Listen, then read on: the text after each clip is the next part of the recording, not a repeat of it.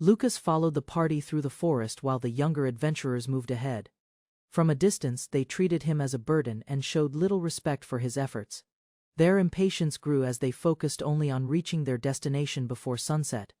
Not long after, Lucas noticed useful items on the ground and tried to collect them. Before he could react, someone stepped on his hand and caused him pain, rather than showing concern. Rake brushed off the incident with a smug attitude. Lucas endured the humiliation and remained silent despite his frustration. Their laughter echoed through the forest, while Lucas quietly accepted the insults and continued walking behind the group. Mary accused Lucas of staring at her during the journey. Instead of defending himself, he stayed quiet and endured embarrassment. Soon, Rake mocked him even further and flaunted his relationship with Mary. Their behavior deepened Lucas's humiliation for no clear reason. Meanwhile, Lucas reflected on his life. Nearly 20 years of adventuring had earned him little beyond experience and fading hopes alone. At 19, a monster injured his right hand and ended his promise. Since then, he remained D rank and worked mainly as porter. Even so, Lucas kept the job because no better path appeared. Drinking heavily, he accepted another difficult day without any complaint.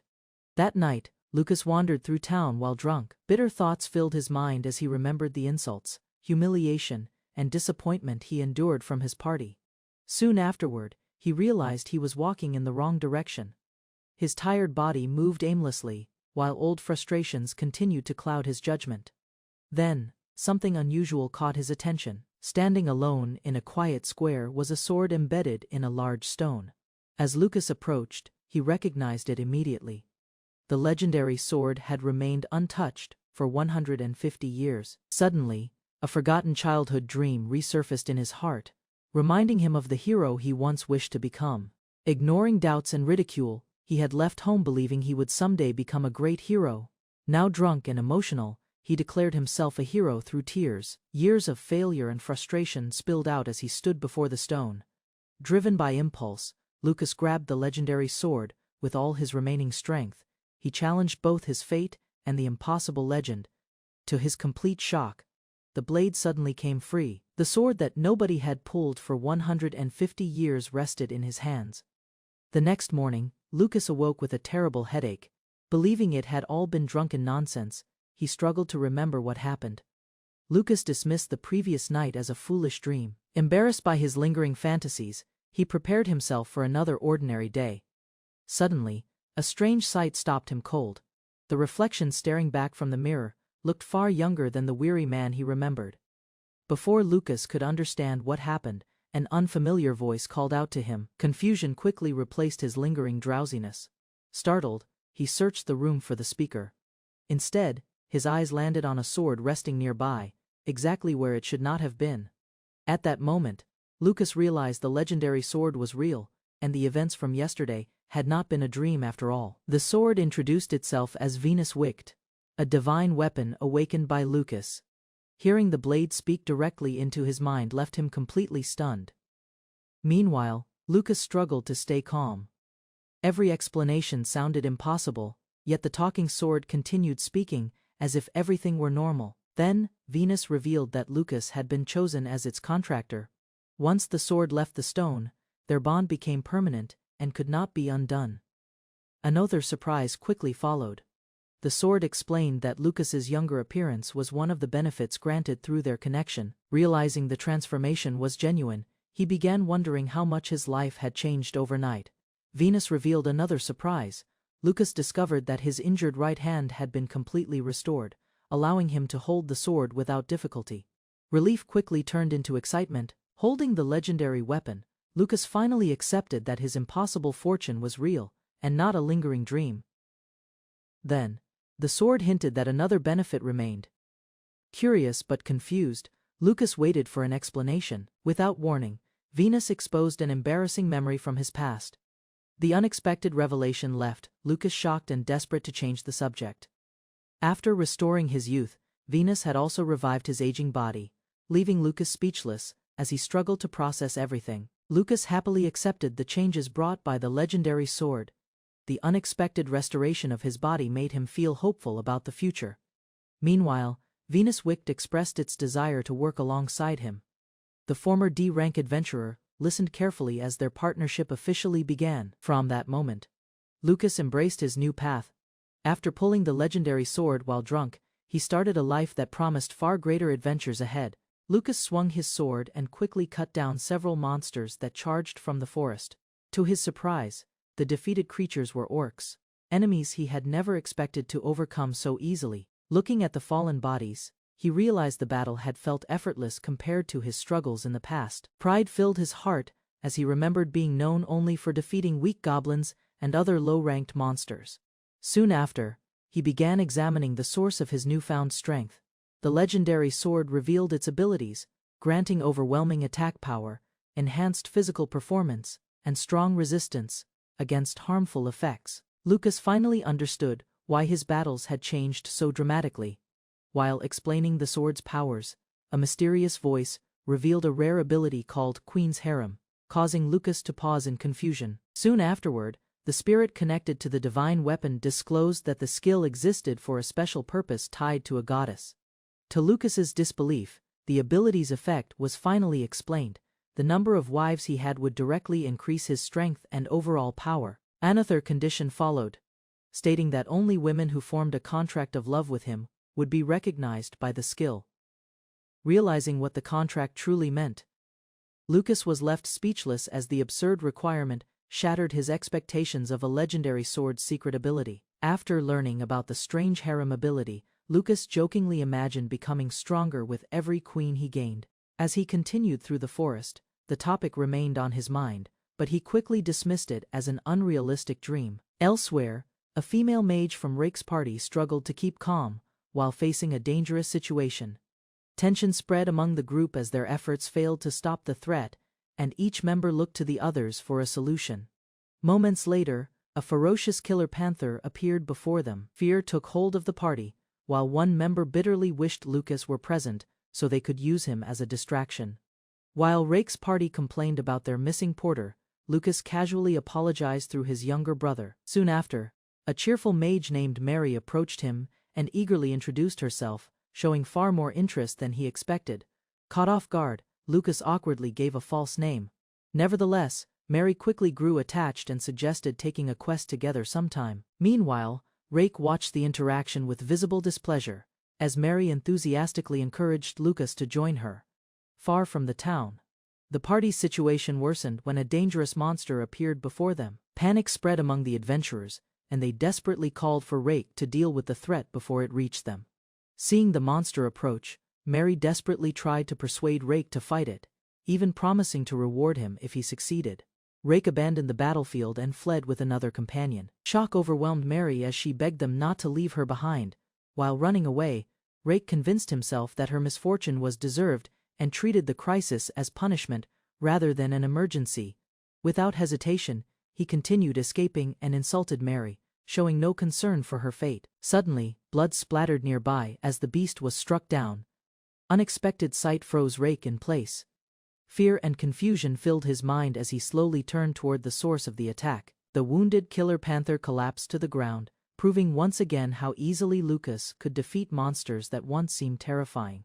After the battle, the spirit of the legendary sword returned to the topic of Queen's Harem and urged him to make use of the unusual ability. Frustration quickly took over as Lucas explained that his lack of experience with women was the real obstacle. Refusing to take the suggestion seriously, he dismissed the skill as something that would never be useful in his life. A sudden presence interrupted his thoughts. Noticing movement nearby, Lucas turned toward the bushes and realized someone was hiding close to his location. Suddenly, Lucas discovered the hidden figure was Mary. Exhausted and abandoned, she collapsed nearby, forcing him to rush toward her aid. Lucas dashed forward, alarmed as cries echoed. Saluja and Rake were already out of reach.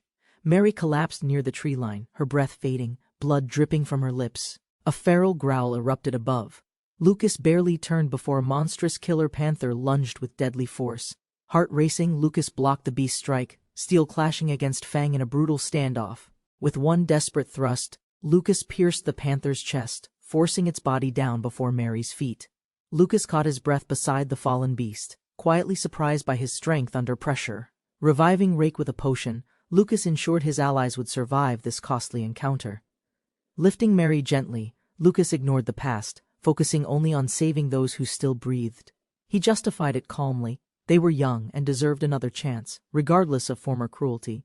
But sarcasm cut deep, his quiet resolve mistaken as manipulation by those still unable to understand. That morning, Lucas walked away silently, resisting pressure and judgment as Mary's gaze lingered behind him. Mary rushed after him, calling his name with sudden warmth, breaking the tension of silence. Grateful and enthusiastic, she clung to Lucas, overwhelmed by his bravery during the deadly encounter. Hearing her proposal, Lucas hesitated. Her mood had shifted fast, and her intentions were now uncertain. With her party disbanded, Mary leaned closer, hinting at opportunity, while others muttered disapproval nearby. Mary clung tightly to Lucas, declaring she felt safe beside a capable older warrior. She offered gestures of affection, but Lucas turned away without hesitation, rejecting her advances outright. Lucas's quiet rejection stirred awkward commentary from onlookers, who failed to understand his boundaries and restraint. Inside the tavern, Lucas was questioned by Venus, the sword, about his disinterest in human connection. Her fixation on human behavior annoyed him. Despite her power, Venus was deeply inappropriate and immature. Venus insisted Luke find a partner, not for romance, but to unlock more hidden strength. Luke dismissed the idea, content with his current strength and uninterested in titles or recognition. He dreamed only of peace, a caring wife, a cheerful child, and a warm home. Annoyed, Venus mocked his apathy, claiming her power boosted him, despite his disinterest in such pursuits. Before he could respond, Mary suddenly embraced him, disrupting his thoughts with another wave of affection. Mary approached Lucas, intoxicated and emotional, demanding to know why he continued to reject her. She insisted older men understood her better, her tone unstable. While Lucas remained tense and distant, Lucas criticized her reckless past, warning that surrounding herself with shallow allies only led to pain. Despite his resistance, Mary clung to him, determined, bold, and unwilling to accept a firm no. Lucas's discomfort deepened as Mary admitted her interest wasn't adventure, it was simply being close to him. Mary, visibly intoxicated, approached Lucas with unsteady warmth, asking for something he wasn't ready to give. Her words grew bold, but Lucas's expression tensed, his heart clouded by discomfort, doubt, and quiet restraint.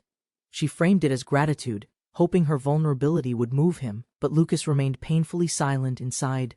That silence shattered, overwhelmed by pressure and alcohol. Lucas's resolve faltered, while Venus watched with unsettling excitement. Lucas regretted his impulsive night with Mary, feeling shame as morning light revealed the consequences. Mocked by Venus, Lucas lashed out, embarrassed by how deeply he'd indulged himself yesterday. Venus, the sword spirit, calmly spoke of reproduction, unsettling Lucas with her bold and sincere remarks. To clear his head, Lucas joined a caravan preparing to depart, seeking distance from awkward memories. As the carriage was about to leave, Lucas rushed aboard, hoping for a fresh start. Lucas boarded the carriage, joining strangers on their journey, trying to ignore the past night's shame. Venus asked Lucas about his goal. He deflected jokingly, revealing an upcoming night exam. Lucas confessed his long-abandoned dream of knighthood, renewed by Venus's presence and silent encouragement beside him. He joked about shaving to hide his age, masking nerves over the exam's sword challenge. Mary mocked his knighthood dream and past mistake, prompting Lucas to angrily reject her with frustration. Lucas noticed a group of strong warriors joining the caravan, hired to guard them to safety. A confident man named Garda reassured the passengers, boasting their rank C team could handle anything. Hearing praises about the guards, Lucas felt uneasy, watching others admire them without knowing his truth. Pressed by a curious boy, Lucas nervously lied about his rank to appear more impressive. A hooded figure grew bored, realizing the journey promised little danger and almost no monster threats. The caravan departed peacefully. Lucas rested, others napped. A quiet journey began under gentle skies. The guards relaxed, joking about how little danger kobolds posed along such uneventful travel routes. Lucas joked about visiting shady places, earning instant scorn from Venus for his shameless comment. Suddenly, the wagon jolted violently. Screams erupted as passengers were thrown by an abrupt halt. Lucas rushed outside in panic, horrified by the sight of blood dripping from a weapon. A terrifying wyvern suddenly descended. The threat was real, its presence screamed of rank B danger. Lucas questioned Venus's nature. Her fiery denial made it clear she was no cursed weapon. Panic spread. The beast devoured a horse. A mom clutched her son, trying to stay strong. The boy begged Garda to keep his promise. Garda trembled, revealing plans to flee instead. Garda shoved the boy aside, shouting in fear. The enemy was too strong to fight. As the hired escorts fled, panic spread. Lucas stood silently, weighing the fear around him. Recalling a survival creed, Lucas hesitated, but the cries and chaos stirred something deeper within. Resolute, Lucas told the others to run while he distracted the beast away from them. The boy questioned his strength. Lucas lied again, just enough courage to give them hope. Lucas faced the beast alone. Nervous, joking, but firm, he'd chosen to stand while others ran.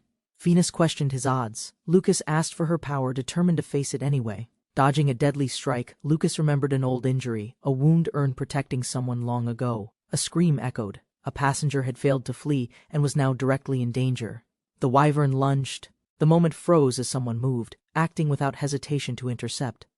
With explosive force, the figure struck the wyvern mid-charge, risking everything to protect the fallen man. The cloaked woman gripped her blade calmly, her focused eyes unwavering despite the looming danger. In a single blow, she wounded the wyvern. Lucas watched, stunned by her overwhelming strength.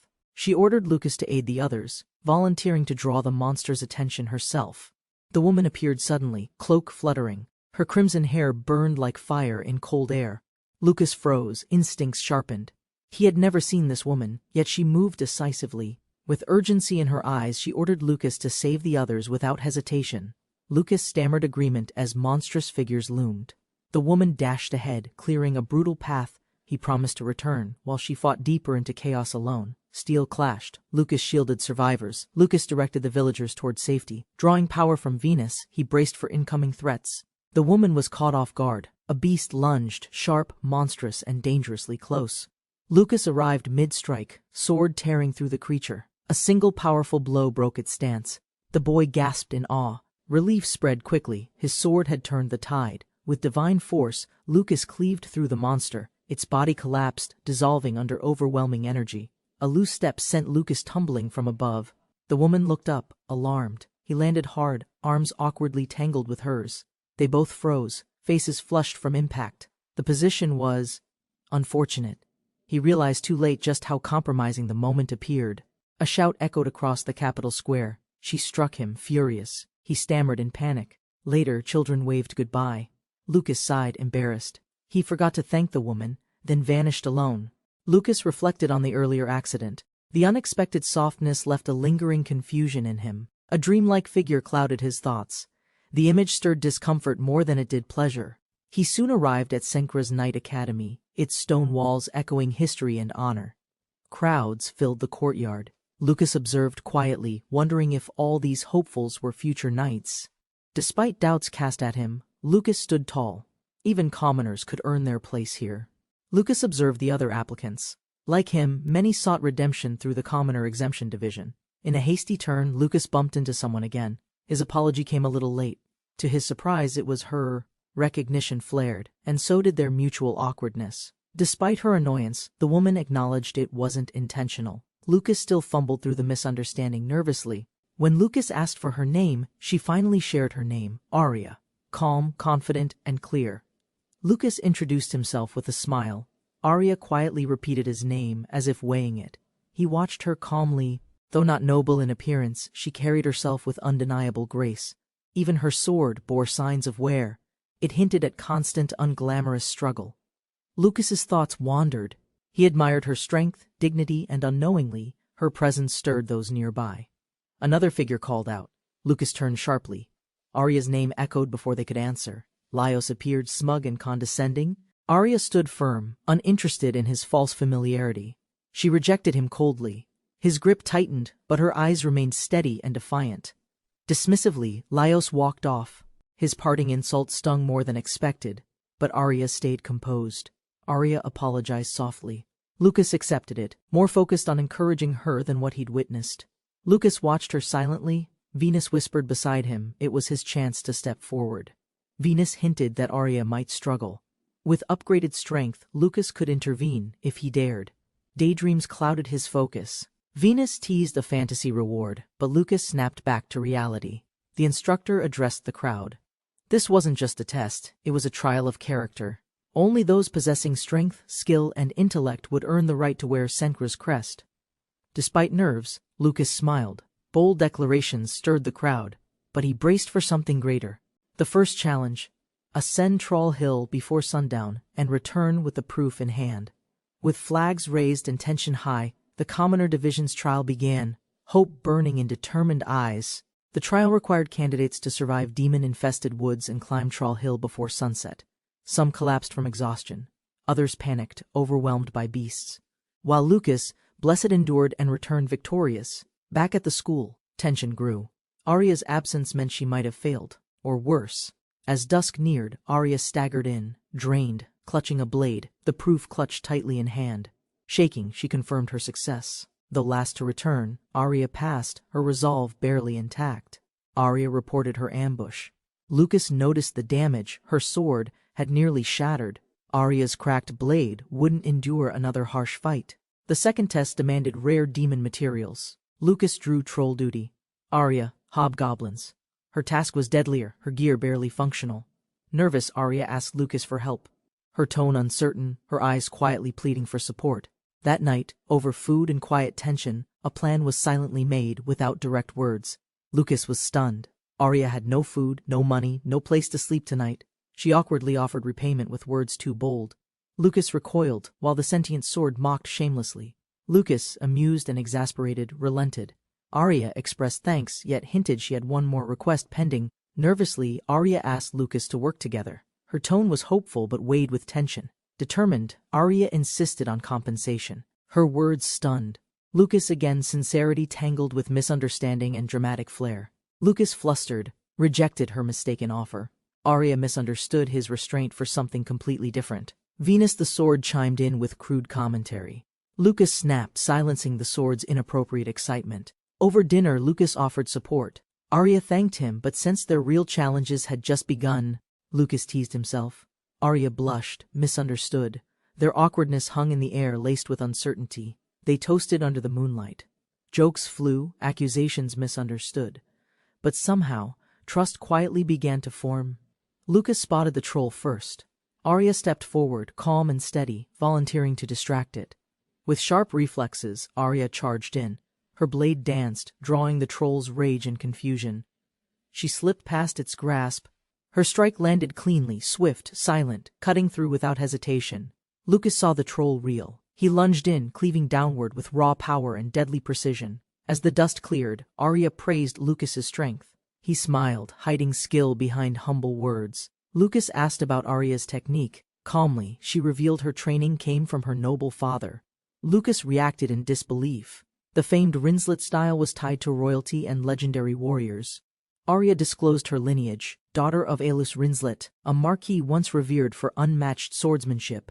Stripped of title and accused falsely, her father was executed. Arya's family honor was shattered. Lucas demanded proof. Arya clenched her fist, anger rising. She had none, only grief and suspicion. Though her family was gone, Arya's resolve blazed. She would reclaim Rinslet's name and honor. Her voice trembled with passion. Entering the academy was her only path to redemption. Lucas understood. Her desperation wasn't pride, it was survival, a final stand to restore everything. Arya changed the mood, smiling. In gratitude, she offered to teach Lucas sword basics herself.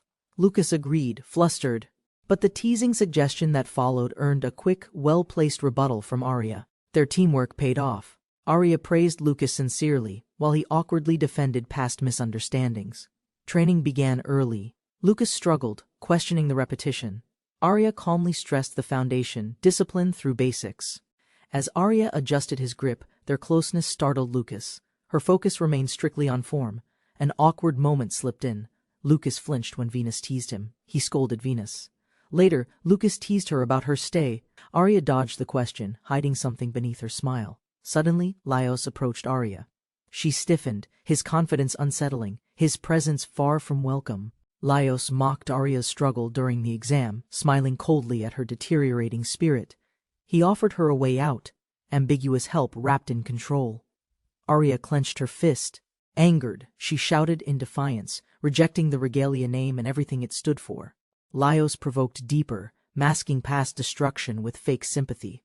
Lucas stepped forward, protective instincts ignited. Lucas blocked Laios's advance, demanding respect. Arya stood behind him, silently gathering her resolve. Lucas challenged Laios directly. One condition: if defeated, Laios must leave Arya completely alone. Though anxious, Arya stayed quiet. Lucas declared his resolve, silencing doubts with firm, unwavering confidence. Lucas tried to mask his nerves with bold claims, unsettling both allies and opponent alike. Laios flaunted his silver blade and noble background. Lucas, unimpressed, prepared for an uneven match. Steel clashed. Lucas met Laios' strike head-on, tension thick. Their duel finally set in motion. Laios underestimated Lucas's agility, surprised by his sharp instincts and speed during the opening exchange. Lucas pressed forward with raw strength. Laios remained composed, dismissing it as crude and ineffective. But Lucas's strike disrupted Laios' stance. Blades clashed, and suddenly Laios' sword broke. Lucas cornered him with a confident smirk, reminding Laios of the duel's agreed conditions. Defeated, Laios staggered away in shame. Arya stood beside Lucas, silent but visibly relieved. Arya thanked Lucas quietly.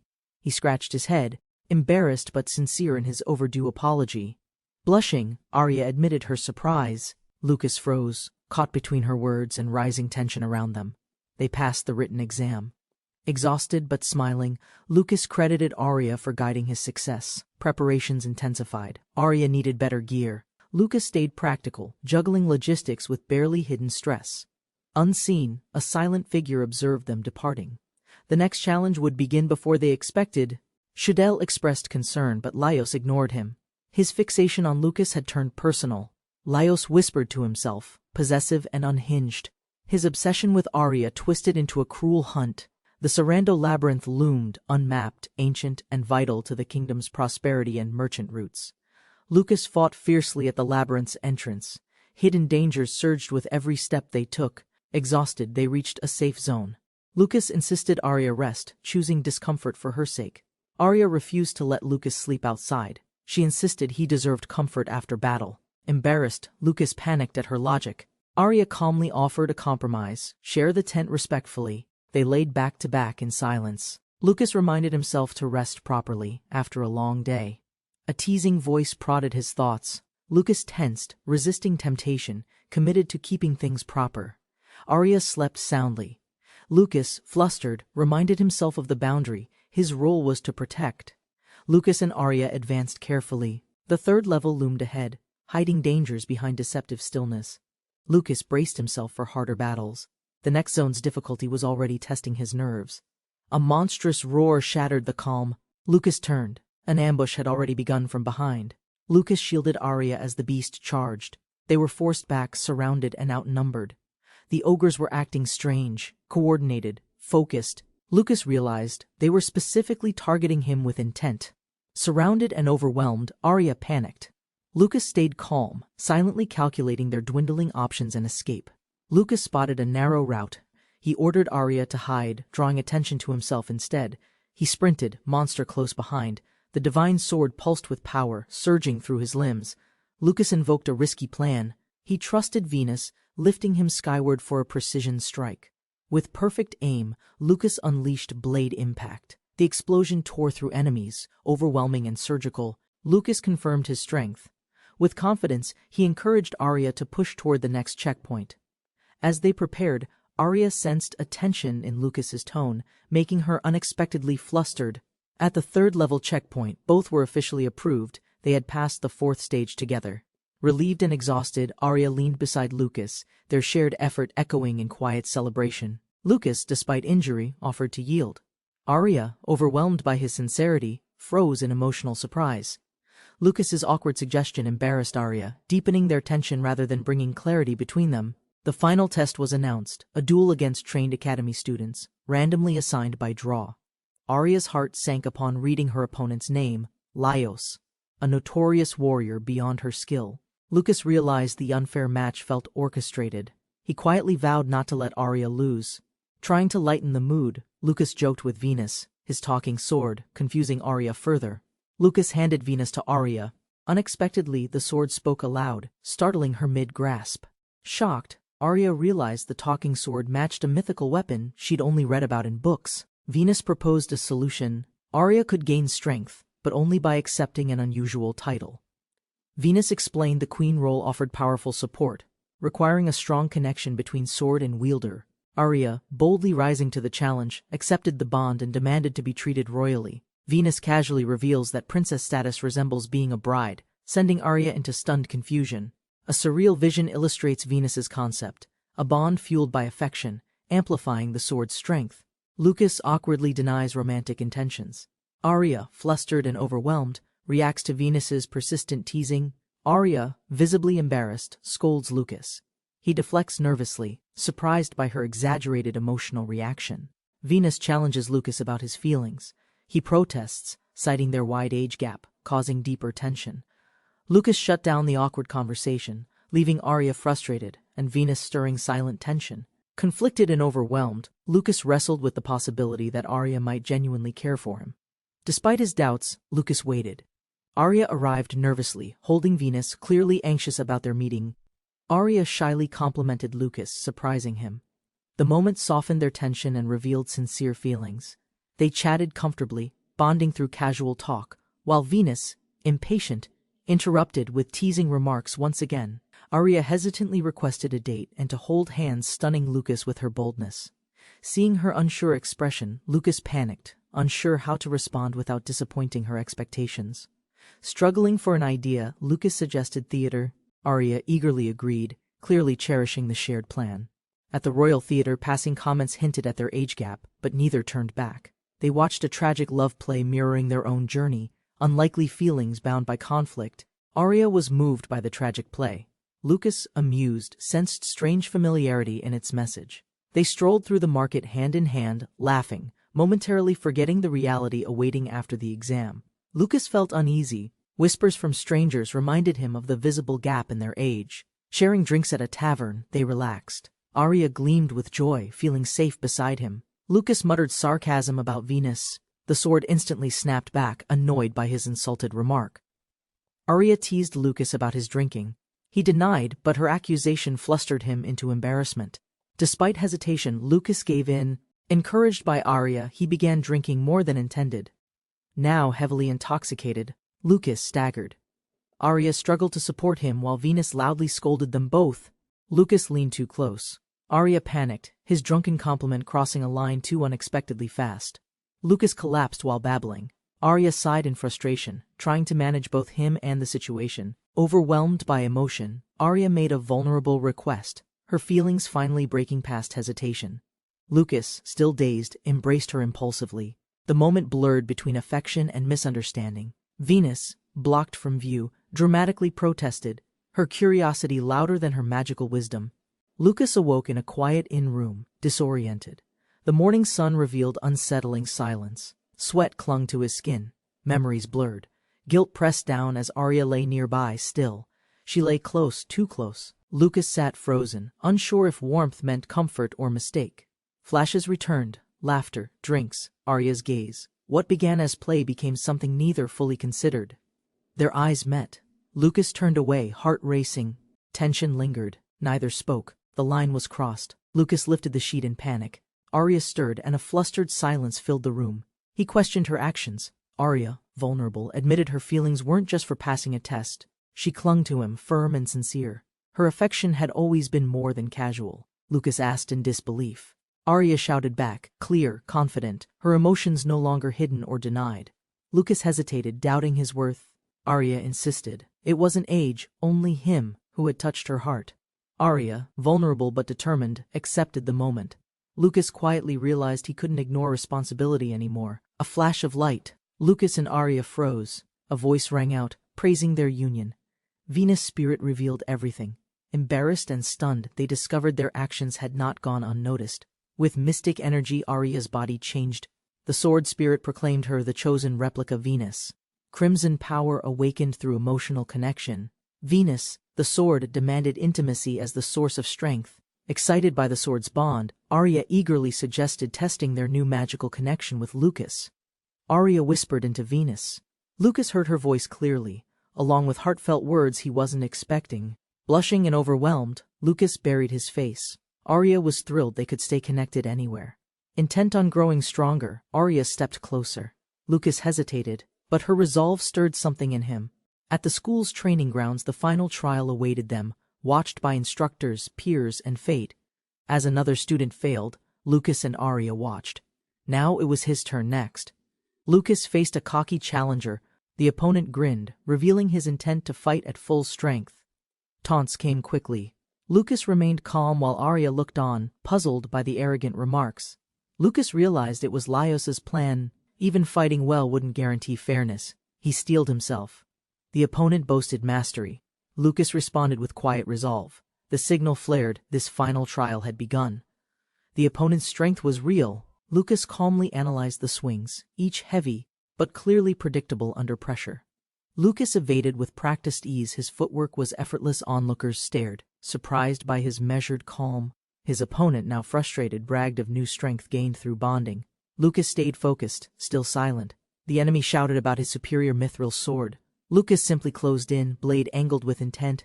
With precision and force, Lucas struck. The moment was clean, his technique speaking louder than taunts. Lucas stood victorious. He dismissed glory and power, uninterested in titles others seemed desperate for. Praise came quickly, but Lucas deflected it. Arya smiled brightly, determined to build their future. An examiner approached. Lucas was summoned to complete formalities despite the trials not being over. A guard whispered to Lucas. His role was exceptional now. For Arya's sake he must proceed. Lucas offered her a small reassurance. Arya watched him leave, hiding her concern behind trust. Lucas gave Arya one last confident smile. She returned it, unaware of what awaited him.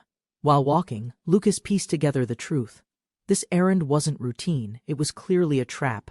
Lucas spotted a familiar figure. Recognition turned into dread as memories of past hostility resurfaced. His limbs weakened, shadows spread, poisoned magic struck fast. The stranger showed no mercy, only orders. Gritting his teeth, Lucas realized Arya was the target. Panic set in beneath the pain. Arya tensed as Laios approached. His words were friendly, but something deeper clouded his intent.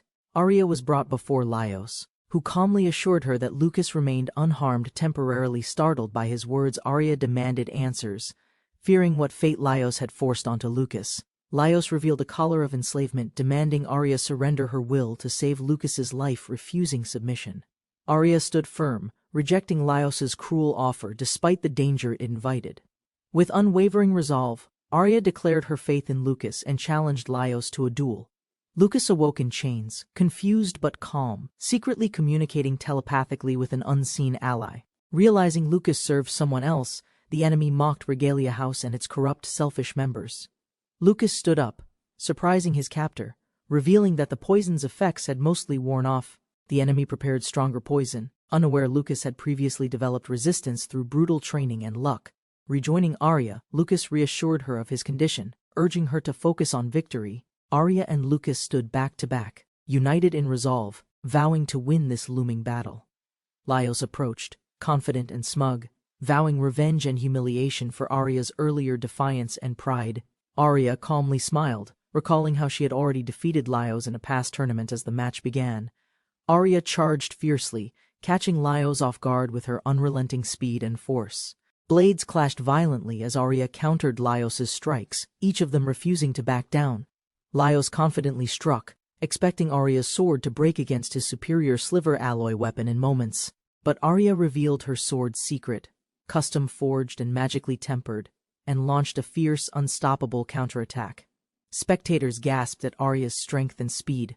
Laios panicked, unable to land even one blow. Despite 4 years of obsessive training and body enhancements, Laios was still losing ground rapidly. Overwhelmed by Arya's power and precision, Laios screamed in disbelief, unable to comprehend his failure. Laios, desperate, unleashed a hidden technique. His blade froze Arya's sword solid on contact.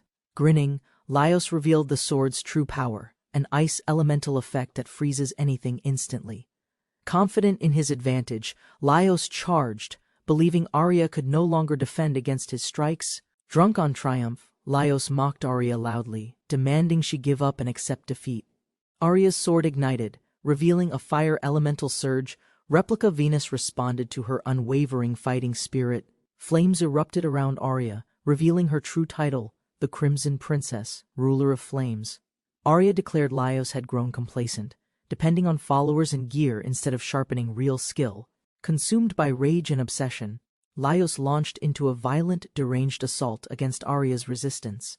Even while clashing blades, Laios spoke vile threats, revealing his twisted desire to dominate her completely. Arya met his eyes, smiled with pride, and declared herself already became Lucas's lover. Engulfed by flame, Laios screamed in agony, completely overwhelmed by Arya's unleashed final fiery strike. Arya declared victory to Lucas, urging him to deactivate the flame before it spread further. But before Lucas could retreat, his captor turned hostile, deciding to eliminate him after all. Lucas stood restrained, questioning the guard's orders. Chains clinked, and tension silently thickened around them. The guard rotated his weapon calmly, bound by instructions. Lucas's survival was currently someone else's decision. With a cruel smirk, the guard hinted at slow humiliation, masking malice with empty obedience. Laughing, the man justified his actions as honesty, his twisted desires masked as personal conviction. The guard drew his blade, ignoring orders. Lucas sensed danger rising from that cursed sword. Lucas admired his sword's praise, unaware the opponent's flattery masked a deeper, sharper threat. Without warning, the enemy's blade clashed, faster, heavier. Sparks flew. Lucas barely blocked in time. Lucas trembled. The killer's approach was silent, deadly. His instincts screamed, this man had murdered before. A warning echoed. Lucas froze. The sword's aura distorted. An ominous pulse stirred from its edge. Lucas leapt back instinctively, blade raised. The space between them shrank. This duel had turned deadly. The assassin revealed the truth. His cursed sword concentrated toxins, lethal to anything it struck. Lucas analyzed calmly. That same blade had released gas and poison during their earlier encounter. The enemy boasted his blade could conjure poisons for every scenario, efficient, silent, undeniably cruel. Past confusion clicked into place. Lucas recalled the trap, the ambush, all traced to poison. Blade raised, the assassin smiled. He respected Lucas's resilience, but now, the duel must end. The enemy chuckled darkly, revealing a hidden function. His sword released something disturbing and grotesquely alive. He squeezed the corrupted substance. Poison coursed through his veins, enhancing strength with reckless abandon. His body swelled unnaturally, muscles bulging from toxin-induced power, an unnatural transformation born from desperation. Lucas froze briefly, stunned by the monstrous sight. The foe's roar echoed with unnatural intensity. Before Lucas could reposition, the brute struck. A sudden blow exploded against his hurried guard. Lucas braced his sword. The opponent's monstrous blow slammed down, rattling his arms on contact. Laughter erupted. The foe mocked him. Lucas staggered. His strength was failing against such inhuman force. But suddenly the man froze. Pain shot through his arm. Black fluid began to drip. Lucas stood composed, sword slick with poison. His weapon's hidden trait had silently turned the battle. The enemy collapsed, stunned and confused. Lucas warned him, seek treatment, or death would soon follow. Lucas approached cautiously. The enemy's odd behavior unsettled him. The tension in the air shifted. With a sudden roar, the enemy stabbed himself, groaning. His body reacted violently, trembling in place. Lucas hesitated, unsure if the fight was truly over. The enemy's glare burned with vengeance. Smoke hissed from the sword. Lucas reeled back. Dark clouds filled the air without warning. The man grinned. He'd released poison gas and taken the antidote. Lucas collapsed, gasping hard. Lucas rose, barely phased. His body had adapted. His resistance neutralized the poison's lingering effect. Smiling calmly, Lucas charged. His sword, Venus, shimmered. The enemy flinched. His advantage was gone. Their blades clashed. Venus shone bright, an elegant counter to the cursed edge fueled by cruelty. Lucas smirked. A cursed blade like that's nothing beside Venus. Her power overwhelmed and precise. Before Lucas could question him, the enemy vanished, escaping in smoke, but vowing revenge with fury. Blinded by smoke, Lucas cursed, his vision lost as the enemy made a swift retreat. Outside, Arya rushed to him. Lucas assured her, but regret lingered over the escaped foe. Arya explained the assassin's identity, poison snake, tied to House Regalia's hidden web of crimes. With his capture, Arya believed she could restore her father's name and House Rinslet's dignity. Suddenly, Laios emerged, recognizing Arya with hesitation. His battered voice called her name. Laios lashed out, questioning Arya, denying everything from the match, refusing to face his humiliation. Arya affirmed it all was true. Laios interrupted, claiming revelation and demanding she listen. With trembling voice, Laios admitted his resentment, but beneath it, conflicting emotions had begun to stir. Tears welled. He confessed love, desperation, regret, all tangled. Arya stood silent as he collapsed forward. Laios pleaded arrogantly. Arya, unmoved, declared him weaker, his false heroism exposed by her final stinging words. Arya kissed Lucas without warning. Her bold move left him breathless, and Laios in pieces. Laios's heart cracked, emotionally and mentally. The truth finally shattered his pride, leaving him in silence. Arya clung to Lucas cheerfully, declaring their relationship. Lucas, dazed, mumbled agreement, unable to deny her. Later, Lucas celebrated loudly. The tension gone, he toasted the day, tankard raised high with pride. Venus teased him, unimpressed. Lucas sipped again. Arya smirked. Grown up or not, she'd outdrink him soon. Arya smirked slyly, blaming Lucas for her growth. Lucas gulped, sensing danger beyond poison. Ignoring him, Arya downed her drink. The bitterness hit hard, tears surfaced despite her defiance. Tipsy and loud, Arya slurred confidently. Lucas panicked, realizing she wasn't stopping anytime soon. She shouted nonsense with flushed cheeks. Lucas pleaded for restraint. Onlookers laughed, her charm turned chaotic. Night fell, Lucas protested. Arya teased mercilessly. Peace returned, but Lucas wouldn't be sleeping tonight. Lucas stayed overnight at a quiet tavern, unaware how strange this morning would become. He awoke groggy and sore, body sluggish, memories tangled, sunlight slicing through the open curtain. Flashes of last night surfaced, Arya celebrating, urging him to drink harder, louder, without hesitation. He recalled blurred laughter, her sudden closeness, and awkward attention as onlookers turned their heads. Now fully alert, Lucas remembered how intense things escalated, his heart racing at Arya's boldness. Lucas recalled the chaos, uncertain if he had moved Arya before falling asleep completely. Startled awake, he found someone clinging tightly to him, too close, too warm, too unexpected.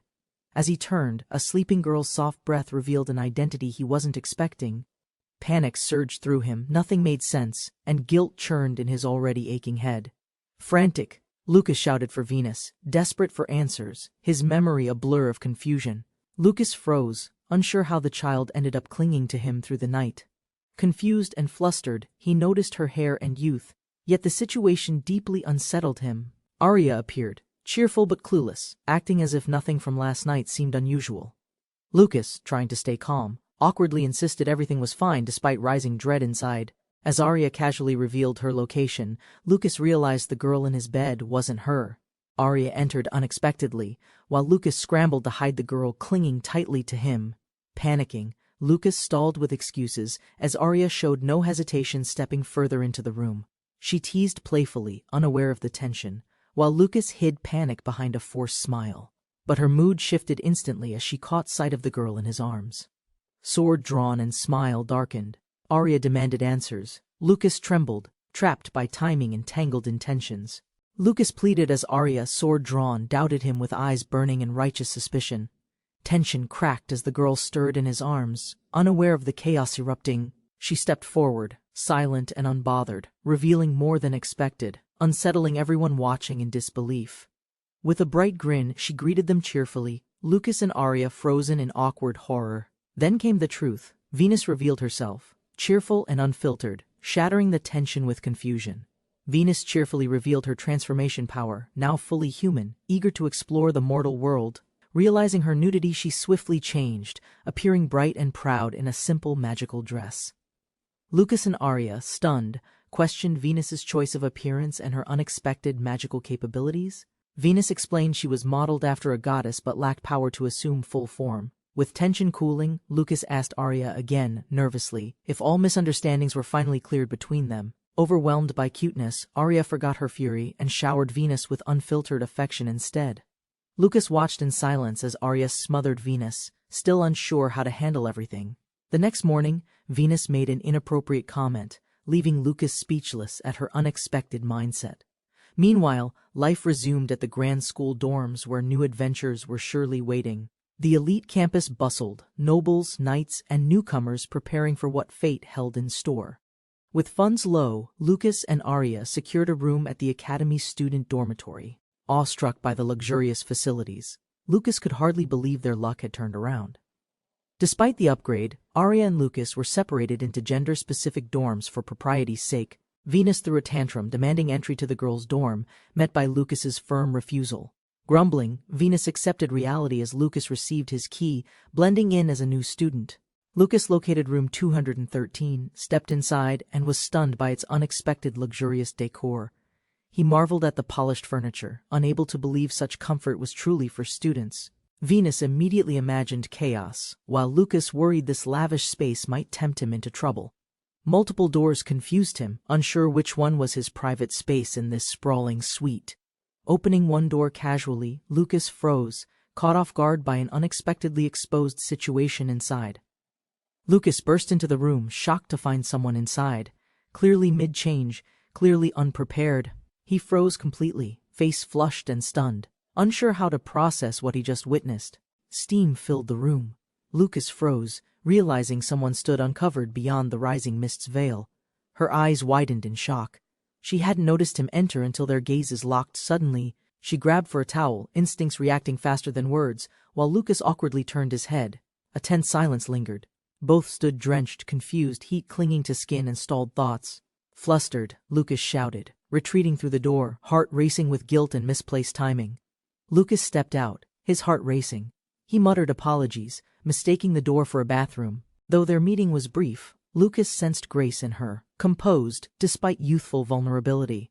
But his mind held an image too vivid, a memory formed against his better will. A voice echoed in his thoughts, not his own, crude, invasive, and terribly wrong. Realization struck. The dorm's layout was wrong. That room? It belonged to the men's quarters. Lucas froze mid-step. The figure from before peeked out, clearly nervous. Was it a guy?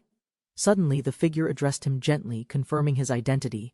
Room B, the same floor, not a mistake. Before Lucas could explain more, the student apologized. Forgetting to lock the door was their fault.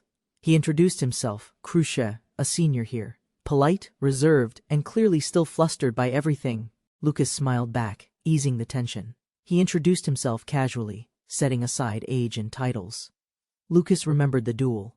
Krusha excitedly recalled the moment he won with a single strike. Krusha mentioned more achievements. Lucas was surprised by the detailed knowledge and admiration in Krusha's voice. Krusha extended his hand, expressing genuine admiration. Lucas smiled, recognizing sincerity behind the energetic words. Lucas hesitated at the honorific.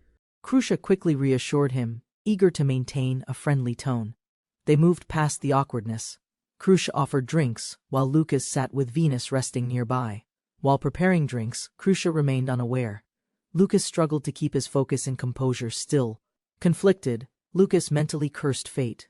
Had things been different, feelings might have taken another direction entirely. Krusha returned with coffee. Lucas accepted nervously, while Krusha casually asked about unit placement decisions. Krusha explained the academy's structure. Officer paths required exams, often involving dangerous, group-based combat scenarios. Krusha emphasized cooperation. In this academy, joining a proper unit determined one's future and safety. Krusha recalled past adventuring. Lucas compared it to teamwork with Arya during entrance trials. Lucas explained his old team. They weren't ideal, just thrill-seekers chasing coins and survival. Lucas understood.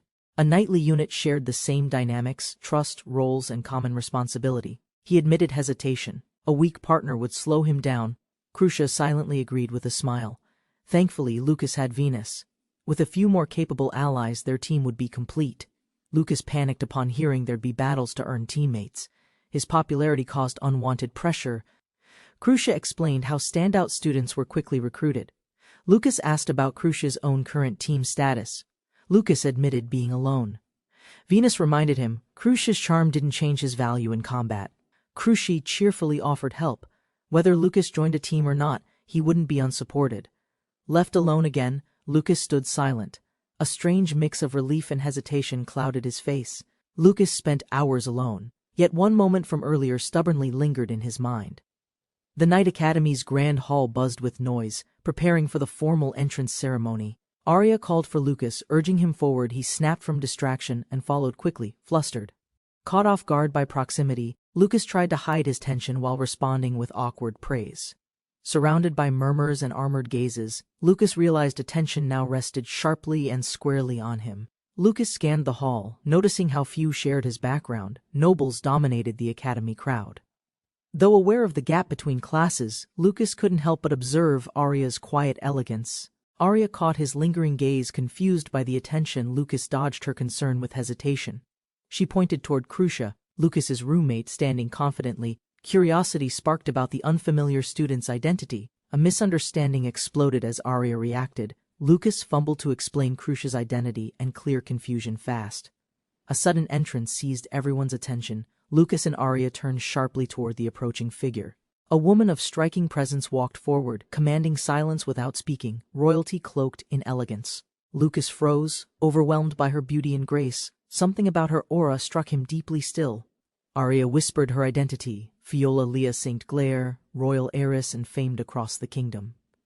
Addressing the academy, Fiola welcomed the new students, her voice calm, noble and powerfully dignified.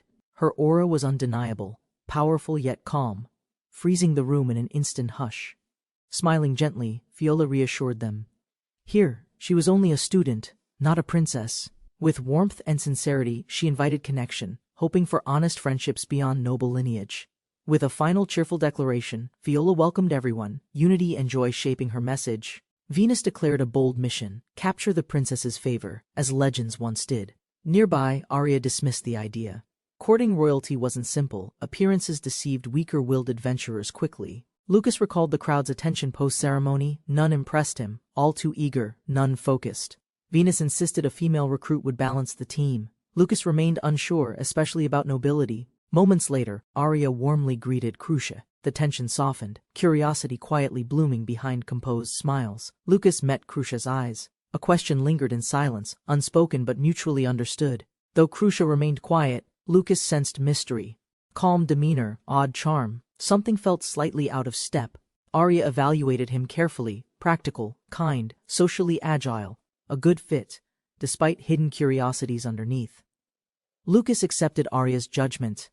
The group needed stability. Crucia smiled, unaware of their subtle debate. With trust placed, Lucas offered calmly. Would Crucia join them, even just for a short while? Crucia's eyes widened. The sudden proposal caught him off guard. His composure cracked, heart pounding faintly. He hesitated, unsure. Lucas's sincerity softened the moment.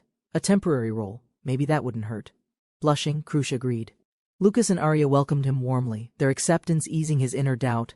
Despite his modesty, Crucia insisted ability wouldn't define him. The bond forming mattered far more. Their laughter echoed under the trees. The new trio, imperfect, yet complete, had finally taken shape together. With new bonds formed, the trio planned training. The labyrinth called, and so did adventure. Crucia chuckled lightly. A strange comment from Venus stirred laughter, though awkwardness flickered beneath smiles. Morning came. The great Sayland labyrinth stood silent, its entrance worn, its promise dangerous and vast. Crucia charged forward, fists sharp with purpose. No hesitation. The first blow echoed with precision. A monstrous figure lunged. Lucas flinched. Crucia retaliated instinctively, a flash of power ripping through bark. Crucia spun low, driving a kick into the beast. Bones cracked, laughter broke the silence. Arya and Lucas exhaled sharply. Relief mixed with disbelief. Crucia's strike had ended it instantly. Crucia smiled brightly, unaware of his overwhelming power. No enchantments, just pure strength, he declared proudly. His style relied on close-range strikes. Graceful yet dangerous, his fists didn't match his appearance. One blow ended most threats. Orcs, treants, even goblins defeated instantly. Effective, yes, but slightly excessive.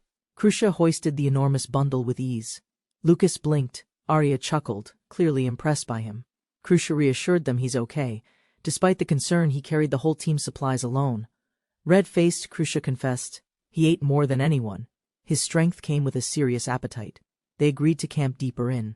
Training would resume soon. Growth and hunger followed with each step. At the second level, supplies were abundant. Logistics secured, strategy and stamina would now decide everything. Crucia devoured both meals eagerly. His energy output seemed endless, and so did his appetite.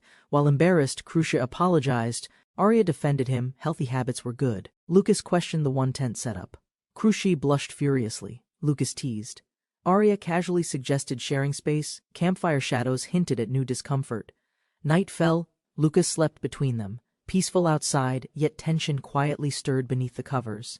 Arya leaned in. Her voice whispered longings from the past. Lucas froze, unsure, heart racing. Lucas panicked internally. Arya leaned closer, but Crucia was still beside them, barely a breath away. Arya's kiss was bold. Lucas struggled to resist. Her whisper cut through the heavy air. Arya pressed further, intentions rising. Lucas's voice wavered, caught between desire and the line he shouldn't cross. Morning came. Arya stretched, cheerful and refreshed. Crucia, still unaware, was greeted with practiced normalcy. Crucia's voice cracked. His greeting was late and awkward, his unease obvious despite attempts to smile. At the third-level rest zone, Crucia darted off, mumbling something strange with suspicious energy. Grateful for the bond, Lucas thanked Crucia. Talk of reaching the fourth floor began gently, but Crucia warned them it wasn't just another floor. Unprepared visitors might not return at all. They agreed on caution. Arya led with confidence, urging them to stay close at all times. Descending into the icy depths, the party gasped. The fourth level shimmered, frozen, hostile, breathtaking. Crucia explained calmly, ice wolves lived in packs and froze prey before striking with sharp precision. He added, white grizzlies also roamed here, towering beasts stronger than trolls, relentless if provoked. Even terrain was a threat. Slippery ice slowed movements. Any mistake here could prove fatal. Arya called for retreat. Lucas agreed. They'd train slowly. First master the cold, then face monsters. Too late. A deafening roar echoed. A white grizzly lunged, massive, vicious, straight toward Arya's back. Lucas spotted the grizzly charging forward. He shouted at Arya, urging her to get down. Lucas slipped, feet trapped in snow. The beast lunged with jaws wide, closing in fast. Crucia leapt between them and the grizzly, arms spread, facing the monstrous threat without hesitation. With determined eyes, Crucia focused his energy, preparing to counter the beast's deadly frontal assault. Crucia charged ahead as the massive beast roared, jaws wide, threatening to tear him apart. Fear surged through Lucas as Crucia's expression froze, realizing the deadly distance between them closed fast. With fierce precision, Crucia struck the beast's face, stunning both enemy and ally in one blow.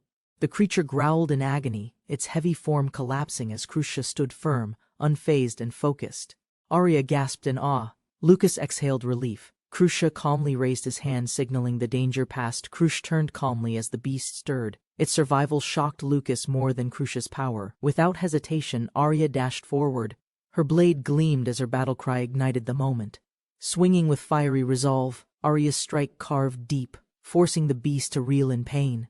The creature growled louder, still defiant. Its wounds flared, rage boiling behind eyes that wouldn't yield. Crucia declared its weakness. Fire. United, they would strike again, not wasting the moment to finish it. Lucas charged in boldly, declaring the beast mere prey, his blade slicing with sharpened determination. At camp, the group rested. Crucia praised them both while casually munching through his meal. Lucas, curious, questioned Crucia's incredible strength. Arya quietly listened as admiration flickered in her eyes. Crucia hesitated, dodging the question. He mentioned his hometown vaguely, masking something with a nervous smile. When asked further, Crucia fumbled. Arya noticed the shift. Lucas's question had touched something unspoken, and deep. Lucas asked about the swords. Arya hesitated, explaining the truth might reveal more than intended. Crucia casually deflected the question. Venus, Lucas's sword, reacted, offended by the implied mysterious origin. Lucas mentally panicked. The truth was complicated, and explaining it might cause serious misunderstandings. He paused, troubled. Certain details about Arya and Venus weren't meant for casual discussion yet. As silence thickened, Arya apologized. Lucas suggested resting, unsure how much truth should be spoken. Blushing, Crucia panicked at the thought of sharing space again, insisting on sleeping outside alone. Despite Arya's concern, Crucia nervously resisted, determined to avoid any misunderstandings from their last night. Memories from the previous evening flustered them both. Lucas stood silently, unsure how to respond. Crucia scrambled for excuses. Lucas asked innocently. The air thickened with awkwardness and misread intentions. Days later, peace returned. The trio strolled beneath trees, ready to begin their next journey. Arya mentioned Crucia's unique level. Crucia blushed, spacing out while the others tried to understand. The comment startled everyone. Crucia fumbled, confused, forgetting what they'd been talking about mid-discussion. Lucas grew suspicious. Crucia's awkward mood lingered. Arya offered to meet again after classes resumed. They agreed on a time and place. Meanwhile, the dorm room door quietly marked new tension. Suddenly, a small voice shouted cheerfully, Venus, the sword, had regained her form and mobility. Venus sulked, feeling ignored. Lucas reminded her to stay quiet before Crucia overheard their talk. Lucas grew wary as Venus grinned suspiciously. She dismissed it, masking thoughts with a sly smile. Venus resisted changing back. Lucas panicked, covering her mouth before others noticed her unusual form again. At the school's cafe, Lucas froze. Arya beamed with delight at the lavish atmosphere inside. Decorations sparkled. Arya admired everything while Lucas hesitated, clearly out of place among the elegant setting. Lucas reacted with disbelief. Crucia reassured him that students could freely enjoy this extravagant cafe. While admiring the lavish interior, Lucas realized once again he'd stumbled into an elite environment. The group discussed schedules. Crucia noted how lessons were fixed early, making teamwork easier to coordinate. Arya thanked Crucia for helping. Lucas was surprised how relaxed the rules and structure truly were. Suddenly, the group turned. Something unexpected had caught their attention. An unseen shift in atmosphere began. Noise erupted inside the cafe. Waitresses whispered nervously as a sudden presence stirred the crowd's attention. Lucas froze as the noblewoman entered. Princess Fiola herself, announced with reverence and visible awe. Recognizing her from the entrance ceremony, Lucas panicked. The princess was heading directly toward their table. Lucas feared she'd task him like a servant. Venus, unfiltered, muttered something completely inappropriate again. Fiola stood calmly before Lucas, her eyes steady, while tension silently built between them both. Lucas stared in disbelief, heart racing. The princess's direct approach shattered his assumptions instantly. Fiola's gaze sharpened. The room fell quiet as her steps aligned toward their small group. With a gentle smile, Princess Fiola greeted Crucia warmly, revealing she had sought him personally. Crucia froze as Fiola suddenly appeared. Confused and tense, he questioned her unexpected presence. With a cheerful tone, Fiola addressed him affectionately, ignoring the tension surrounding her appearance. Lucas stood up in shock while Fiola calmly reached for Crucia's hand in greeting. Fiola reminded Crucia, smiling brightly, that she preferred being called by name without formal titles. Lucas and Arya looked on. Fiola insisted they drop honorifics, claiming closeness with Crucia already. Lucas watched uneasily as Princess Fiola warmly approached Crucia, a quiet commoner with unknown roots. Fiola reminded Crucia gently, titles meant nothing to her, only sincerity and shared paths truly mattered. In public, Fiola pressed him again for his decision. Tension rose, and Crucia panicked slightly. Eyes locked, Fiola made her plea earnest and poised. Crucia hesitated, overwhelmed by her unexpected sincerity. Shocked faces surrounded them. Fiola dismissed status, declaring Crucia's worth transcended birth or background entirely. Fiola praised Crucia's unmatched strength, reinforcing why she viewed him as someone truly exceptional. Despite her offer, Crucia respectfully declined. Loyalty to his teammates took precedence over prestige. Lucas nervously explained their bond, while Fiola's sharp gaze measured his worth in silence. Fiola recognized Arya vaguely, but an unsettling familiarity stirred in the air between them. Resigned yet composed, Fiola accepted Crucia's decision, her breath steady, but her gaze distant. Fiola's expression darkened, her pride stung by Crucia's refusal and loyalty to common-born allies. To ease tension, Fiola impulsively offered herself, shocking everyone and unintentionally redirecting their interest. Crucia panicked, sensing chaos. Fiola embraced the new idea, undeterred by improvised team dynamics. Marie appeared suddenly, cutting the mood with her firm stance against Fiola's bold interference. As Fiola played coy, Marie scolded her, reclaiming control as the vigilant royal escort. Fiola defended her actions playfully, but Marie scolded her for challenging royal expectations so openly Lucas recognized the escort's firm stance. While Fiola defiantly insisted on staying close to Crucia, Marie grew frustrated, sensing something unrecognizable in Fiola, an unfamiliar side cloaked in affection and defiance. Marie confronted her directly, accusing her of burdening Crucia, leaving Fiola stunned and visibly shaken. In a rare moment of vulnerability, Fiola looked down, muttering a quiet, sincere apology to Crucia. Fiola held Crucia's hand briefly, then stepped back, gracefully conceding for now, but not surrendering. With a determined glance, Fiola whispered her vow. She wouldn't stop pursuing Crucia's trust and presence. Later, Crucia apologized quietly, admitting he used his teammates to avoid directly rejecting her offer. Lucas questioned Fiola's persistence, and Crucia hesitated, finally revealing the hidden cause of her fascination. Crucia recalled saving Fiola during a dungeon trial. Her fixation began with gratitude turned affection. Lucas teased Crucia about joining a princess's elite group, masking concern with casual encouragement. Despite concerns about lifestyle gaps, Arya admitted the idea sounded thrilling in its own way. As the group prepared to part, Crucia suggested dinner, trying to keep things grounded and normal. After a hearty meal, they returned relaxed, though Crucia was visibly full and slightly sluggish. At their door, Lucas noticed a pile of mysterious letters, raising immediate suspicion from both. Lucas examined the letters, anonymous, all addressed to Crucia, their origin marked only by a seal. Crucia, flustered, denied any romantic context, retreating hastily while trying to dismiss the envelope's real meaning. One letter slipped loose.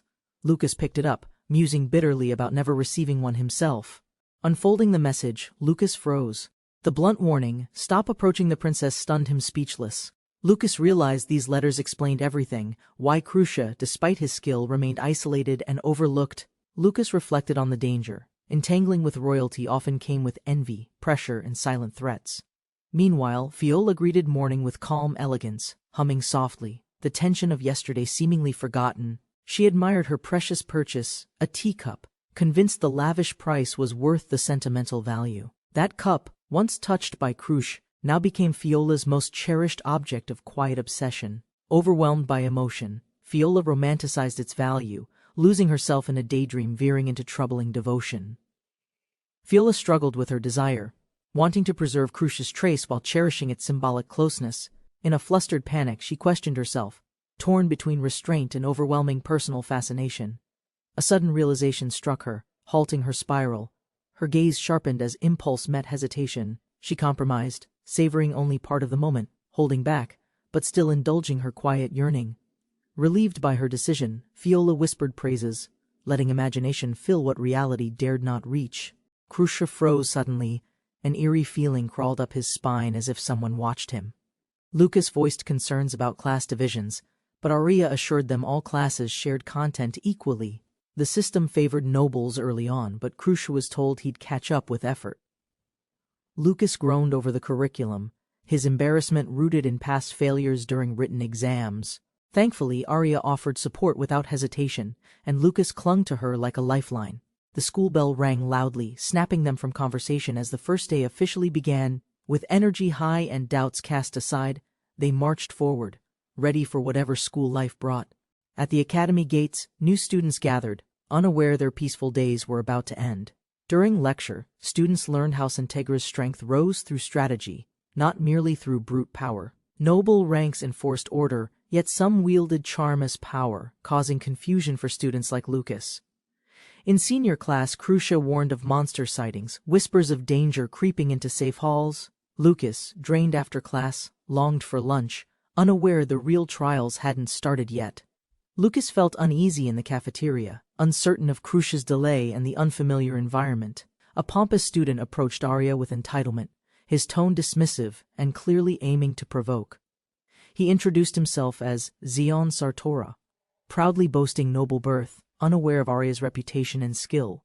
Aria and Lucas exchanged cautious thoughts. This noble's name held weight, yet his presence felt off.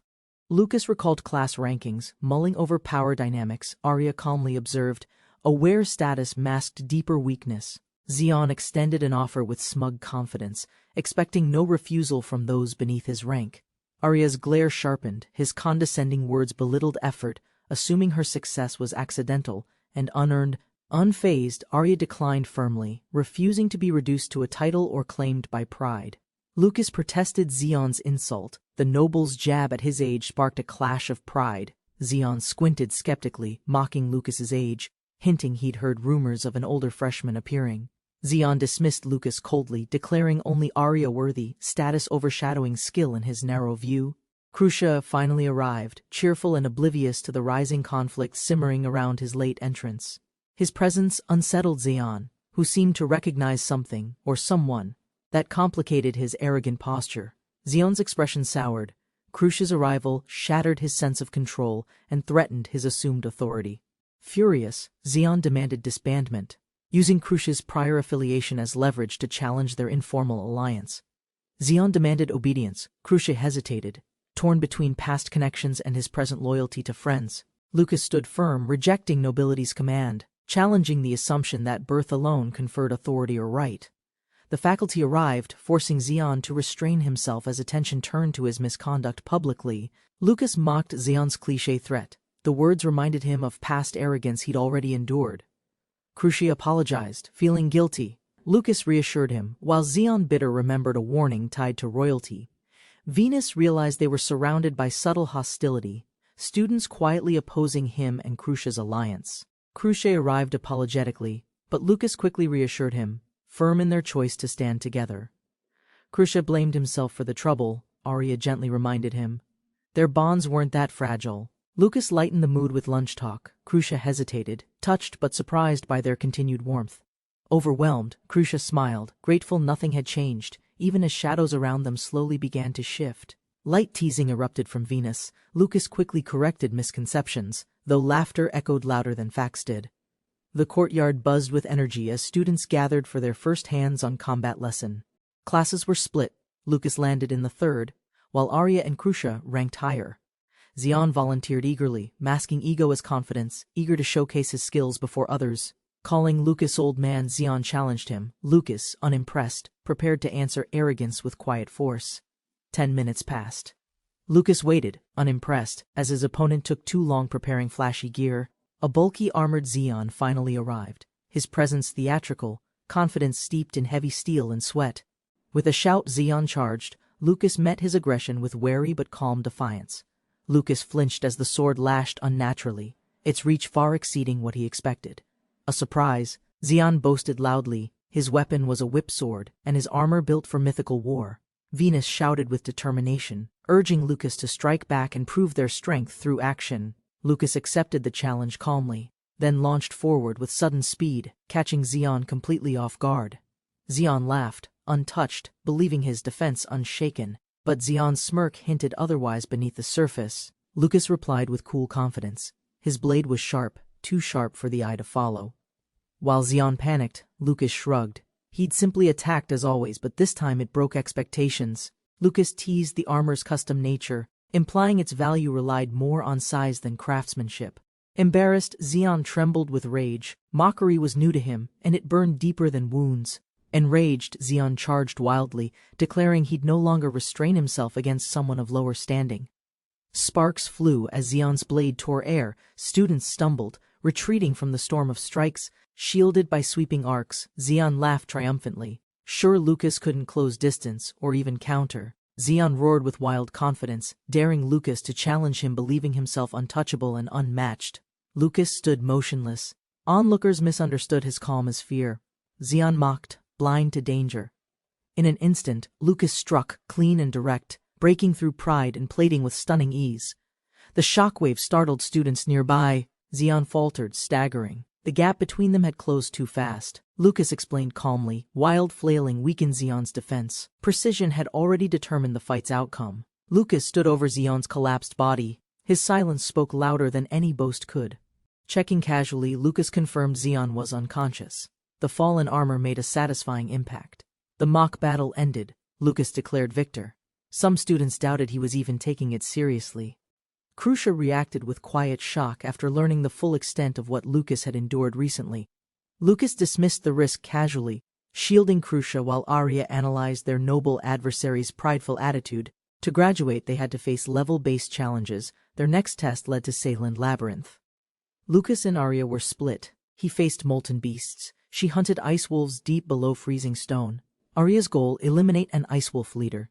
Krusha, despite nerves, joined as their vital support. Krusha hesitated when questioned, revealing the rare material came only from enormous, high-tier ice wolves. He awkwardly admitted his record, only reaching level 6, prompting surprise over the tight margin for graduation.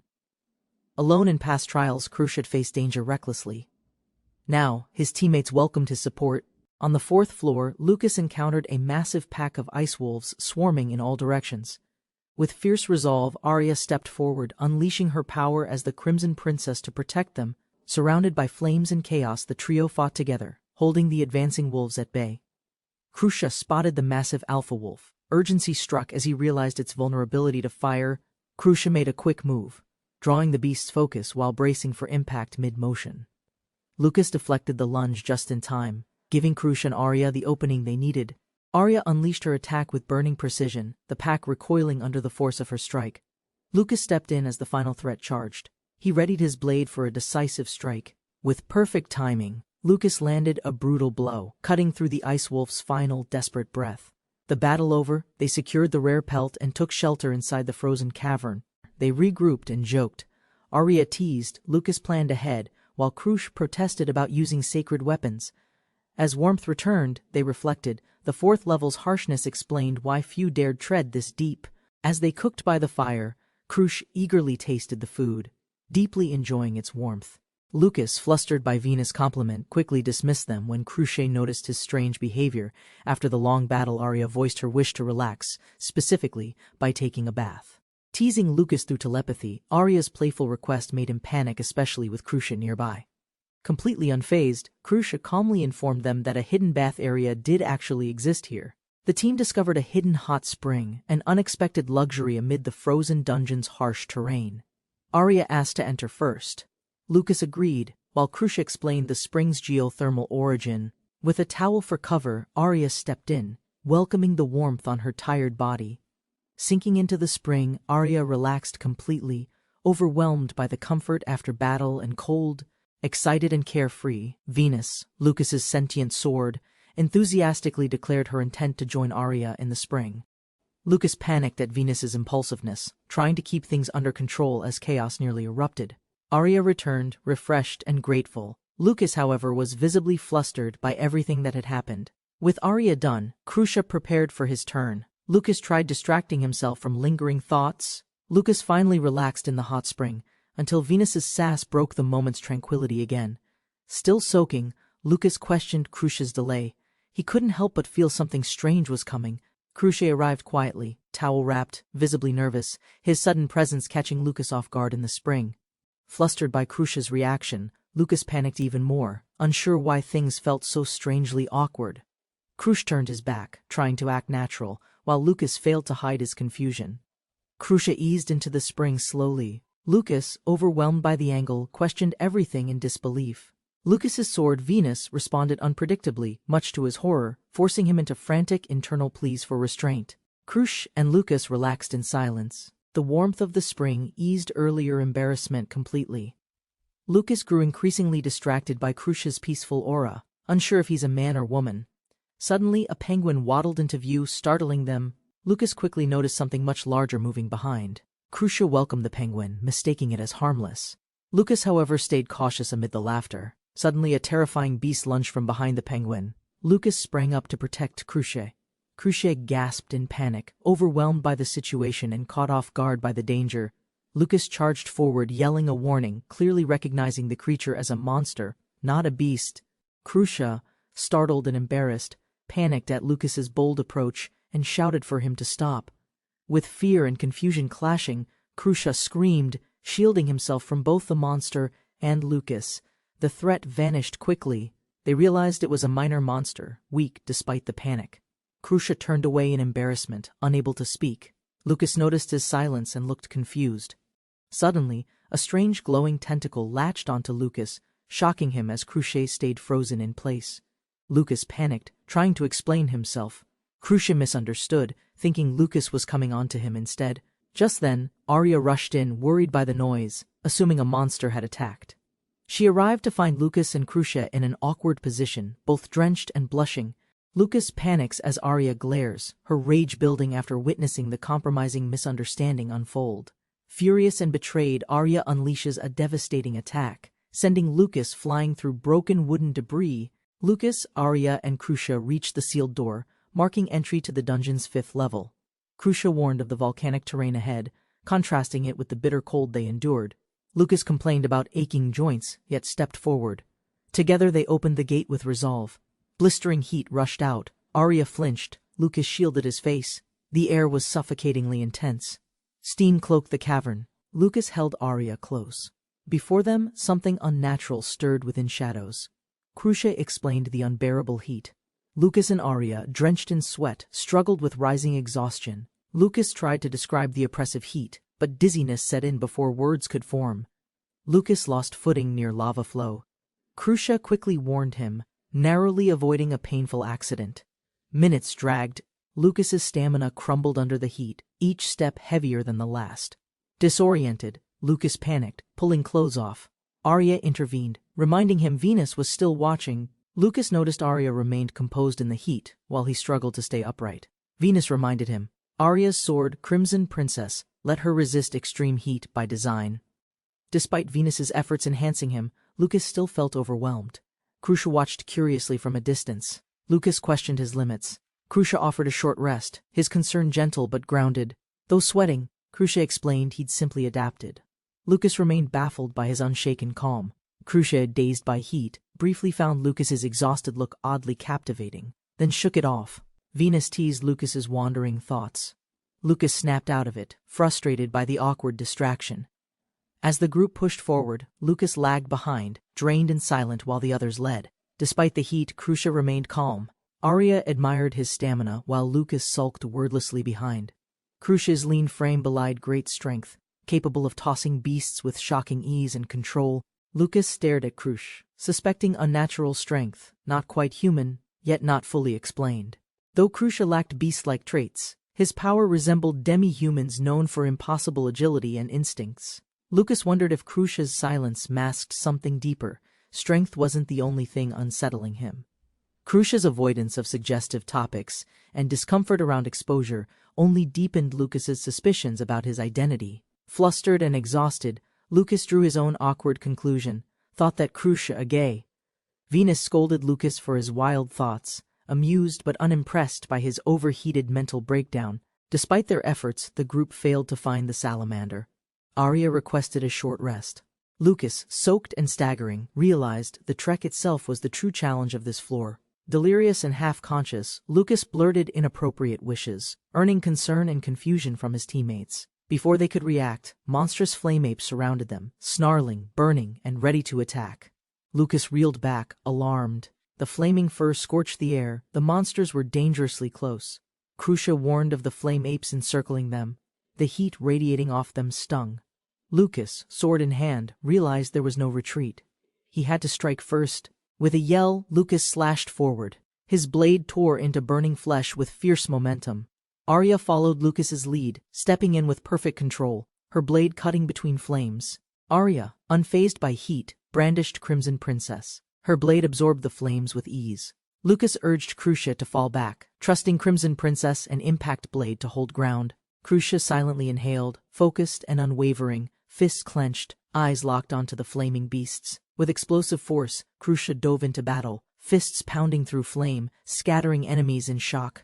Lucas watched in disbelief as Crucia demolished flaming monsters with raw, unmatched physical strength alone. Crucia reassured them with a smile, stepping forward confidently while Lucas struggled to understand him. Lucas grew suspicious of Crucia's strength, baffled by his composure and explosive, unnatural combat potential.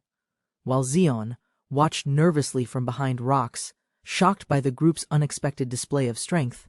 Despite the heat and fatigue, Zeon and his men decided to press forward with revengeful intent. Lucas lagged behind while Arya led the way.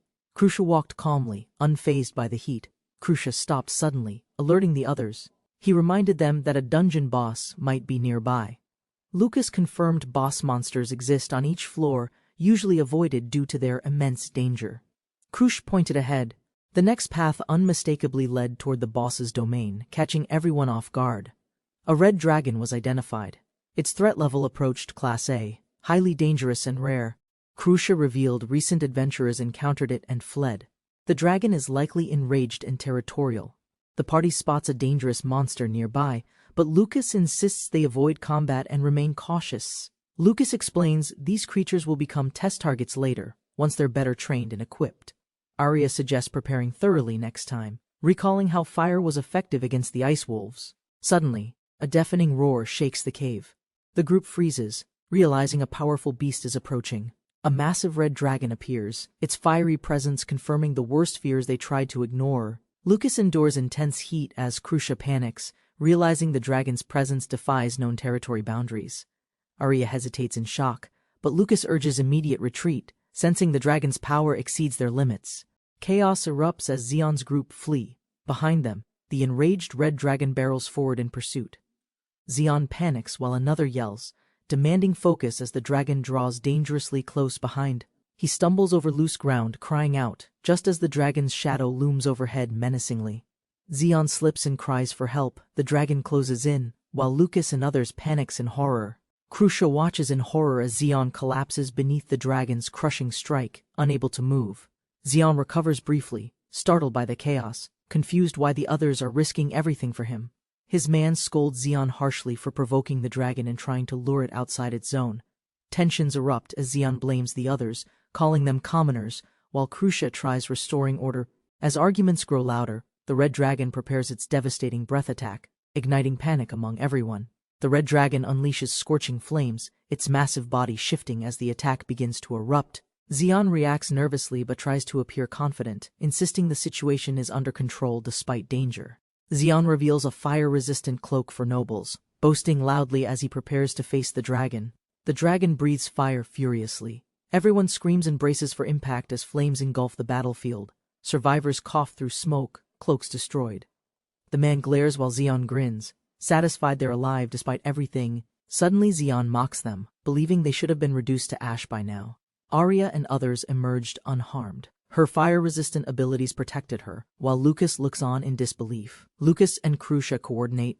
With the dragon unable to breathe fire, they prepare a full assault. Crucia charges directly toward the dragon, striking swiftly at its leg with focused martial precision. He delivers a solid blow to the dragon's scales, causing visible damage and stunning its movement. Lucas shouts Crucia's name, while Zeon, shocked by his reckless move to dive beneath the towering dragon. Crucia slides under the dragon, lifting with full strength to overturn its massive body mid-air. Lucas stares in awe, stunned by Crucia's raw strength and unexpected success during the assault. As the dragon crashes down, Lucas regains composure, seeing his moment to charge into action. With fire in his eyes, Lucas strikes decisively, vowing he won't lose, not at this moment. Lucas lands a hit but realizes the dragon's thick hide makes deeper damage extremely difficult. Suddenly, Crucia pressed the attack. Onlookers marvel as they push back a high-level boss. The dragon is launched back by their combined strike, crashing against the cave with a roar. Crucia panics, realizing the dragon has been forced out of range of their melee attacks. Lucas contemplates the situation in silence, then asks bluntly what their next move should be. The team brainstorms ridiculous ideas. Zeon panics, mistaking them as planning to throw him instead.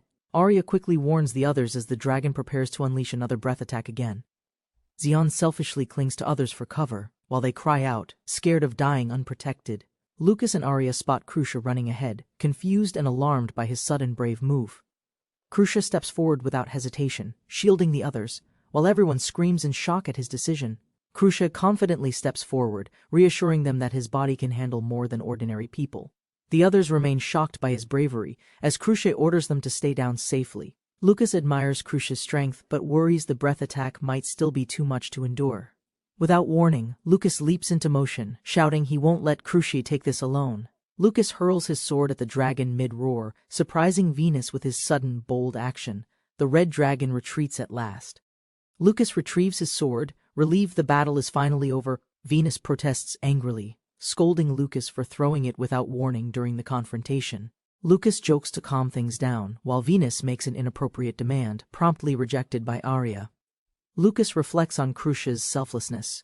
Crucia insists, despite everything, he couldn't stand by and watch. Arya gently reminds Crucia not to risk everything alone again, though she smiles in admiration. Zeon lay wounded as Crucia faced accusations. He misunderstood Crucia's intentions and resented rescue. Lucas interrupted.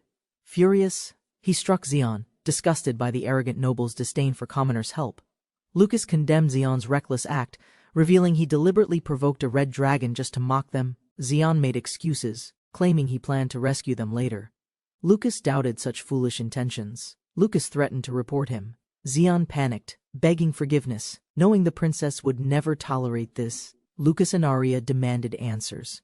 Zeon's strange fixation on Crucia raised growing doubts and concern. Trembling, Zeon confessed his true goal. He had always pursued Fiola, not Crucia, obsessively. He recalled learning Fiola would join the academy. Determined, his father hired elite combat tutors. After relentless effort, Zeon enrolled. He became her classmate, secretly aiming for her squad assignment. But despite noble status, he lacked achievements. His skills unrecognized, his dream placement never came true. Zeon trained relentlessly to win Fiola's favor, but she noticed Crucia, not him. Instead, crushed by envy, Zeon couldn't accept being overlooked. His resentment toward Crucia consumed his reason. Lucas and Arya realized Zeon's pride masked his jealousy. His obsession had become deeply pathetic. Lucas interrogated Zeon about a suspicious letter. Zeon denied involvement, clearly panicked and caught off guard. Lucas offered Crucia the choice, punishment or mercy. Crucia hesitated, unwilling to seek revenge against Xian. Crucia broke down emotionally, confused by everyone's reactions. Lucas gently teased him for being too kind. Lucas warned Xian never to repeat his actions. They resumed their mission to hunt salamanders.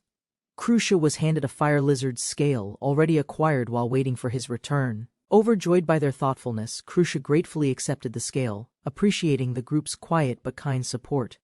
Their quest goal complete, Lucas suggested returning above ground. The party regrouped and exited the cavern together. A damp corridor echoed as rotten feet dragged across stone. Cobwebs trembled. Something had awakened. A corpse twitched upright. Its eyes rolled back. Breathless groans spilled from its cracked jaw. Dozens surged forward. Their mouths gaped. Crucia froze, panic flooding his face as Arya screamed. Lucas grabbed both girls. "Quiet!" he hissed, clutching Crucia's mouth as moans echoed from below. The group descended into shadows. Cracked coffins lined the stone walls. This was the graveyard floor. The 6th level housed skeletal dead. Lucas's team sought a rare item dropped by elites. The group paused, relieved. The undead's sluggish pursuit had faded, but Crucia looked visibly shaken. Arya noticed Crucia's stunned silence. His unease surfaced, betraying nerves beneath his composed expression. Crucia admitted retreating once before. The floor's horrors overwhelmed him, and fear made him flee. Despite trembling, he smiled. With allies now, he vowed to face what he once feared. Suddenly, skeletal bats burst from the shadows. Crucia shrieked and clung tightly to Arya's arm. Flustered, Crucia claimed he was fine. Venus, unconvinced, quietly realized this approach wouldn't work. They walked cautiously. The corridor was narrow, filled with shadows and whispers of hidden traps. Lucas warned of tricks, fire, poison, or ambushes. Arya listened, surprised by his confident tone. He recalled his youth, careless steps, painful falls, and traps lined with bamboo-tipped dread. Crucia described grotesque pests among corpses. Arya recoiled in horror at the disturbing revelation. Lucas joked darkly. Crucia insisted on caution. Arya reassured him. Bravery didn't mean knowing everything. They moved together through the dark hall, slower now, more alert after the previous fright. A dead end loomed. 3 undead blocked the path, silent, unmoving, yet impossible to ignore. Lucas suggested dividing targets. Arya stepped forward decisively, determined to clear the way through. Prompted by Lucas, Crucia exploded in panic, shouting a bold, if unconvincing, battle plan aloud. Lucas and Arya exchanged glances. Crucia trembled, bluffing bravery while dreading any actual contact. Lucas struck first. Bones splintered and dark fluid sprayed as the sword sliced through. Lucas fought aggressively but cursed the undead's durability. Each hit barely staggered the relentless enemy. From behind, a fierce spell burst out. Arya's magic incinerated her foe in flames. Arya's flames burned fiercely. Confident, she reminded them her magic was ideal for the undead. Crucia's attack failed. His foe, gruesome and relentless, rose again, sending him into frantic disbelief. Lucas stepped in. Arya warned, Crucia's strikes were weak against such foes. He needed real backup. Lucas landed a clean blow, sending the creature crashing backward with powerful, practiced force. Yet even that wasn't enough.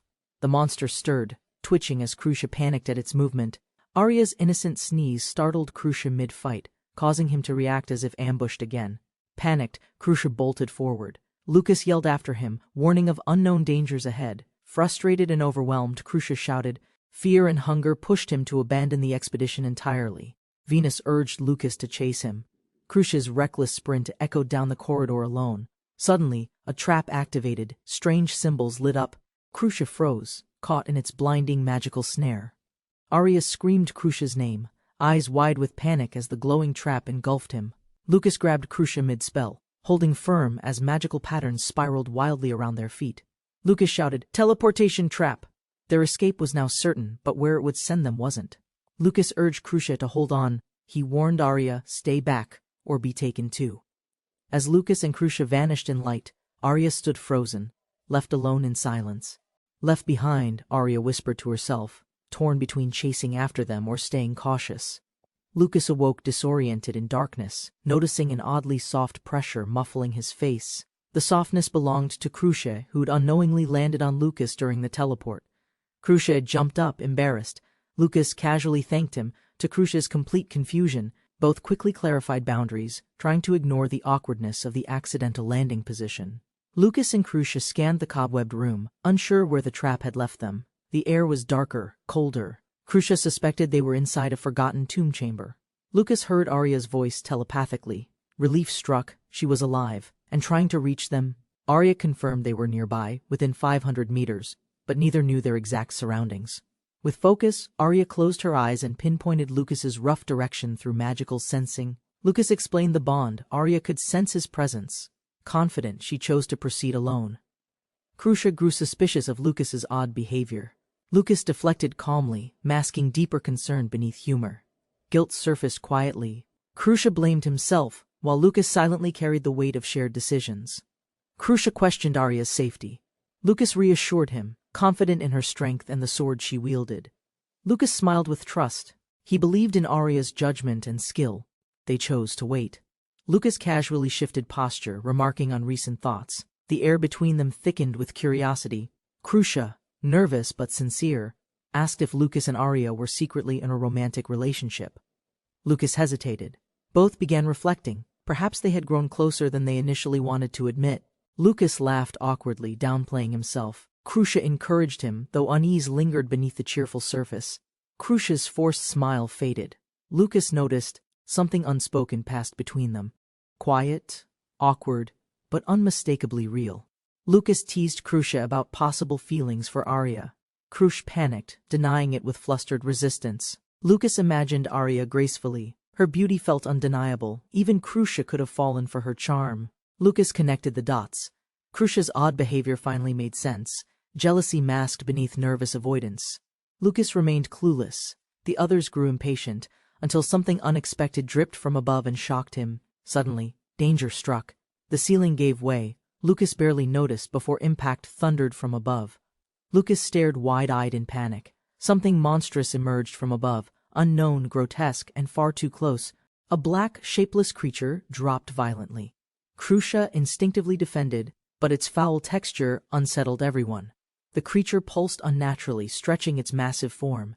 Its surface shimmered with an ominous elasticity. Lucas realized it was a slime, normally weak, small, and easily avoided in basic encounters. But this one defied expectation. Its sheer size and intensity made it far more dangerous. Despite its size, Crucia charged. Confident, he compared it to weaker foes and struck decisively. Crucia launched a strong kick, but the oversized slime absorbed the blow without taking damage. Lucas was stunned. The slime's soft body neutralized Crucia's attack without showing any real weakness. Before Crucia could react again, the slime lashed out, its form wrapping tightly around him. Lucas watched in horror as Crucia screamed, overwhelmed and entangled by the creature's stretching mass. With sword drawn, Lucas faced the giant slime, Crucia trapped inside its quivering, shifting body. Lucas struck the slime fiercely, shouting in desperation. Crucia groaned, still trapped within its shifting mass. Despite damage, the slime regenerated quickly. Lucas was shocked. Its recovery erased all signs of harm. Crucia was nearly fully engulfed. Lucas realized hesitation meant death. He had one final chance. Lucas activated Venus's power, channeling energy through his body, drawing in strength for a decisive blow. In a single breath, Lucas unleashed everything. The attack tore through the slime with force. Lucas's blow shattered the slime. Crucia was thrown free, falling from its collapsing body. Breathing heavily, Lucas smiled faintly. His bond with the sword was improving, forged through battle. Crucia coughed up slime residue, barely conscious. Lucas checked him quickly, relief washing over his face. Lucas approached, but Crucia's state, barely clothed, startled him. He quickly reminded himself of Crucia's actual identity. Lucas slipped in panic, lunging awkwardly to help. Crucia, confused, flinched as impact seemed inevitable. Lucas panicked midair, fearing how the situation might appear, especially with Arya watching nearby. He slammed into Crucia unexpectedly, awkwardly positioned, both frozen in confusion from the sudden contact. Lucas realized something didn't add up. Long assumed, he didn't expect that Crucia is a girl. Crucia blushed in shock, overwhelmed by embarrassment as Lucas stared, processing the unexpected discovery. The silence turned painful. Lucas sat in shame. Crucia hid behind a pillar, still trembling. Lucas nervously apologized, assuring Crucia it was a complete misunderstanding. He never knew the truth. He sighed in frustration, realizing Crucia had deliberately kept her identity hidden from the beginning. Venus burst into laughter, teasing Lucas mercilessly for his luck and awkward position yet again. Lucas demanded answers. Venus casually revealed the truth and defended it with a very direct observation. Looking back, Lucas recalled suspicious encounters. Everything made sense now. He regretted realizing it this late. Lucas panicked, unsure how to handle Crucia's silence, until Arya suddenly arrived from nearby. Relieved, Lucas greeted her. Arya explained her delay. Fighting off zombies had slowed her return. Crucia sniffled, overwhelmed. Arya noticed something was off and questioned if everything between them was okay. Arya grew suspicious. Crucia's tears and state made things look worse than they really were. Venus bluntly exposed the awkward truth. Arya demanded answers. Lucas scrambled, trying to salvage his dignity. Arya folded her arms, listening quietly. The truth startled her, but it made sense. Lucas questioned her directly. Arya admitted suspicion. While Venus laughed, she'd been oblivious to Crucia's charm. He found Crucia hiding behind the wall. Her silence deepened the tension around her secret. Crucia looked away, trembling. Lucas and Arya exchanged glances, uncertain how to handle her pain. Sitting down, Crucia confessed softly.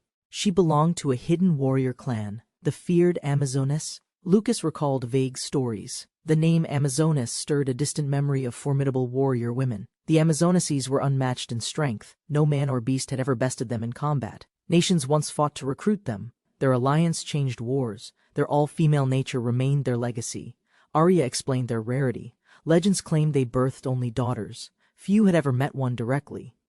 Crucia spoke quietly. Amazonesses now hid themselves, forced to pose as men to survive as soldiers. Lucas understood. Among rough soldiers, Crucia's secret could bring danger far beyond mere teasing. Arya sympathized deeply. Strength meant little if surrounded by chaos. Crucia's silence was self-preservation. Lucas awkwardly reflected on past mistakes. His concern was genuine, though his actions were clumsy. Trying to cheer her up, Lucas argued back. Arya scolded him for being too loud. They all realized Crucia's hidden truth wasn't weakness. It was survival, rooted in ancient, proud tradition. Arya gently approached Crucia, whose body flinched. Her presence was calm, not threatening at all. Smiling warmly, Arya reassured Crucia. Being an Amazoness changed nothing. They still saw her as friend. Kneeling before her, Arya encouraged trust. If there's more hidden, Crucia could always speak freely. Lucas chimed in with a grin.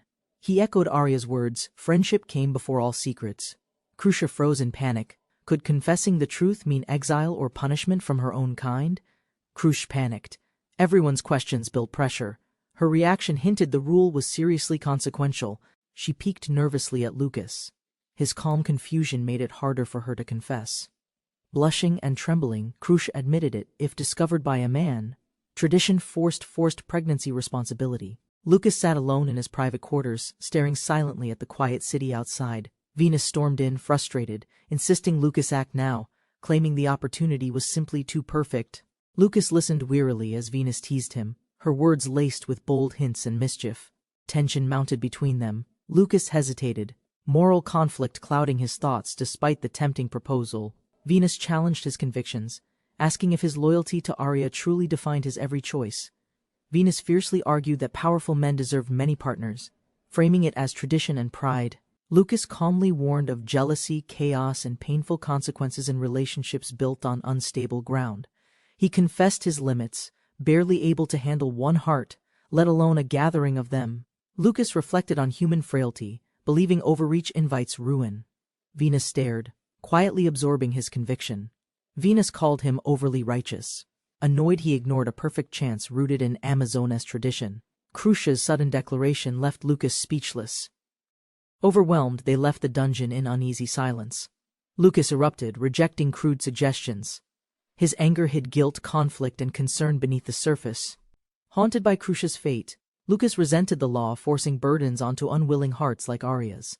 Lucas spoke sincerely, defending her dignity, imagining how painful forced obligations would feel for her. Venus snapped, frustrated by his guilt. Her sharp insult masked confusion, worry, and something deeper. Frustrated, Lucas declared his stance, retreating under the excuse of hunger before anyone could respond. Venus stood frozen as the door slammed shut, the garden outside echoing the silence inside. She approached Arya, relaying everything.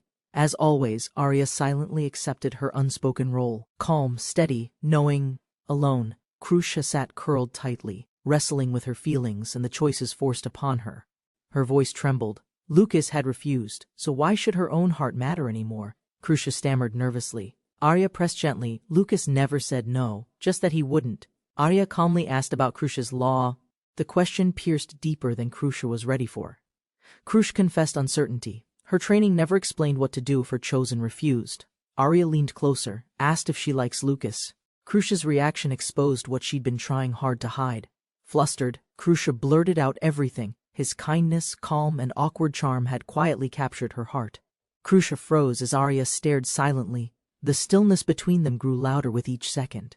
Panic overwhelmed her. She yelled nonsense to hide her feelings, desperate to end Arya's teasing. Embarrassed, she collapsed into the bedding, face hot. Her heart betrayed everything she tried denying. Arya, grinning, couldn't resist the moment. She fidgeted, praised Crucia's charm, and playfully crossed a boundary. Face burning, Crucia stammered a dream aloud. What if I became Lucas's wife someday? Crucia hesitated, then asked softly, what would Arya do if she truly wanted the same? Arya paused, then answered calmly, she'd welcome it. Crucia was surprised, expecting anger, not warmth. Arya smiled gently, explaining she was raised in a noble home where plural marriage was tradition. Crucia pressed her, wouldn't it still feel wrong? Wouldn't jealousy creep in despite upbringing? Arya reflected on her peaceful family. She'd never known jealousy, only shared love and belonging. Arya's tone shifted. She admitted, if Lucas brought home a stranger, she'd be furious. But if the girl truly loved him, and she liked the girl, she'd allow it. With warmth and certainty, Arya embraced her. She'd permit Crucia, as she smiling. Arya looked her in the eyes, kindly, gently, calling her cute and calming to be around. Arya laughed joyfully, saying she felt like hugging a sister. When asked, Crucia revealed she's almost 18. Arya leans over Lucas confidently, asserting her claim. Crucia watches, unsure if Lucas likes her. Despite Crucia's unease, Arya assures control. She takes initiative, leaving little room for objection. Night blankets the city. The room quiets, heavy with unresolved feelings and unspoken decisions. A knock interrupts the silence. Lucas answers groggily, unaware of what the night might bring. Arya greets him with cheer and wine, her intentions masked beneath playful warmth and familiarity. Lucas asks about the occasion. Arya deflects, presenting the wine as something special and rare. She mentions Venus resting, then shifts focus. Crucia's absence lingers, unspoken tension building in the room. Lucas drinks happily, impressed. Arya keeps close, guiding the mood with practiced charm and subtle gestures. Lucas agrees to more. Arya, prepared, brings out extra bottles, her intentions hidden beneath a smile. 1 hour later, Lucas lies flushed and dizzy. Arya's plan quietly unfolds while he slurs nonsense. Lucas cheerfully urges Arya to drink. She declines, choosing to stay clear-headed with quiet intent. As the room stills, Arya suddenly kissed him. Lucas, dazed, doesn't resist the sudden closeness. With a soft breath, she pulls back. Her words imply more, layered beneath the surface. Playfully, she exits for a shower. Lucas jokes, not sensing the tension behind her smile. Alone and relaxed, Lucas grins foolishly. Mistaking the creaking door, he prepares for what's next. Lucas, disoriented, hears the door. Crucia enters silently, avoiding his gaze, wrapped in a towel. She pauses nervously, sweat beads on her face. Something weighs heavily on her heart tonight. Lucas, confused, questions what he sees. Crucia moves forward, silent, overwhelmed but determined to speak. Her towel drops. She doesn't look away. The moment becomes heavy with unspoken vulnerability and intent. With flushed cheeks, Crucia asks quietly, if being close tonight, just this once, would be okay. Crucia stands vulnerable before him. Lucas hesitates, unsure if emotion or impulse drives her words. Crucia, filled with hesitation and hope, confesses her feelings, exposing her emotional vulnerability to Lucas. Lucas, stunned and confused, struggles to process the situation as tension fills the dimly lit room. Intoxicated and incoherent, Lucas mentally drifts. His loyalty to Arya clashes with Crucia's sudden confession. In a blur of emotion and drink, Lucas embraces Crucia, reacting impulsively without full awareness. Crucia is caught off guard as Lucas, unthinking, kissed her, his judgment clearly impaired. Lucas, still intoxicated, acts impulsively. Crucia reacts in surprise as control over the moment slips away. Lucas's disoriented mind spirals further. He laughs incoherently, unaware of the weight behind his reckless behavior. Morning light rises. Lucas stares silently, slowly realizing something serious occurred while his memory remains blurred. Guilt washes over him. Crucia sleeps beside him, unaware. Lucas regrets his actions in hazy fragments. Lucas remembers the truth. A quiet shock settles. He's now crossed a line he can't undo. Lucas panics, imagining Arya's wrath. His drunken choices now haunt him with full weight. He replays the night, realizing odd details. Arya vanished, and Crucia appeared. Something feels off. Confusion deepens. Arya's absence nags him. Movement beside him triggers concern before answers form. Crucia stirs, groggy. Her presence and question sharpen Lucas's anxiety. Neither understands how it happened. Crucia panics upon noticing her state. Lucas stumbles, trying to explain before things escalate further. Lucas steadies Crucia's panic. She blames herself, overwhelmed by guilt and confusion over last night. He gently stops her apology. Though awkward, he reassures her with a hint of sincerity. Accepting the situation, Lucas declares responsibility. Crucia, teary-eyed, listens as tension slowly softens between them. Despite his promise, Lucas silently panics. Arya still doesn't know, and the truth will devastate everything. Arya appears, calm but terrifying. Her knowing smile reveals she was never fooled, not for a second. Lucas freezes as Arya appears, her smile hiding something dangerous. The air becomes suffocatingly tense. Arya calmly reveals everything. Lucas panics, but she admits orchestrating events to help Crucia confess. Lucas stumbles in disbelief. Arya casually scolds him, ignoring his panic, pointing out his state. With soft honesty, Arya explains, without intervention, Lucas may have never understood Crucia's hidden feelings. Arya gently admits Crucia admired Lucas deeply. Her own presence had kept those feelings suppressed until now. Arya calmly admits she suspected Crucia's identity early. Her behavior around Lucas made it obvious. Crucia panics as Arya teases her feelings. Lucas processes everything slowly, still slightly overwhelmed. Crucia and Arya shake hands with respect. A new bond forms between rivals and friends. The handshake tightens. Sparks fly. A silent challenge surges between them as Lucas watches nervously. Both girls declare their resolve. Arya claims seniority, but Crucia refuses to back down emotionally. Crucia and Arya faced off silently. Sparks flew as Lucas sensed a dangerous emotional shift. Just as tension peaked, Arya joked calmly, breaking the mood and easing Lucas's anxious nerves. Lucas scolded the girls gently. Embarrassed but relieved, he backed off as laughter echoed behind him. Venus emerged cheerfully, teasing Lucas about his growing female companions and close morning routines. She clung to Lucas with bold affection, proudly claiming to be his unknown daughter. Venus's bold claim sparked chaos. Arya denied involvement while the others panicked at the misunderstanding. Crucia nervously questioned Venus's identity. Lucas scolded her as she laughed, revealing it was mischief. With flair, Venus proclaimed herself a sacred weapon, confusing everyone with her sudden divine declaration. Venus activated her form, glowing powerfully, teasing them with a flashy but modest spiritual manifestation. Crucia held the black sword in awe, realizing Lucas unknowingly wielded a genuine holy artifact. With matters growing complex, they agreed it was time to clarify Lucas and Arya's connection. Venus explained Arya's bond to Lucas empowered his weapon, as a partner or chosen princess. Crucia blushed as Venus slyly implied her bond too was meaningful, tied to Lucas's spiritual resonance. Venus urged Crucia to summon her sacred weapon. Light erupted, revealing a powerful mimic spirit. Crucia equipped divine bracers, their energy responding perfectly to her strength, amplifying her martial potential drastically. Arya asked Venus if Crucia's new weapon held unique powers like the previous sacred blade. Crucia followed Venus's instructions, focusing on Lucas's shadow, only to trigger an unexpected magical reaction. Lucas stood stunned as shadowy tendrils rose. Venus confirmed Kaguya's power, control over surrounding shadows. Crucia examined her new ability. She quietly processed the surreal power now flowing through her gloves. Lucas called it creepy, Venus teased back, prompting Crucia to experiment by reshaping shadows around him. Lucas felt his body suddenly bound as Crucia's shadow tendrils responded instinctively to her will. Apologetic yet amused, Crucia loosened her grip. Venus praised her surprising precision with the new power. Venus handed Crucia a bottle, hinting her shadow manipulation extended beyond movement into spatial storage. To Crucia's astonishment, the bottle vanished beneath her. Venus confirmed it was hidden inside her shadow. With a calm motion, Crucia reached down, proving she could now store and retrieve objects at will. Crucia excitedly tested her limits, pulling multiple objects from shadow, marveling at the seamless capacity. Venus explained the shadow's volume matched Crucia's size.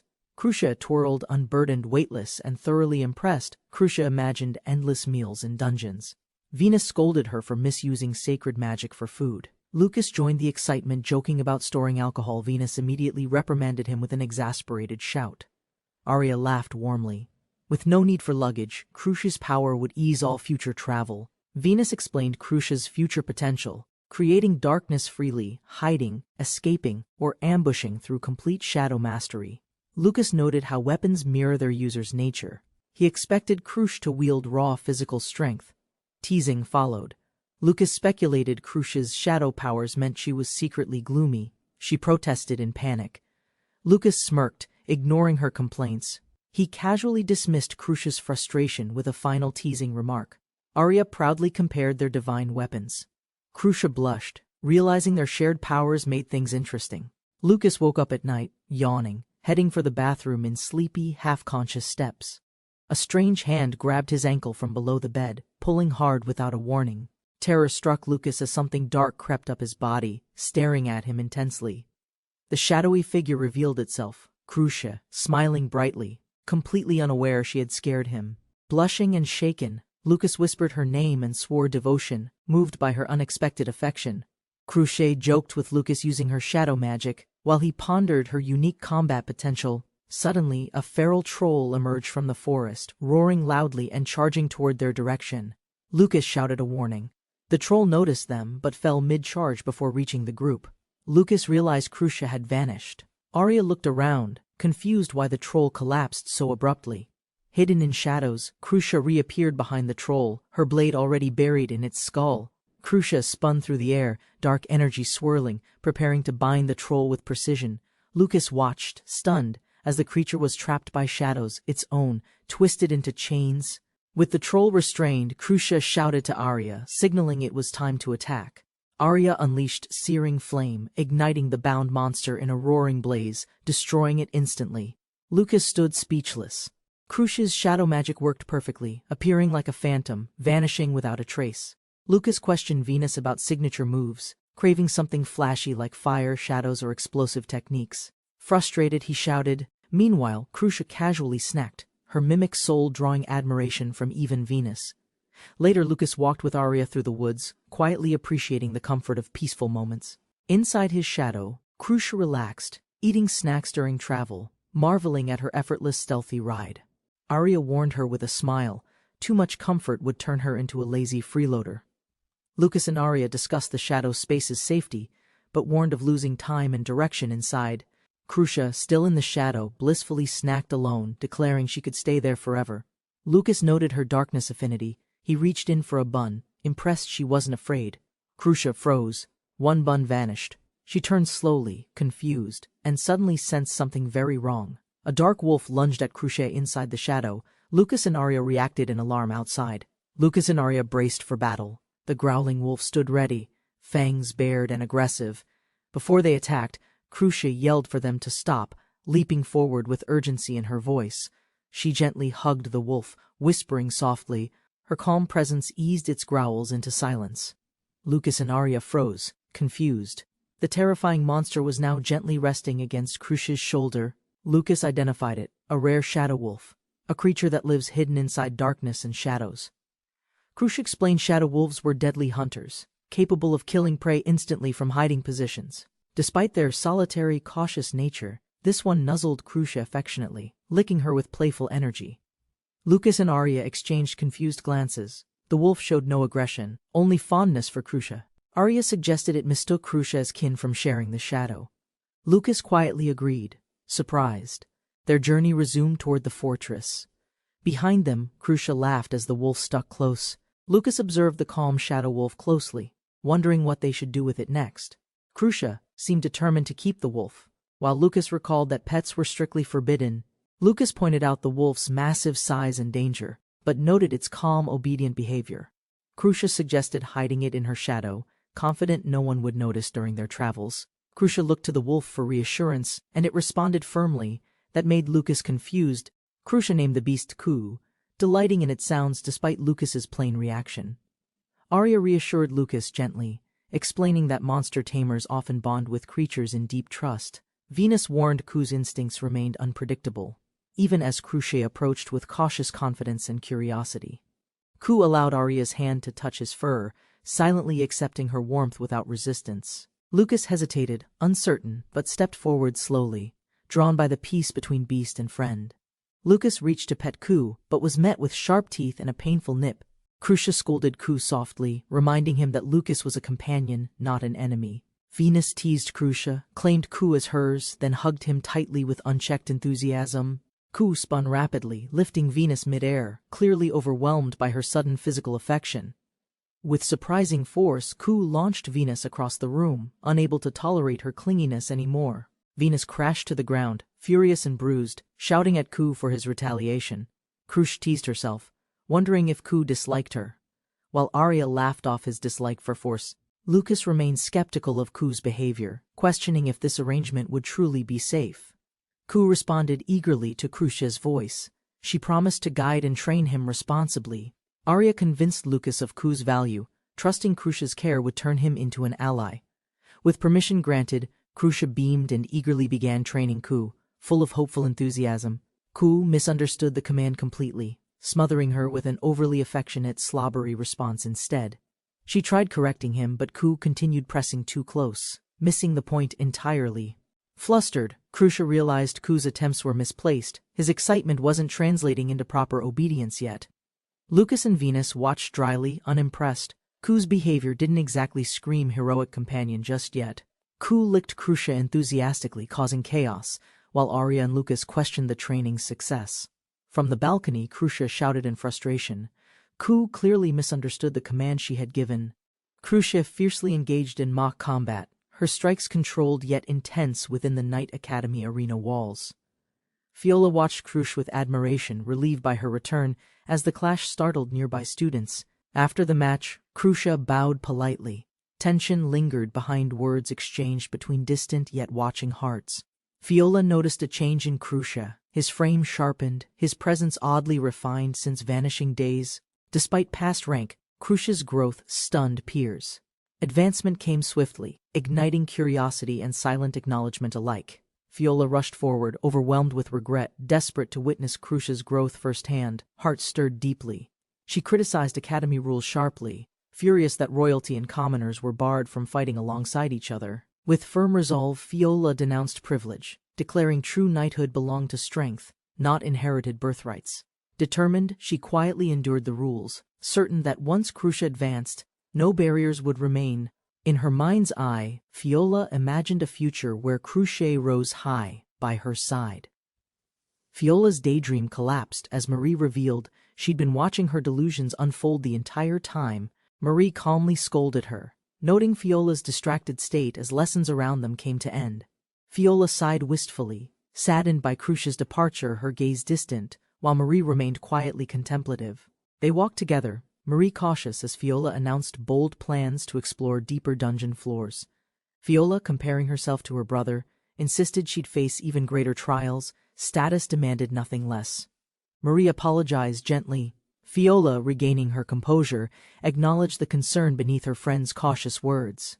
Fiola imagined Crucia beside her. His presence alone would give her strength to face anything ahead. Reunited with Lucas and Arya, Crucia laughed freely. His camaraderie with them warmed the courtyard air. Marie identified Crucia's team, skilled, humble peers.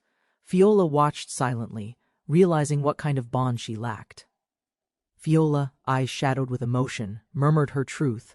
She wanted that bond, for herself, with Crucia. Fiola suddenly clung to Marie, her eyes intense. She had something private to ask urgently. Marie flinched, flustered by the unexpected closeness. Fiola responded only with a soft, confident smile. Marie, or rather Marisha, quietly reflected on her name, reserved only for those truly close. Born alongside Fiola, raised as near equals, Marie's life was forever bound to the princess. As children, they read tales of knights. That love shaped Marie's unwavering devotion to Fiola. Young Fiola dreamed of a brave knight. Marie quietly listened, absorbing the unspoken wish. Fiola promised to protect Marie. In return, Marie admired her grace, talent, and gentle strength. Marie vowed full obedience, ready to carry out any order, even if it challenged her morals. Fiola's latest request involved Crucia's used towel. Marie wept quietly, unsure how to respond appropriately. Fiola blushed feverishly over the towel. Marie internally questioned everything. Loyalty truly came at a cost. Marie suppressed her honest feelings. Voicing them would dishonor royalty, though the thoughts burned silently inside. She chose silence, hiding behind the tree. Her loyalty demanded more than words ever could. Crucia had saved Fiola during her entrance trial. His timely defense left a lasting impression. That moment mirrored Fiola's childhood tale, a gallant knight appearing, just as she'd dreamed. Marie watched the growing bond. She admitted to herself somewhere inside, envy had quietly bloomed. Marie blamed herself. Fiola faced danger under her watch. A knight's failure weighed heavy on pride. Though she understood Fiola's feelings, Marie knew the rules. Trust and protection must come first. Marie remained committed, but beneath her calm, a quiet emotional ache struggled to stay hidden. Crucia's towel became the target. The memory of a past humiliation still haunted her deeply. Marie plotted discreetly, sneaking between trees. How could she get Crucia's towel without exposing Fiola? Marie approached Crucia nervously, stammering her request. Her formal tone barely concealed the internal panic. Crucia froze. Marie's absurdly sincere request left her stunned. Others already questioned her intentions. Marie collapsed in dread. Even imagining the scenario was unbearable, but her duty still demanded resolve. Crucia dropped the towel. Distracted by food talk, she walked away, leaving her prize unguarded. With precision and speed, Marie seized the towel. Her dignity survived, if barely. Mission complete. Marie celebrated her victory, only to be stalked by a beast drawn to the towel. Elsewhere, Crucia noticed something was off. As Arya asked, Ku had started barking uncontrollably. Crucia scolded Ku. Something or someone must have stirred its instincts, prompting it to investigate. Ku proudly held Crucia's towel in its mouth. Confusion and awkwardness spread instantly. As Crucia calmly addressed Ku, her friends watched in silence, unsure what just happened. Crucia gives the house command. Ku obeys instantly, digging into the ground impressively. She adds the stay command. Ku vanishes. Lucas and Arya observe, impressed by the control hidden completely. Ku becomes undetectable. Lucas praises the stealth, assuring Arya it won't disrupt class. Crucia calls Ku back. He appears with a leap. She praises him with joyful scratches. Crucia explains her effort. Arya acknowledges her success. Lucas jokes about future trouble if training fails. Venus assessed Ku's potential, noting his instincts and cleverness could turn useful in battle situations. Lucas suggested dungeon prep. Crucia smiled, eager to prove herself during the 6th floor assignment continuation. Lucas hesitated. Returning meant reliving terrifying encounters with grotesque threats lurking beneath that haunted floor. Lucas turned to check on Crucia, only to find her missing without warning, completely vanished. Crucia emerged from his shadow, flushed and trembling, seeking refuge from fears she couldn't yet face. Arya offered backup contingencies, but doubted their willingness to overcome danger without outside help first. Lucas noticed Arya's hesitation and calmly asked what was troubling her before the descent resumed. Arya voiced a strange fear. Something unnatural might take shelter inside Lucas's shadow unnoticed. Arya speculated undead might favor shadowed refuge. Elsewhere, Fiola's unease lingered as the towel ripped. Lucas and Arya emerged from darkness into a warm, grassy field, completely unlike any previous floor. A calm breeze and open skies ease their tension, though the unnatural peace raises concern. Arya's cheerful mood grows, but Lucas quietly wonders how such serenity exists inside this dungeon. Crucia, hiding nearby, cautiously surfaces, haunted by undead horrors from before. Still unsure if it's safe, reassured, Crucia stretches with relief, emerging fully from the ground, regaining composure after a fright.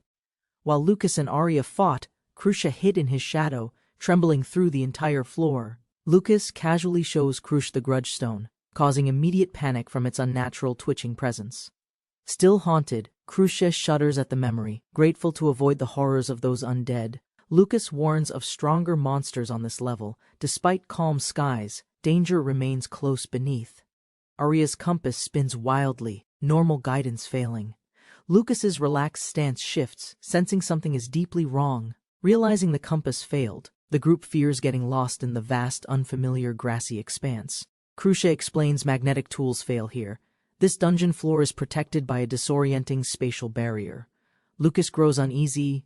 The scenery repeats endlessly, no landmarks, no direction. As Ku barking. Lucas, curious why Ku barking. Crucia interprets, they can rely on him to guide them. Ku asserts dominance with surprising methods, startling Lucas. Navigation begins with unexpected canine-led determination. Lucas protests, flustered, while the others realize Ku's scent marking cleverly prevents disorientation on this floor. Ku receives praise for his method, while Crucia jokes that Lucas probably needed marking too. Following Ku's path, the group quickly reaches the safe point. Arya felt relief after earlier confusion. Crucia praises Ku's help. Staying oriented is simple now, thanks to his instinctive and loyal guidance.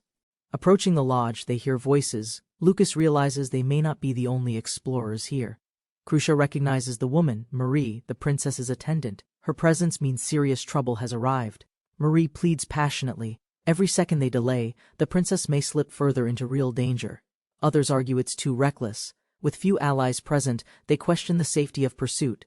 Despite warnings, Marie insists. Her loyalty runs deep. She'd risk everything to protect the princess now. Fueled by desperation, Marie attempts to charge out alone, rejecting hesitation in favor of action. Despite her urgency, Marie hesitates. Others remind her the princess may still be hiding safely. Lucas and the group arrive, noticing Marie's panic. Concern rises as tension spreads across everyone's faces. Crucia directly asks the question on everyone's mind. Something must have happened to Princess Fiola. Marie admits it. She and the princess were separated deep within the dungeon's unpredictable lower levels.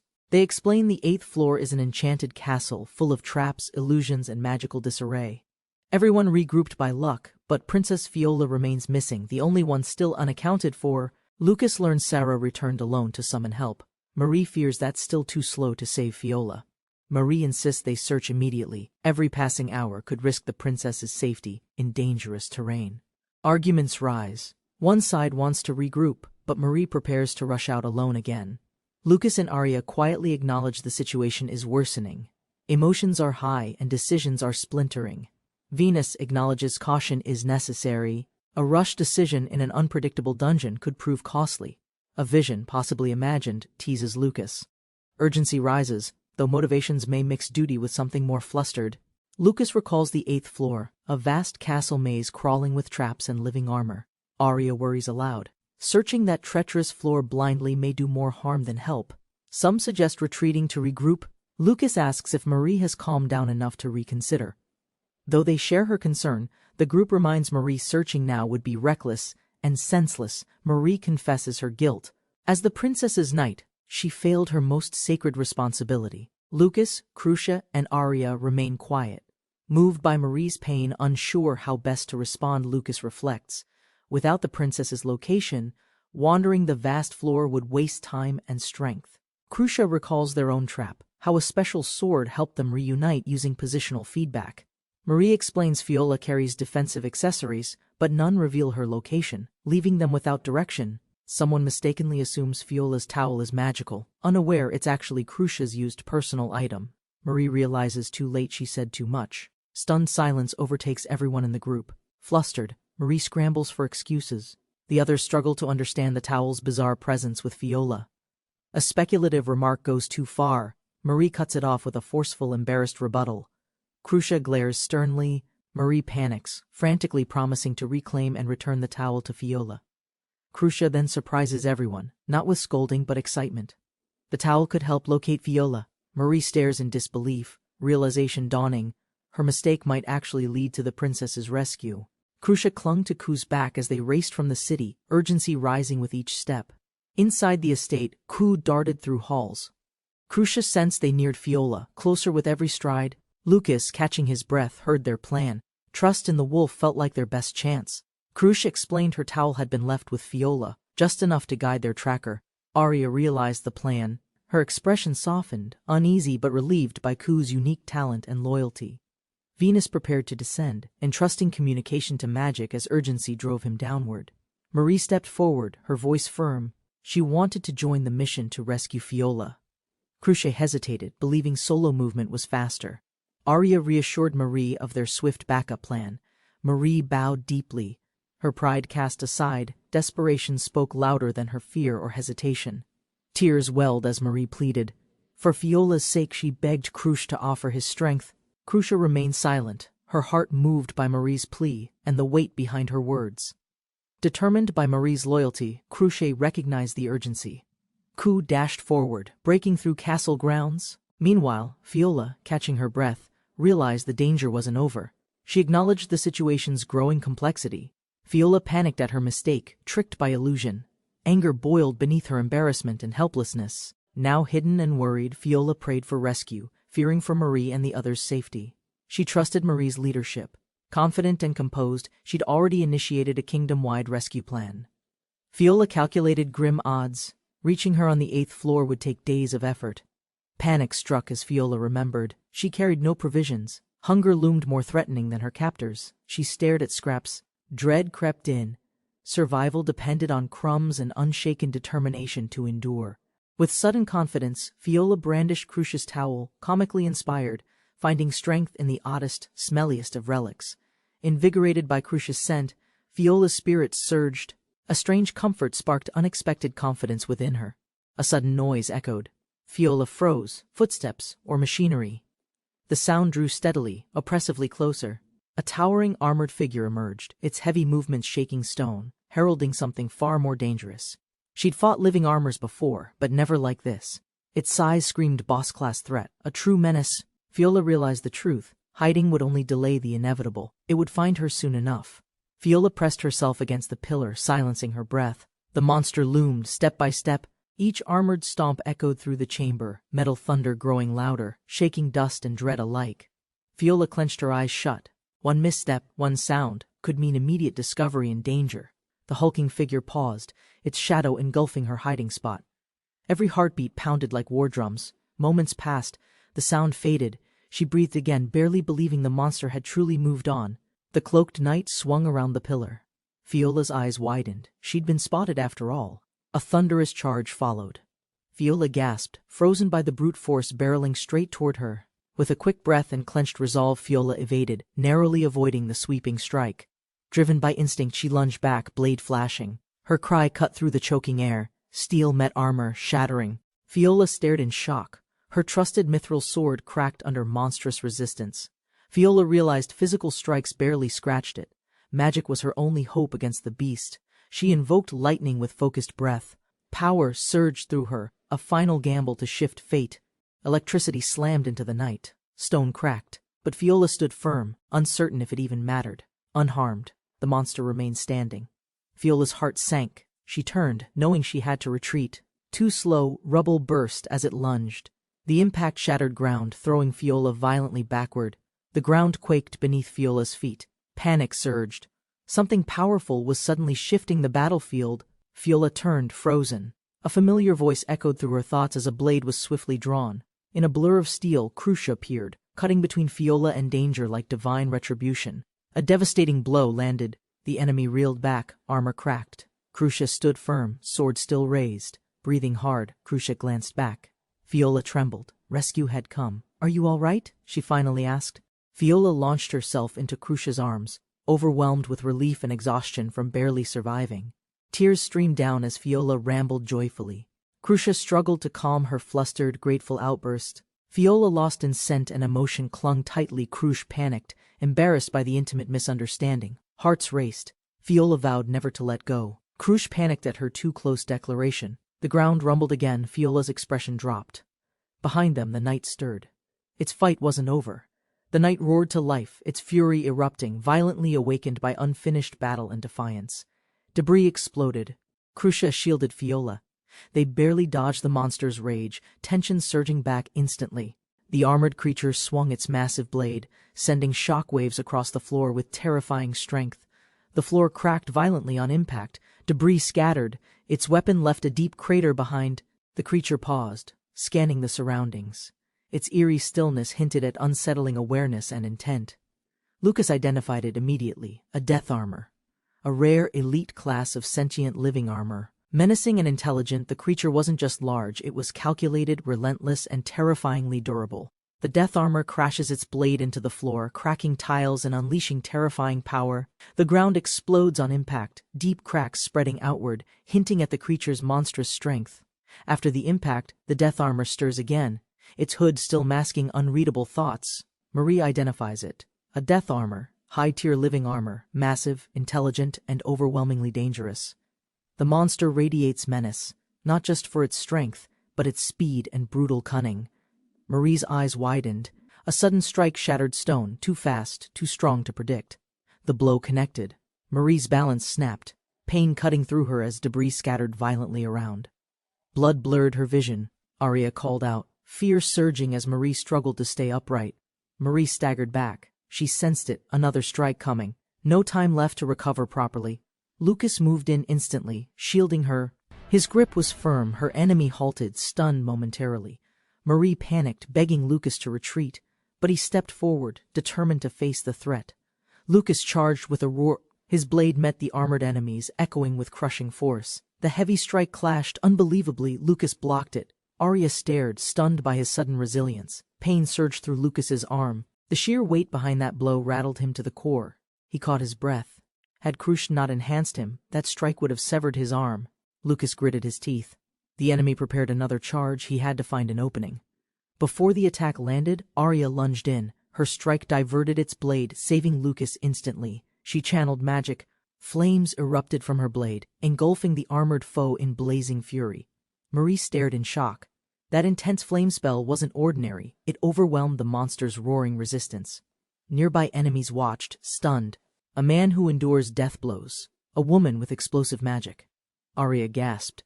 Despite the firestorm, the armored enemy still stood, barely affected by the flames. Lucas realized the truth, just a shell of armor. They needed enough heat to melt it. Arya answered instantly.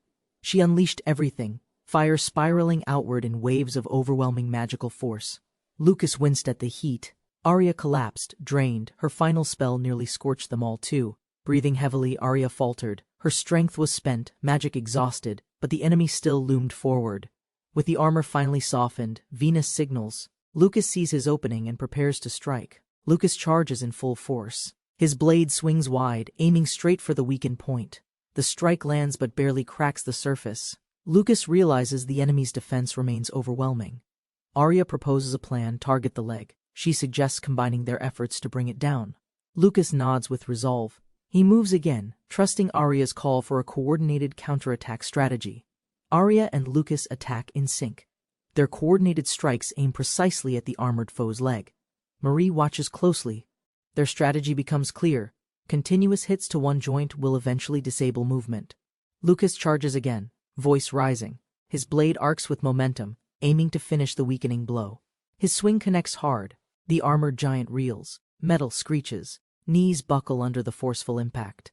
The enemy collapses backwards, smashing stone. Cracks split the ground as its weight crashes into ruin. The massive armor hissed and crumbled. Its shell rattled apart, signaling total defeat and fading presence. Lucas and Arya exhaled. Though exhausted, they stood victorious. Its will broke before its body did. Marie watched quietly, surprised. The floor's guardian had fallen. She praised Arya and acknowledged Lucas. Reunited safely, Mare rushed toward Fiola and Crucia. The danger passed, relief slowly filled the hall. Gratitude followed. Crucia's role was clear, her support ensured survival. Everyone checked in, tension finally fading. Crucia explained calmly. Ku had hidden them just in time using shadow-based teleportation. Fiola remained unaware of Ku. Crucia was relieved her true identity hadn't been exposed. Marie blamed herself deeply. She had failed to protect Fiola from injury during the attack. Fiola quietly urged her to lift her head. No anger, only concern filled her eyes. Fiola smiled warmly. She thanked Marisha, unaware of Crucia's gender, grateful for her brave protection. Marie hesitated, ready to speak. Something unspoken weighed behind her gaze as she faced Fiola. Fiola asked curiously how they found her. Crucia scrambled, avoiding details about Ku and Kageya. Arya praised Crucia's efforts. Crucia deflected credit, overwhelmed, while Lucas affirmed the markers had worked perfectly. Fiola brought up the towel. Crucia turned red, stammering, unsure how to explain that coincidence. Fiola stared softly at the towel. She misunderstood, believing it symbolized a deeper connection between them. Fiola blushed and screamed with joy, declaring the towel a fated bond between their souls. Marie panicked as Fiola vowed to treasure it. Lucas quietly pitied her chaotic royal predicament. Lucas and Arya emerged safely from the dungeon, ready to rest, until her quiet invitation. Suddenly, armed knights charged in, surrounding Lucas with tense urgency before explanations were given. Marie and others arrived swiftly. The royal squad confirmed the princess had been safely located.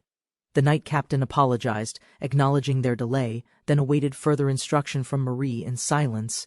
As the squad departed, Lucas stood still, troubled by the interruption and what nearly happened. Marie froze at the question. Lucas pressed, suspecting the princess's condition might be worse than stated. To everyone's surprise, Princess Fiola embraced Crucia, mistaking her for a gallant male savior. Crucia smiled nervously while Fiola clung tighter, unaware of her hero's true gender beneath the armor. Marie awkwardly interrupted, gently scolding Fiola, while trying to preserve Crucia's hidden truth from spilling out. Marie dragged Fiola away from Crucia, but her sudden excitement ended with a slap, made her back to Crucia. Crucia froze in place as Fiola approached with intent, her expression full of vulnerable sincerity. Fiola stared longingly at Crucia, Venus excited as romantic energy shared between destined hearts. Fiola confessed her feelings boldly, unaware. Crucia was reeling from the deepening misunderstanding. Marie and others silently watched Fiola's cheer, while Venus shouted excitedly. Crucia blushed furiously as Arya casually revealed Fiola's obsession had crossed concerning personal boundaries. Fiola, overcome with emotion, confessed everything, gripping Crucia's hand with trembling honesty and unshakable admiration. Crucia panicked, trying to deflect with social class logic. Fiola dismissed it without hesitation. Fiola leaned in, pleading softly, asking Crucia to be her romantic partner with tearful sincerity. Onlookers reacted with envy and disbelief, while Crucia silently struggled with the situation spiraling beyond control. Fiola's radiant smile deepened the misunderstanding, while Crucia hesitated, still unable to reveal the truth.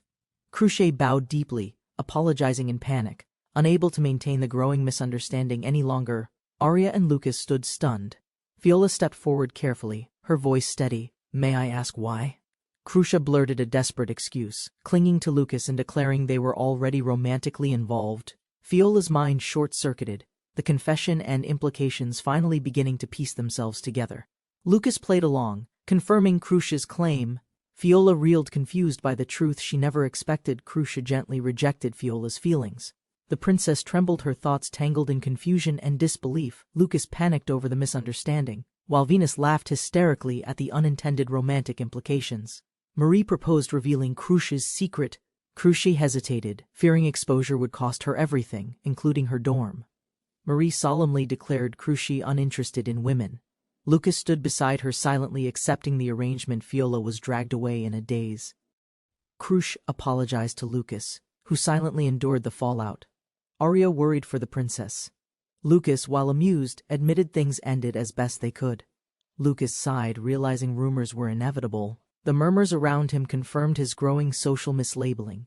Days later, calm returned. The dorm bustled again with chatter and new, curious female voices. Inside, the girls' dorm overflowed with charm. Crucia adjusted to the elegant, unfamiliar atmosphere. Venus looked around, overwhelmed. Surrounded by flowers and stairs, Lucas struggled to stay composed among unfamiliar elegance. Lucas tried blending in, but whispers quickly swirled around him, his reputation already preceding him. Summoned to the princess's room, Lucas panicked, unsure what business she'd have with him. Students teased Lucas about stealing hearts. Lucas stayed silent, confused why he felt mildly responsible. Imagining Fiola's fury, someone painted terrifying mental images. Lucas quickly begged them not to escalate things. As Lucas neared the hall, Maria waited calmly, her voice firm. They'd been waiting for him. Lucas was called unexpectedly. Marie led him through quiet halls. He sensed something unusual ahead. They stopped before Princess Fiola's room. Flowers lined the entry. Marie's tone left no room. Lucas entered cautiously. Fiola's presence loomed. Her voice, calm yet heavy, hinted at something personal. Fiola sat poised, intense. Power lingered in the air. Lucas froze under her commanding presence. His thoughts scattered. Sweat traced his brow. Whatever she wanted, it wouldn't be simple or safe. Fiola stood with intent. Lucas stepped closer, questioning her purpose. Her gaze didn't waver once. Fiola declared her persistence. Despite silence or rumors, her feelings had not faded or changed. Lucas stammered, attempting to correct her misunderstanding about Crucia. His denial only deepened the confusion. Fiola misinterpreted further. Lucas panicked, knowing she didn't realize Crucia's true identity. The silence thickened fast. Fiola referenced Arya now. Lucas froze, internally screaming. His tangled associations left him utterly cornered and exposed. Fiola grasped Lucas's hand, studying it. Her touch lingered, searching, questioning, clearly charged with tension. She comparing herself while Marie stood outside. Fiola's tone cut sharper than expected. Lucas winced instinctively. Fiola struck with fierce passion. Her challenge wasn't just words, she meant to fight for Crush. With eyes blazing, Fiola pointed at Lucas. She demanded a contest for Crush's heart and attention. Lucas staggered, overwhelmed. Fiola's resolve burned like fire. A personal war had just been declared. Lucas mentally unraveled the absurd web. Misunderstandings layered so deep, logic had abandoned the room. Marie called gently. Lucas, mentally spent, barely responded. She offered apologies for the princess's storm. Lucas acknowledged her role. Marie's loyalty to Fiola was fierce, rooted in something deeper than duty. Marie spoke of rewards, but Lucas declined. Glory wasn't his goal. Peace and privacy meant more. Marie smiled with a tease. Lucas laughed, cornered by affection, truth, and lingering, lovely confusion. Lucas struggled to explain. The real issue wasn't romance, it was something far more embarrassing. Fiola vowed victory, not as royalty, but as a woman in love. While Crucia felt shudder. The academy courtyard remained busy. Students walked freely, unaware of the brewing rumor ahead. Lucas entered the corridor. Conversations hushed, faces turned, whispers followed. Unease clung tightly around him. He smiled nervously. The heavy stares weren't friendly, they pierced him with quiet judgment and suspicion. Angry murmurs swelled. Rumors linked him to royalty. Unable to bear it, Lucas fled quickly. The story twisted. Romance rumors grew wild. Lucas rejected the tale, but it refused to die. Lucas vented his frustration. The more he avoided Fiola, the more rumors still piled up. Around the academy, gossip flourished. Students whispered confidently, as if fiction had already become fact. Lucas panicked. If the rumors spread further, even the royal court might take it seriously. Drained and defeated, Lucas wandered, but whispers followed him. His presence sparked fresh waves of suspicion. New rumors formed. Accusations grew stranger. Even his bond with Crush was twisted beyond recognition. Lucas fell to his knees. Students whispered excitedly. The weight of misunderstanding crushed his resolve. Nearby girls gleefully discussed his rumored relationship with Crucia, unaware of how wild it sounded. Embarrassed and overwhelmed, Lucas bolted down the hall, desperate to escape their cheerful misunderstanding. At the bar, Lucas slumped beside Venus. With exhaustion and dread, he drank away shame. Venus sighed quietly. Lucas had become a nightly regular, drowning rumors with liquor and hollow laughter. Venus warned him, avoidance fuels gossip. Lucas stayed silent, weary of how tangled things had become. Alone with his drink, Lucas groaned. Action was needed, but so was peace and quiet. Crush entered, cheerful and damp from a bath. Her casual timing threw Lucas off guard. Lucas noticed her new outfit. She mentioned it proudly. The atmosphere shifted, quiet but intimate. Blushing, Crucia sat beside him. Her shy question hung gently. Lucas blinked, unsure how to answer. Lucas complimented Crucia sincerely. Her eyes widened. His approval reached her more than she expected. Curious and playful, Crucia asked to drink. Lucas hesitated, cautioning her against rushing adulthood. Crush protested. She was older than Arya, after all. Lucas offered her a sweet cocktail. Delighted by the taste, Crucia sipped happily. Lucas reminded her not to overdo it. Watching her, Lucas reflected on Arya, her maturity, presence. He hadn't shared moments like this lately. Crucia stared intently. Lucas hesitated, flustered.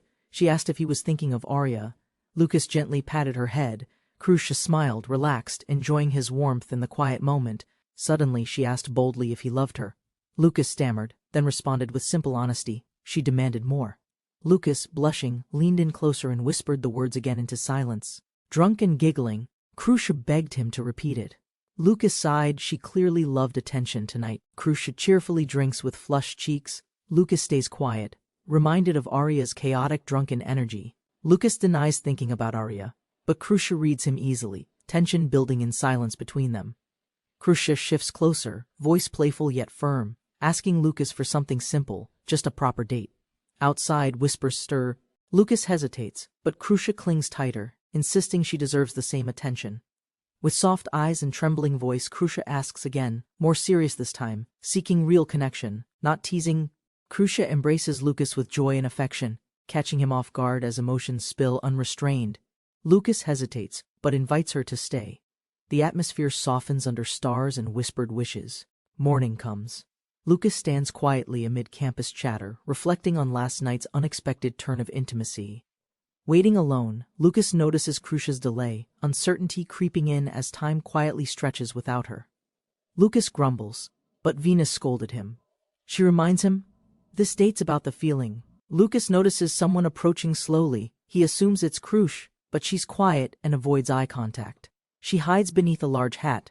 Lucas mistakes her at first, until surprise dawns instantly. Crucia lifts her face with a gentle laugh, teasing Lucas with her sudden appearance and charm, spinning playfully. Crucia reveals the dress, nervously seeking his reaction. Lucas hesitates, then finally compliments her sincerely. Lucas realizes she dressed up to avoid gossip. He beamed quietly, thinking Crucia was so cute. Chaos erupts as gamblers cheer wildly, fighters brawl in the arena, coins flying like rainfall. Lucas and Crucia arrive at the festival. She's thrilled, he's overwhelmed by the dense crowd. Crucia clings tightly, confessing her wish to watch. Lucas yields. She's already bought their entry tickets. Inside, clashing steel echoes across the arena. The crowd roars as knights duel under bright banners. Lucas realizes where they are. This is the capital's Colosseum, a place of brutal entertainment. Lucas jokes lightly about Crucia's wild side, even when dressed up, recalling her fierce instincts. Crucia returns with excitement, holding absurd festival food. Lucas listens as the crowd bustles around them. Lucas worries about leaving Ku, but Crucia reassures him. Arya can handle it. While Venus felt excited, nearby groups chatter eagerly. Performers are about to begin, drawing the usual crowd of daily regulars. The announcer steps forward dramatically. This is it, the Colosseum's most anticipated showdown of the day. Lucas leans forward with a smirk, sensing the shift in mood. The main event begins. Demeth enters confidently, drawing loud cheers. He's flashy, handsome, and a clear crowd favorite. The crowd quiets as tension builds. Demeth stands alone, awaiting the mysterious opponent's sudden arrival. Crucia and Lucas glance at the quiet arena, puzzled. No challenger has stepped out yet. Suddenly, bright light bursts forth. Lucas reacts in shock. Summoning magic swirls into the center stage. Lucas and Crucia react in shock. Demeth won't face a human, but a summoned beast. A booming blast shakes the arena. Summoning such a monster demands elite magic and resources. A horned beast emerges, a massive minotaur, eyes blazing. It's classified as a deadly B-rank threat. The summoned minotaur stands imposing. Steam rises from its breath, its muscles tense beneath heavy chains. The announcer stares silently. Demeth eyes the creature. Something feels off about this supposed minotaur. Lucas and Crucia exchange uncertain glances. The announcer's unease mirrors something strange about the opponent. Crucia notices the unusual fur color. It doesn't match what she knows of typical minotaurs. The creature's size and glare unsettle the audience. Something's wrong. This may be no ordinary beast. The minotaur unleashes a deafening roar. The crowd panics, clutching their ears in fearful confusion. Even Demeth feels shaken. The monster's roar echoes through the Colosseum, rattling both nerves and stone. Seizing the opening, Demeth dashes behind. The beast's attention is distracted, making it the perfect moment. The audience erupts. Demeth grins confidently, convinced the creature's bulk won't match his deadly precision. Demeth swings with full force. The minotaur's eye twitches, showing awareness just before impact lands. Demeth charges forward, but the chained minotaur strikes first, sending him flying with brutal force.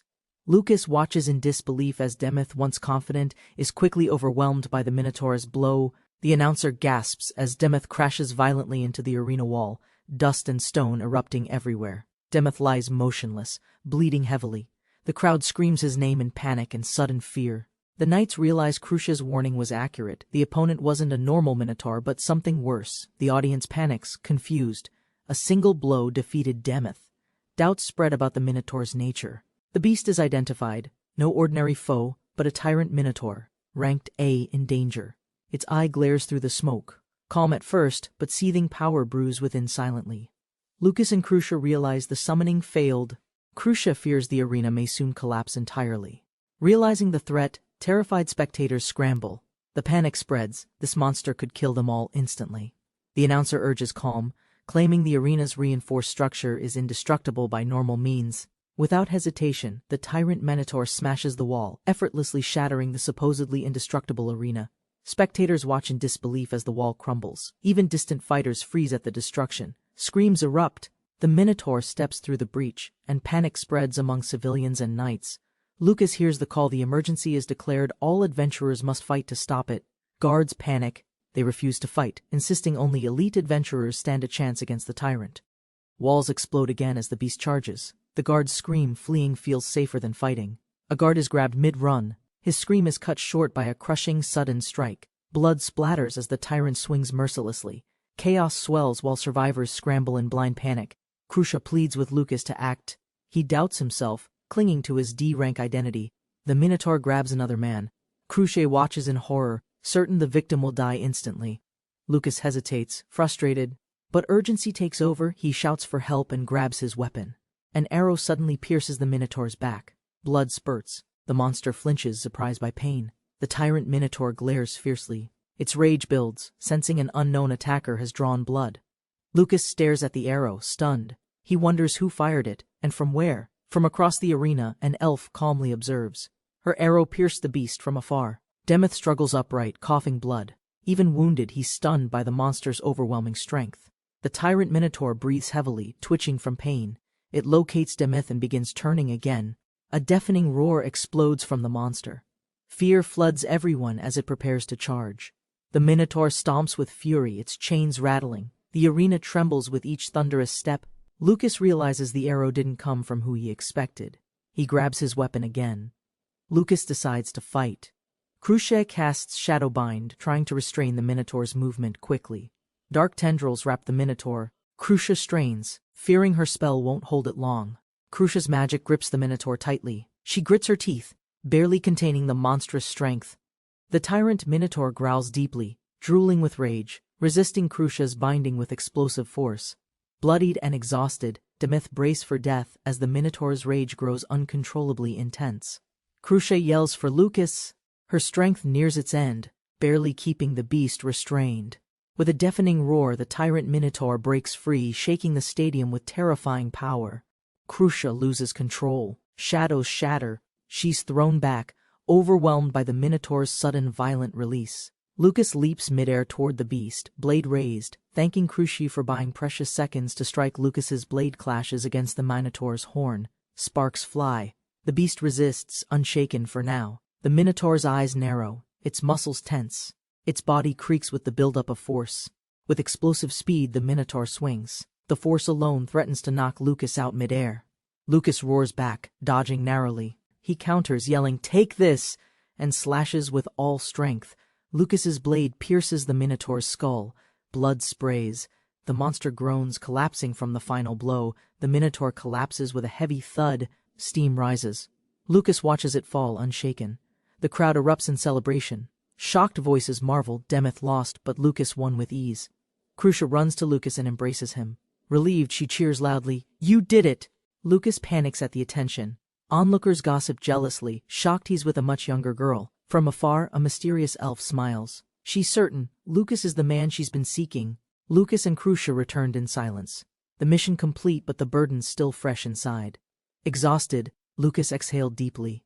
Their success echoed louder in fatigue than cheers ever could. Crowds gathered, praising him wildly. He recoiled, glory was heavy, and he feared its demand. Advice clashed around him, chase fame led boldly. But Lucas hesitated, bound by worn ideals.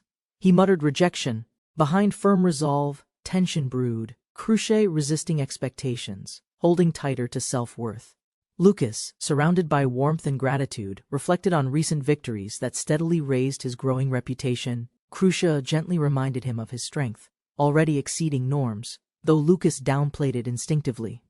Lucas questioned fame's worth, but was told recognition could secure him favor and opportunities at the academy. Flustered, Lucas protested louder. Attention brought rumors, and he longed for peace, not popularity or speculation. Crucia probed deeper. Lucas deflected awkwardly, avoiding the real story behind his encounter with Princess Fiola. Lucas insisted on staying low profile, but Crucia teased him toward rising status and romantic speculation alike. Just as the conversation softened, a cloaked figure silently approached from across the dim street. The stranger, shadowed and solemn, halted them coldly with a single word, heavy with intent. "Stop." Lucas tensed, confused, meeting her eyes and voice. He asked warily about the figure's identity. She revealed herself calmly, knowing him as the one who slew the Minotaur at the arena. Panicking, Lucas grabbed Crucia and retreated, denying involvement as the mysterious woman approached calmly. She removed her hood, an elegant elf with piercing eyes, stopping Lucas with a commanding voice. Lucas and Crucia were stunned. Neither had seen an elf before, especially one so confident. With a steady tone, she requested a personal favor, one that made Lucas visibly flinch. Direct and serious, the elf declared her wish, to belong to Lucas as his woman. A quiet cafe meeting followed. The air grew heavy with unspoken curiosity and awkward silence. Crucia eyed the elf warily. The elf, calm and composed, simply returned the gaze with poise. Lucas denied knowing her well. Crucia pressed further, unconvinced, while silently admiring the elf's stunning presence. Elves, rare and revered, once suffered from human greed. Now they hide far from civilization's reach. Finally, the elf spoke her name, Runa. With clarity, she claimed her identity and origin. Flustered, Lucas introduced himself. Crucia bowed politely, while Lucas couldn't stop staring at Runa's presence. Runa met his gaze firmly, confessing she came to this city just to find him. Lucas panicked and denied knowing her. Crucia looked doubtful, pressing him like a suspicious partner. Runa clarified calmly this was truly their first meeting. Lucas's panic was entirely self-inflicted. Venus cracked up, wondering if Runa had fallen for Lucas at first sight. She beamed. Lucas sat confused as Runa urgently requested his help. An ominous threat loomed over elves. Crucia and Lucas questioned her intent, sensing the weight behind her desperate, unspoken pause. Runa explained her journey, searching battlefields and guilds, finally convinced Lucas matched the strength she sought. She recalled the moment Lucas defeated a monstrous minotaur, his movements effortless yet brutally effective. With sharp certainty, she declared Lucas the true wielder of the holy sword, his fate sealed. Lucas stood, shocked. Runa's sharp gaze confirmed it. The sword in his hand shimmered faintly. Trying to downplay it, Lucas called it junk. Venus, insulted, responded with spirited protest. Their bickering escalated, sword smug and vocal. Runa, unimpressed, doubted Lucas's divine qualities entirely. Runa confronted him. He'd been speaking to the sword. Its history tied to a sacred war. An evil dragon once sealed was stirring again. Runa's eyes held fear and unshaken urgency. Lucas hesitated. The mention of the dragon stirred faint memories, but uncertainty clouded his thoughts.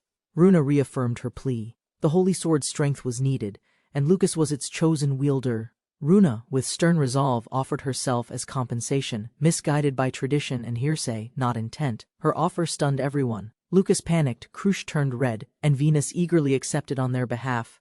To everyone's shock, Venus materialized, now in human form, declaring herself the legendary sword reborn in flesh. Venus laughed boldly. Her radiant form stunned Runa proof. The legends weren't just folklore. Venus encouraged cooperation. Lucas gave a reluctant nod, while her assumptions took a bizarre, suggestive turn. Lucas lost patience, grabbing Venus mid-boast. She'd gone off script, ignoring consent and coordination entirely. Their banter erupted. Insults flew wildly, with Lucas calling her out for her misleading appearance and pride.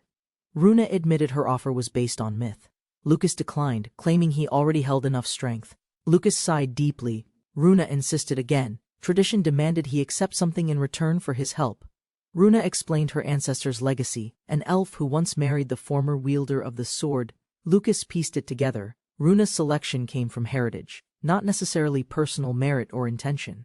Venus suddenly recalled the term Dear Princess, a rare elf title tied to holy sword legends. Venus praised elven loyalty, daydreaming aloud. Lucas stood quietly, overwhelmed by attention and the rising absurdity.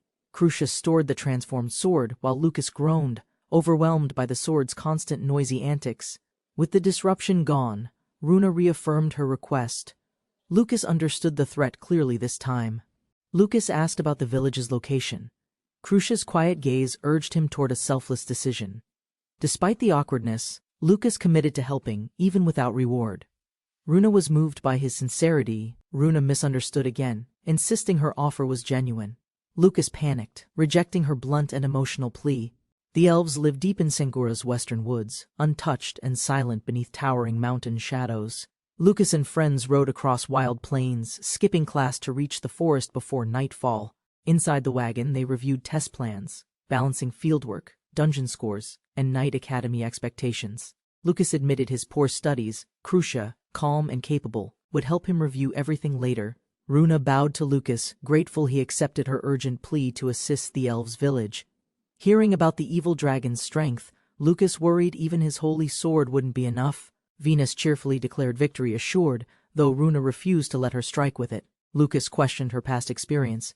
She recalled faint, 300-year-old memories from a former holy sword wielder. Lucas doubted his power, but Arya reassured him with Crucia beside him as trusted support. But then Venus smirked ominously, amused by their seriousness, and likely hiding something important again. Venus mocked their seriousness, calling them naive compared to the sword's previous dear princesses. With pride, Venus bragged her former master had 10 beautiful princesses constantly surrounding him.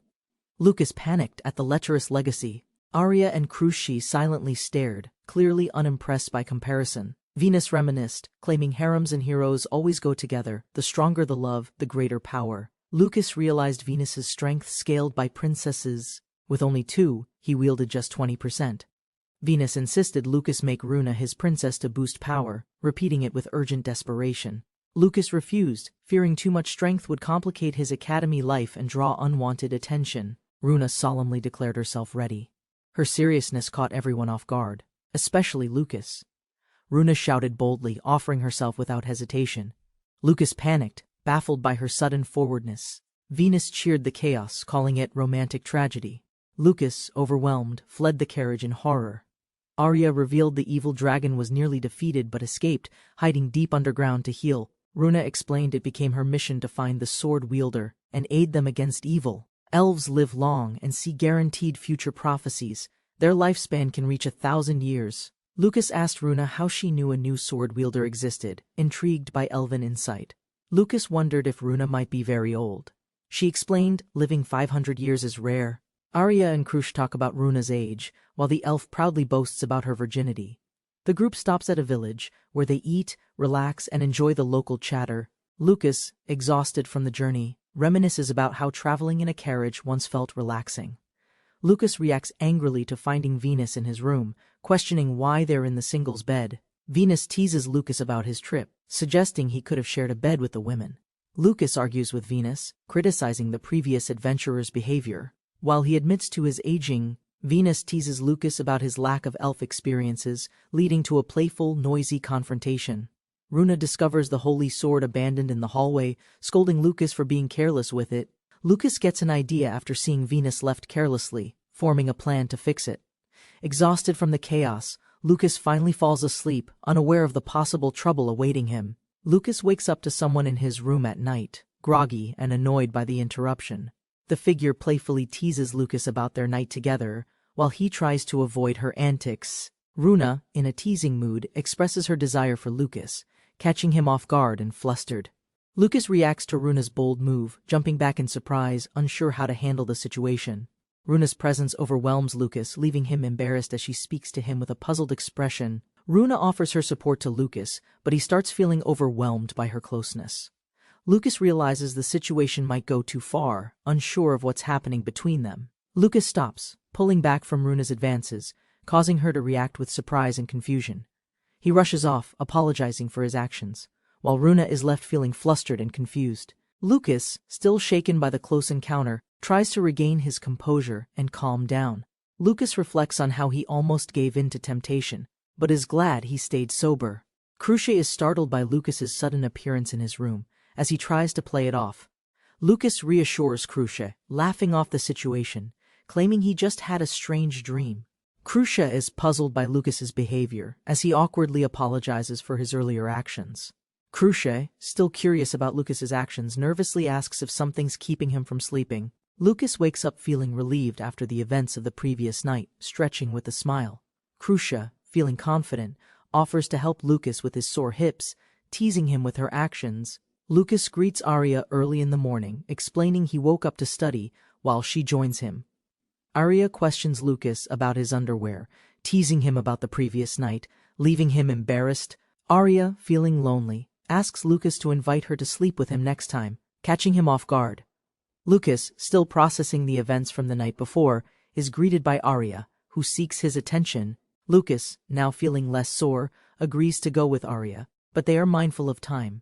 Runa, asleep in his room, remains unaware of the activities happening around her in the morning. Arya is startled while Lucas shouted, both surprised and confused by what's happening. Runa, half awake, questions Lucas as she notices him unexpectedly in her room, both in a compromising position. Lucas is confronted Venus, who accuses him of causing the situation with Runa, grabbing him angrily. Arya laughs, teasing Lucas, revealing she knows exactly what happened, and makes him feel embarrassed. Krushi wakes up, while Arya noticing Runa in Lucas's bed, and jokingly questions the situation. The group entered the ancient forest, days after leaving the village, seeking the elusive elf village. The trees thickened unnaturally. Runa led them deeper, toward where the hidden elven sanctuary waited. Lucas fell into a stream. A bear attacked. Arya and Krusha swiftly eliminated the threats. They pressed forward for several more days, the forest's dangers and mysteries steadily increasing in intensity. Exhausted, Lucas gasped for air, overwhelmed by the forest's trials and the elves' brutal terrain. Lucas, Arya, and Krusha struggle through the forest, relying entirely on Runa's confident navigation skills. As they rest, Runa explains her deep connection to the woods and her home village. Arya reflects on the past, understanding why elves live hidden. Humans once brought them only trouble. Krusha stays energetic despite exhaustion, masking tension with cheer, while a nearby rustle signals growing danger. Runa's ears twitch sharply. A presence nears, silent, unseen. The party instinctively braces for confrontation. A shadowy figure leapt through the trees with unnatural speed. Runa instantly raised her bow. An arrow sliced through leaves mid-air, piercing the growling beast before it reached the group. Lucas rushed over, concerned. The group gathered, Runa confirming the threat was only a wild bear. Runa explained the sacred tree's presence. Its power wards monsters away from the elf village. While most elves remain nearby, elite warriors regularly venture out to hunt and protect their kin. Lucas suspected the recent monster surge was no coincidence, likely tied to a darker force awakening. A sudden creak and glint in the trees revealed a looming ambush aimed at Lucas. Runa's warning came just in time. Lucas instinctively blocked the barrage with a swift motion. The arrow struck near his feet. Arya flinched. Lucas scanned the forest, heart pounding harder. An unknown elf burst from cover, blade drawn, furious, demanding the human step away from Runa. Runa restrained the angry elf, Ron, who insisted on protecting her from the supposedly dangerous humans. Lucas grew confused as more elves burst from the brush, clearly ready to fight immediately. With sharp words and aggression, the elven warriors charged forward, mistaking friendship for a threat. Krusha acted swiftly, trapping the attackers with shadow restraints before they could land a single blow. Ron cursed Krusha's interference, accusing her of dark magic, still unwilling to recognize peaceful intent. Despite Runa's warning, Ron charged recklessly at Lucas, determined to finish things with deadly force. Lucas remained calm. In one fluid motion he disarmed Ron and brought him to ground. Ku lunged from the bushes, tackling another ambusher. Krusha realized someone had remained hidden nearby. The elves were overwhelmed, bound, restrained, and flustered. Lucas looked on, unsure who these attackers were. Krusha stared at them, puzzled. Their looks and behavior, were they truly elves from the village? Ron declared they were Runa's royal guards, shouting their vow to protect her without hesitation. As Lucas responded coolly, Ron demanded silence, refusing to acknowledge anything spoken by a human. Runa glared coldly, addressing Reen and Rin directly, seeking answers behind their reckless assault. She reminded them, the humans were invited to help the village. Attacking them was unjustified. Ron, still shaken, protested. Past tragedies fueled his distrust, believing humans always brought destruction and loss. Ron rejected the idea of human aid, insisting such hope was nothing but fantasy. Ron accused Lucas of glaring at Runa. Lucas denied it, unimpressed by the drama. Runa admitted Ron was right, humans couldn't always be trusted. Arya was visibly shaken. Still, Runa defended Lucas. He wielded the sacred sword, the key to defeating the evil dragon. But Ron protested again, claiming they alone were strong enough to protect the village from ruin. Runa reminded them, if humans subdued them so easily, how could they face a dragon? As tensions cooled, the group finally reached the elf village, secluded, elevated, and filled with light. Surprised by the commotion, villagers gathered nervously, wondering whether the noise meant guests or an attack. Gasps filled the air as familiar faces recognized Runa, joyfully celebrating her long-awaited return. Lucas admired the village's beauty, while Ron barked at him to mind Runa's formal title. Ron remained defiant, rejecting Lucas even as other elves agreed to cautiously watch him from afar. Excited villagers rushed forward, pleading for help. To them, Lucas was already their chosen hero. Lucas was surprised by their support. Runa explained, many feared the dragon more than humans. The village chief, Rosef, welcomed Lucas warmly.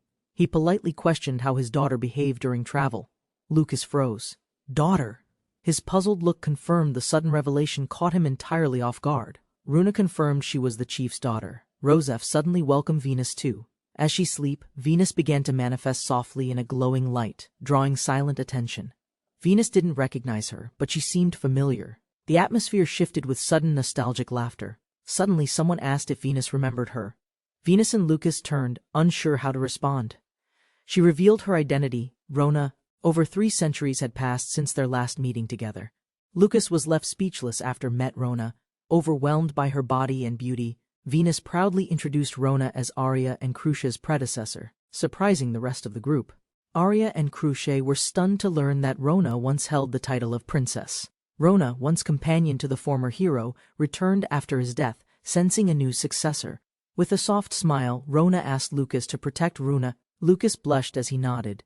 Venus watches Lucas smugly, disturbed by Rona's charm. Lucas imagines her past, overwhelmed with shock. Runa approaches Rona quietly. She whispers her concerns while Lucas denies their closeness in panic. Runa imagines exaggerated scenes of Rona's past with the hero, creating wild, embarrassing fantasies about Lucas. Lucas defends himself, claiming innocence. Rona questions gently, amused, while Runa remains visibly flustered and confused. Rona doubts Lucas's ability. Embarrassed, he shouts denial. Arya and Crucia react with awkward stares. A chaotic argument erupts. Venus fiercely defends Lucas's honor, while Rosef observes, amused by everything. That night, the village feasted. Among laughter and lanterns, Rona prepared to share her truth. Rona revealed her burden. Peace demanded sacrifice. She accepted it despite her inexperience and initial reluctance. The group reacted differently. Lucas looked grim, Venus laughed, and Arya quietly listened, absorbing Rona's pain. Rona confessed. Over time, his unwavering nature softened her heart. Love grew quietly amidst shared trials. The air shifted, Lucas stiffened. Venus teased. Arya and Crucia blushed. No one dared break the fragile silence. A quiet question turned grim. The hero once adored was betrayed by one who loved. Fueled by jealousy, a forgotten heart struck while he slept. Vengeance rooted in wounded affection. Lucas imagined his future unraveling, rage, envy, and pain cloaked beneath affection's fragile, cracking surface. His heart sank deeper. The weight of affection grew sharp. Harems invited chaos, not peace. Runa, shaped by sacrifice, vowed to protect her people, even if it meant offering herself. With resolve blazing, Runa confessed her intent. Lucas, wary of the past, instantly shut her down. Ignoring caution, Runa pressed forward, prepared everything. Lucas dodged arrows and panic, fearing history might repeat bloodily. Lucas, drenched in sweat, imagined the danger. Runa's skill unmatched, Arya and Crucia growing stronger. He saw through her. Her offer masked fear, misguided self-sacrifice, not desire. She refused to admit. Flustered and cornered, Lucas clung to Arya and Crucia, declaring his plate was already full. Lucas blurted a panicked declaration, equal affection, no favorites. Arya and Crucia were both stunned. He begged Runa for understanding. His heart, already full, couldn't bear more romantic weight. Rona observed coolly. Venus teased. Lucas's restraint sparked ridicule. Compared to the former, he seemed tame. Whispers brewed in the background. Lucas, unnerved, watched Rona's hushed plotting with narrowed, weary suspicion.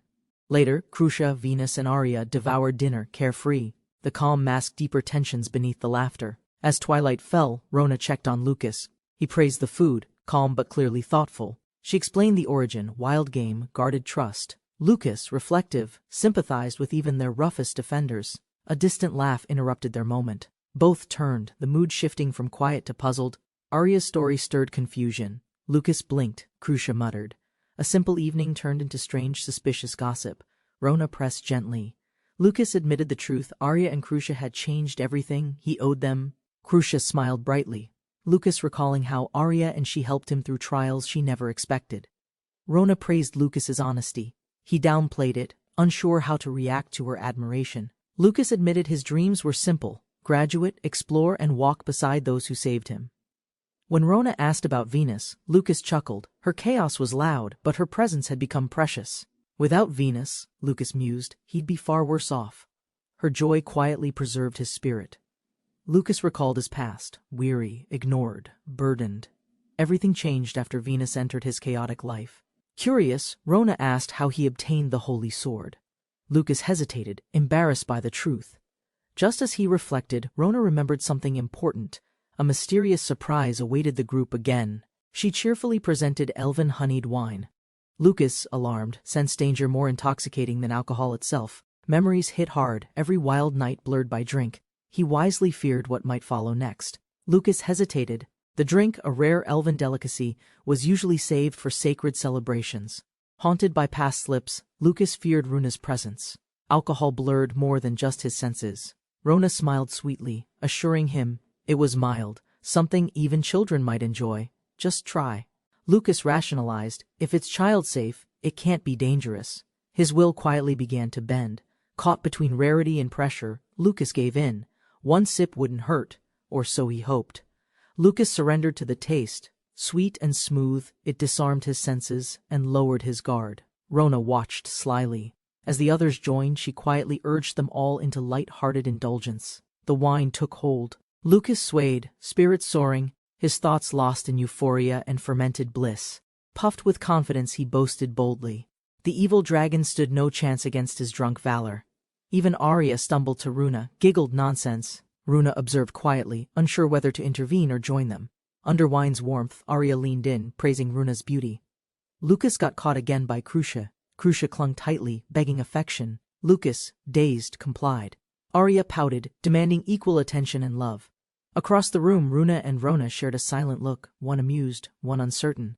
As laughter faded, Runa suggested rest. Lucas agreed, but Arya and Crucia were already asleep. Too tipsy to rise, they mumbled in dreams. Rona calmly offered to carry them. Rona suddenly lifts Crucia and Arya, smiling warmly, her surprising strength catching everyone off guard.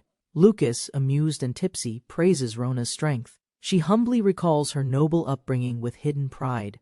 Guided by Runa, Lucas sways unsteadily.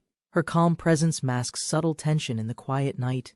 As Lucas stumbles into the room, Runa hesitates, her expression unreadable, the air thick with pause. Lucas collapses into the soft elven bed, unaware of Runa's conflicted gaze from the shadows. Lucas flops onto the enormous bed, puzzled by its luxurious size and excessive decoration.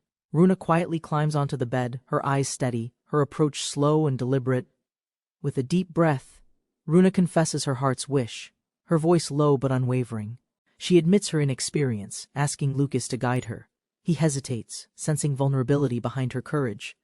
Lucas jokes boldly to ease the moment's weight, then draws her close with surprising gentleness. Runa gasps as Lucas leans in closer, his playful curiosity causing her composure to crack. Lucas explores gently, teasingly, fascinated by her reactions. Runa shivers, caught between surprise and trust. With her strength fading, Runa trembles while Venus piqued the situation giggled. Rona just froze behind her. Lucas wakes up groggy, head aching, trying to recall the feast before the blackout hit. Turning his head, Lucas freezes. Runa lies beside him, sleeping soundly under the morning light. Her soft breathing continues, unaware of Lucas's rising panic and confusion over the night's events. He jolts up in shock, realizing something intimate likely occurred, again, without clear memory of it. Fragments return, laughter, drinks, honeyed wine. The feast spiraled into chaos before everything turned blurry. Lucas holds his head, realizing Rona's involvement and Venus' trick behind this all chaos. Enraged and embarrassed, Lucas lashes out, shouting for Venus, convinced she secretly watched everything unfold. He searches in vain, the bedchamber now silent, her presence vanished without a single trace. Beside him, Runa sleeps peacefully. Lucas sighs, blaming himself again for falling into another setup. Runa awakens quietly. Lucas, ashamed, apologizes, his voice low, heavy with guilt he can't easily explain. Runa quietly admits her guilt, regretting the way she forced a moment neither planned properly. Lucas fumbles for words, trying to ease the tension. Runa reassures him with composure. Both take responsibility, though awkwardness lingers. Lucas insists on doing the right thing, despite embarrassment.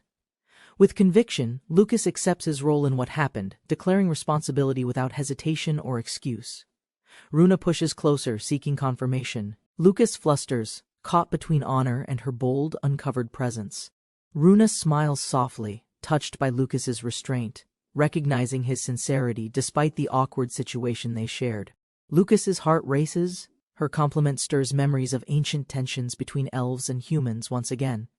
Haunted by history, Lucas reflects on war and shameful legacies, struggling to connect past with present. Lucas blushes, recalling Arya and Crucia too, stunned he's now cherished by yet another princess. Runa muses oddly, overthinking her actions. Lucas, baffled, realizes she's not only bold, but also eccentric. Crucia bursts in, panicked. She warns Lucas of urgent danger, stomping through the hallway in haste. She freezes at the sight, Lucas and Runa together in bed. Everyone stares, tension exploding instantly. Lucas stammers, trying to explain. Runa casually confirms everything, leaving Crucia more stunned than before. Arya enters silently.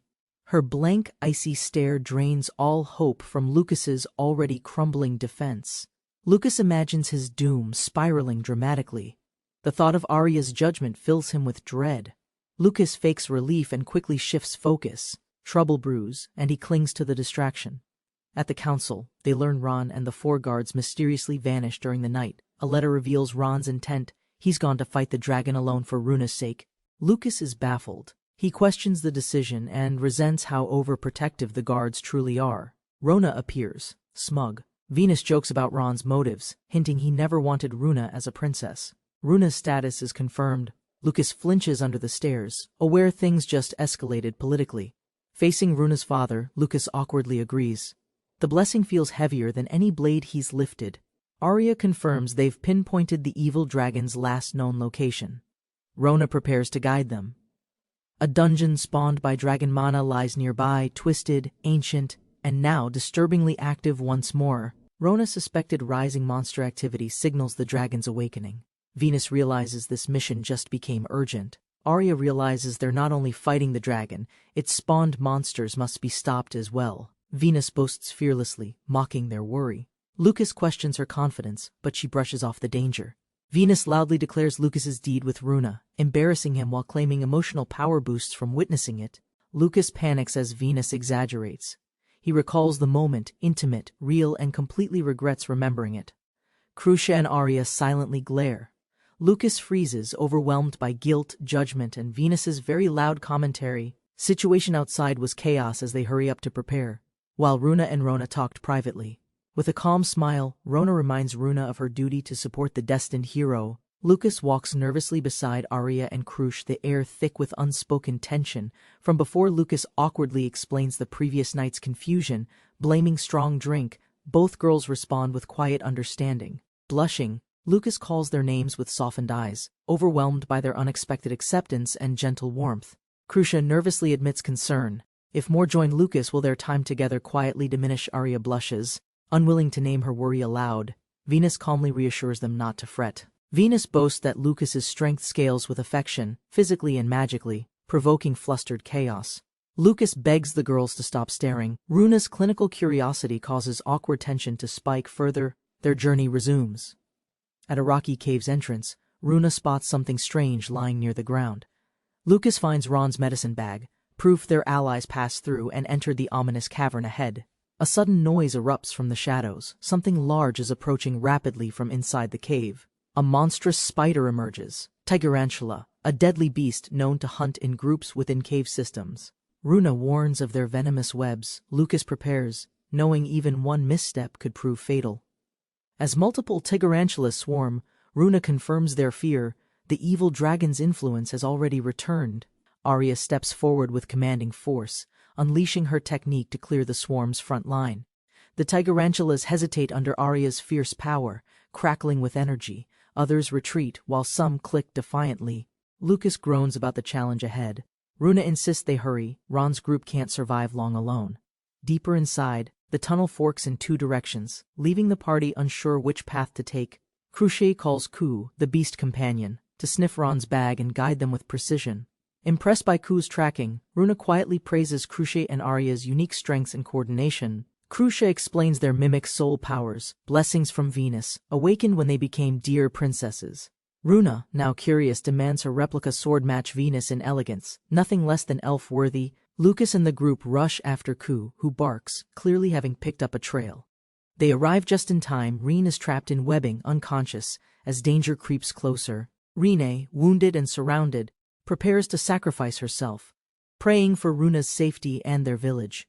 Terror strikes as a monstrous spider looms closer. Rine freezes, unable to escape its approach. Struggling frantically, Rine admits her fear. Being eaten by spiders is too much to bear. She screams as the spiders close in, but something swiftly cuts between her and danger. Lucas arrives just in time, calmly dismissing her sacrifice and preparing to deal with threats. A beast charges through the flames, overwhelming the spiders as Rine watches in stunned silence. Ku strikes down the remaining monsters. Arya and Crucia confirm the threat has been eliminated. Lucas explains they came to save her. Rine recoils, surprised and offended by their presence. Angrily rejecting their help, Rine protests. Runa responds bluntly, forcing her to confront reality. Runa appears before her, silencing the moment with a sharp, commanding gaze. Ashamed, Rine apologizes. Rine protests, but Lucas insists she return. Arya restrains him from commenting further on her drama. Runa calmly asks Rine about her missing comrades. Rine realizes she's completely lost track of them. Lucas mocks her recklessness.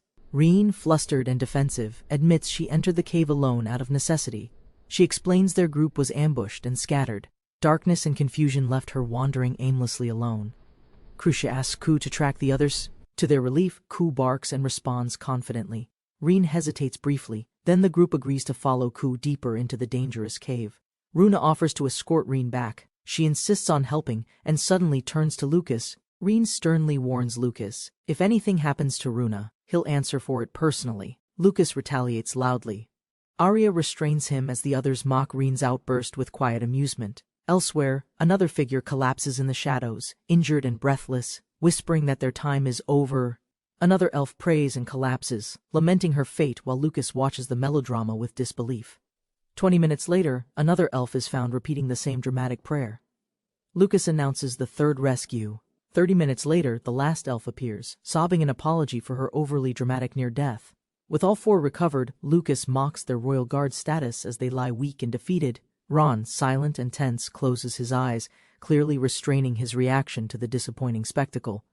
Ron admits Lucas is stronger, confessing they're even weaker than the spiders encountered earlier. Despite their weakness, they vow to protect Runa, clenching their fists with pride and loyal conviction. United, the elves loudly reject giving Runa to a human, no matter the circumstance or reason. Lucas, Arya, and Crucia stare silently, unsure whether to laugh or sigh at the absurd declaration. Venus mocks their outburst, revealing Runa already fell to him. Lucas told her to shut up. Runa tries to explain something important, but the others insist they return to the village first. Ignoring the group's hesitation, Runa calmly reveals that Lucas has already made her his princess. Lucas, Arya, and Crucia are stunned, frozen with shock at Runa's unexpected serious declaration. Ron and the others react next, wide-eyed and speechless, struggling to process what they just heard. Suddenly, Ku collapses with a whimper. Runa remains unfazed by the unfolding chaos. Runa's shocking claim shakes the elven onlookers. Ron tremble, refusing to accept her bold confession. She declares without hesitation she shared Lucas's bed and formed a physical bond that night. While others panic, Lucas awkwardly laughs. Monsters lurk nearby, making this the worst place for drama. Arya and Lucas exchange worried glances. The elves break down, overwhelmed, halting the group's forward movement. Sensing danger, Ku growls and looks toward the tunnel. Crucia and Lucas quickly turn to react. Lucas urges Ron as the guard to recover. Ku growls, sensing danger rapidly approaching the group. Suddenly the ground trembles violently. Arya and Lucas brace themselves as a powerful quake erupts. Rocks fall from above as a massive tremor splits the floor. Something breaks through the wall. A monstrous worm bursts out, revealing rows of sharp teeth as it lunges straight toward them. The beast expels a poisonous mist, its gaping maw glowing, readying an attack against the group. Lucas stares at the creature, confused, unsure if it's a giant snake or just an earthworm. Venus declares it's the true evil dragon. They argue, it looks more like a mutated worm. Arya and Crucia react with disappointment. Their expectations of a terrifying dragon are completely crushed. Lucas explains that worms are accepted as dragon types, though normal worms resemble serpents more accurately. Ancient dragons usually grow intelligent with age, but this one, sadly, turned into a complete idiot. Rine and Rin panic at the monster's grotesque appearance. Screams erupt as they recognize the incoming threat. Rin, trembling, musters courage. Despite its ugliness, she charges forward to protect Rin. Her arrow flies wildly. Lucas shouts, worried both about misfire and Rin's exposed position near danger. To her horror, the arrow fails, The beast's skin is too tough to pierce through. While others plan to distract the monster, Lucas urges restraint. Ron prepares herself without hesitation. Crucia opens a shadow portal. Lucas thanks her as others retreat to remove Ron's curse. With the non-combatants sent away, Lucas confirms the decision. Fighting freely is impossible with them present. The worm thrashes its tail violently. Lucas and Crucia dodge swiftly to avoid the impact. Lucas grits his teeth, surprised by the creature's speed. Its size doesn't match its agility. Crucia draws her blade, Benihime, and charges. Her determination flares as the beast bellows and thrashes. The ground trembles violently again. Arya and Crucia struggle to maintain balance amid the intense shaking. Crucia spots the worm lunging at them and shouts a desperate warning to Arya. She kicks with full force, but the monster's scaled body is too solid to harm. The beast lunges. Lucas screams their names as Arya shields Crucia, bracing for impact together. Lucas panics as the beast emerges, watching Arya and Crucia disappear into the collapsing earth. Suddenly Runa appears beside Lucas, silently raising her bow, reacting to the approaching threat. With no hesitation, Runa unleashes a blazing arrow, slicing through the air with precision. Lucas braces himself as wind erupts, the arrow's force tearing forward and drawing a monstrous roar. The creature is struck mid-air, its body violently hurled back by the overwhelming explosive impact. The monstrous creature crashes violently into the cliffside, scales shattering as its momentum slams into stone. Wounded and choking, the beast howls in agony, its massive fangs exposed in a desperate scream. Lucas and Arya watch stunned as Runa introduces her weapon, Replica Venus, Tenkyu, Heaven's Sky. Runa explains the bow's airflow magic ideal for elves, able to pierce even armored scales. Eyes steady, Runa declares her strength as royalty, one worthy of the title, a true princess. Crucia spots the injured dragon retreating, its bloodied body slipping deep into the underground tunnel. Lucas commands pursuit, warning they'll lose the beast if it escapes into the depths below. Charging forward, Lucas freezes as grotesque monsters creep from the darkness, swarming the tunnel's entrance.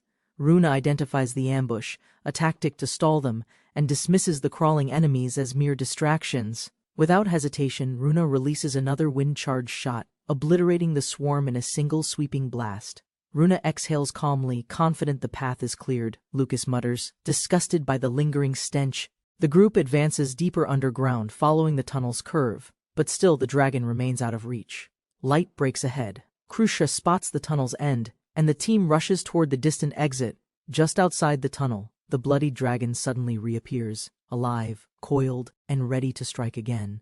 Despite its wounds, the monster hisses threateningly, its mouth gaping as black venom begins to gather.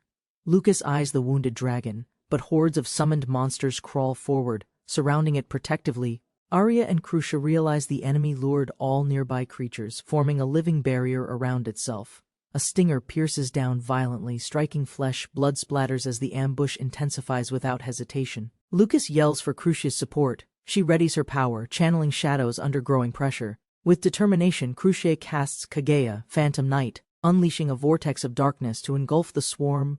Ku leaps into action, devouring swarming bugs with swift bites, shielding the group's exposed flank. Crucia struggles under pressure, overwhelmed. Arya rushes beside her, ready to incinerate what shadows couldn't reach. Arya unleashes her flame technique, Benihime, Crimson Princess, blasting through enemy lines with a blazing, spiraling inferno. Despite the flames, scattered monsters remain. Runa steps forward, calling upon Tenkyu's wind for cleanup. With one mighty strike, Runa's arrow ignites a tornado, engulfing the battlefield in roaring, purging fire. Lucas watches, stunned, as Tenkyu's wind amplifies Arya's flames, combining into an unexpectedly explosive blaze. As smoke clears, the battlefield lies scorched. Lucas stares blankly, overwhelmed by the silent aftermath. Crucia, Runa, and Arya regroup victoriously. Their teamwork swiftly ended the threat with overwhelming coordination. They realize the evil dragon is missing. The cavern is quiet, too quiet for comfort. Suddenly, the ground trembles beneath Lucas and Crucia. Something massive stirs, still hidden, still dangerous. The ground explodes upward. Lucas shouts a warning as the dragon violently erupts from beneath them. Crucia intercepts its escape, casting shadows mid-air to trap the beast before it can burrow. Lucas and Arya close in together, slashing its flanks, driving it back with relentless teamwork. Runa aims calmly amid chaos, declaring the end as her arrow glows with gathering energy. With one final shot, her arrow pierces the dragon's skull, sending it crashing in defeat. The dragon crashes violently, its body twisted and bloodied, yet something about it feels unfinished. Lucas wonders if it's truly over. Runa warns him not to jinx their efforts. The beast remains whole. Monsters usually vanish upon death. Venus calmly confirms it's still not dead. The walls explode. Shock fills their eyes as 7 more dragons descend from every direction. Runa explains, they're all one creature. A 9-headed dragon must be slain completely, or it revives. Runa realizes the truth. Last time the dragon escaped because its final head survived unnoticed. Lucas explodes in disbelief as Runa explains, the dragon regenerates over time if not finished. The team stands surrounded. Massive heads loom above, a crushing reminder of what remains ahead. Crucia panics. The cave gives the dragons full control, burrowing and ambushing wherever they choose. Lucas snaps into action, shouting a plan. Crucia nods quickly. He's figured out a possible counterattack. One of the dragon heads lunges, but crashes down violently as a shadow trap activates. A sudden silence falls. Another head tries escaping, only to vanish into a trap-laid collapse. Distracted by Arya's taunt, the beast shifts, just as Crucia's shadows hammer it from below. Lucas charges forward, striking through the stunned head, slicing clean while Crucia's spell holds it frozen. The strike lands deep. With the threat neutralized, Lucas praises Crucia. Her shadows turn the tide. Lucas sharpens his glare, voice firm. If the dragon delves, so will they. It's payback time. The remaining dragon heads roar in response, their wide maws hissing with primal rage and bloodlust. After defeating the evil dragon, the party arrived in the elf village to deliver their report. The elf chief, Rosef, warmly thanked Lucas, honoring him as the savior of their homeland. Rosef also acknowledged the rescued trainees, whose failed mission had nearly cost them their lives. As tension flared, Lucas stayed quiet while the guards were scolded for failing their royal duty. Reflecting on battle, Lucas praised Arya, Crucia, and Runa, each crucial to the dragon's final defeat. Lucas stands before Rosef, the elf chief, awaiting the reward promised for saving their village. Rosef fulfills his vow by offering his daughter, Runa, to serve Lucas forever faithfully. Lucas is dumbfounded, unsure how he ended up betrothed. While Venus laughs in satisfaction, Lucas, still bewildered, is offered Rona, a beautiful elf with a bold personality and reputation. Despite Rona's flirtation, Lucas protests. Venus deflects, praising her body with comically misplaced seriousness and pride. Lucas protested harshly as Venus suggested more companions. Misunderstandings spiraled out of control. Frustrated, Ron watched silently from the shadows, irritated by the teasing and loud celebration nearby. That evening, the village honored Lucas's heroics against the dragon, hosting a grand feast in celebration. Surrounded by cheerful friends, Lucas hesitated to drink, while Arya and Crucia toasted joyfully together. Lucas, cornered by teasing and pressure, reluctantly drank while Venus smirked, plotting with a mischievous glint. Rona leaned close, teasing Lucas with wine and touch, trying to coax him into drinking. Lucas resisted, politely declining as Rona and Venus teased his past drunken escapades and flirty behavior. Despite his reluctance, Rona pressed harder, insisting one sip wouldn't hurt. While Lucas grew visibly flustered, Lucas claimed the wine for himself. But Rona mischievously poured more, ignoring his plea to stop. Rona drank seductively, spilling wine down her chest. Lucas silently suffered, desperate to drink but restrained. Lucas begged Arya and Crucia for help, but both were already completely dead drunk. Realizing they were hopeless, Lucas turned to Runa, but other girls began calling to him. Lucas pleaded with Runa for restraint, but she welcomed new dear princesses with a blank stare. Lucas shouted in protest, but Venus encouraged indulgence, turning his struggle into a running joke. Hidden in the shadows, Ron glared jealously as Lucas resisted another wave of flirtation. Night fell as Arya and Crucia slept soundly, completely unaware of the chaos still unfolding. Lucas, finally alone and sober, sighed in relief. He'd survived the feast without losing control. Suddenly, footsteps approached. Lucas froze as the door slammed open with unexpected, chaotic force. 3 bold women burst in, demanding Lucas make them his dear princesses without hesitation. Completely overwhelmed, Lucas shouted in disbelief, unable to comprehend how things spiraled this far again. Lucas confronted the intruding elves, demanding answers. They declared loyalty as Runa's royal guards and followers. With alarming conviction, the elves insisted on sharing Runa's fate, offering themselves for Lucas's approval. Lucas panicked as he confirmed their gender. Their calm response made it all worse. Lucas realized Rona's wine seduction was part of a plan to induct more princesses. Ignoring his protests, the elf males advanced boldly, claiming there was interest in them too, by some... Venus laughed maniacally from his bed, mocking Lucas as the elf chaos intensified around him. Lucas snapped in desperation, swearing off harems and pleading for no more dear princesses ever again. Panicking, Lucas shouted a fake monster alarm. The elves rushed out while he quietly slipped away. The girls searched frantically, unaware Lucas had vanished into the night under the cover of noise. Exhausted but free, Lucas prepared to leave early, as Rosef concerned about him. Lucas sensed lingering fatigue. Staying longer in the peaceful village would only weaken him further. After heartfelt farewells, Lucas expressed gratitude to Rosef and prepared to return to normal life. Unexpectedly, Runa's loyal followers energetically declared they would leave the village and follow her journey. Lucas groaned in frustration as the wagon filled, realizing quiet travel was now impossible. Ron calmly explained their duty. If Runa left, the royal guard would escort her regardless. Confident in their forest-trained agility, the elves chose to walk beside the cart without hesitation. Ron admitted past prejudice toward humans, realizing they wrongly believed all men were lust-driven and corrupt. Ron praised Lucas's restraint from the previous night, heard that made Arya and Krusha glared sharply. Lucas groaned, knowing Ron's words were misunderstood. Now everyone believed he'd seduced the entire royal guard. They finally arrived in Sankura, the bustling capital, where curious elves stared wide-eyed at the crowd. As they entered town, curious humans admired the elves, mistaking their group for fashionable beauties. Ron flew into a rage at gawking men, drawing his weapon before Lucas restrained him. Lucas explained crowded cities demanded tolerance. Ron still insisted on joining despite lacking academy clearance. Runa and Arya discussed lodging costs, unsure how long they could support everyone with savings. Rin shyly offered honey wine as currency, confessing she only brought it due to Rona's push. Krusha proposed an idea after realizing part-time jobs weren't safe for elves in disguise. They headed to the Sankura Adventurers Guild, hoping quests could help support their living expenses. The guild receptionist approved their registration, listing all 5 elves together as a single party. Starting as beginners, the group browsed E-rank quests, quickly deciding on low-risk monster collection work. While browsing, 2 male adventurers offered a questionable job, attempting to lure elves into their party. Lucas intervened firmly, stopping the adventurers and warning them not to touch his companions again.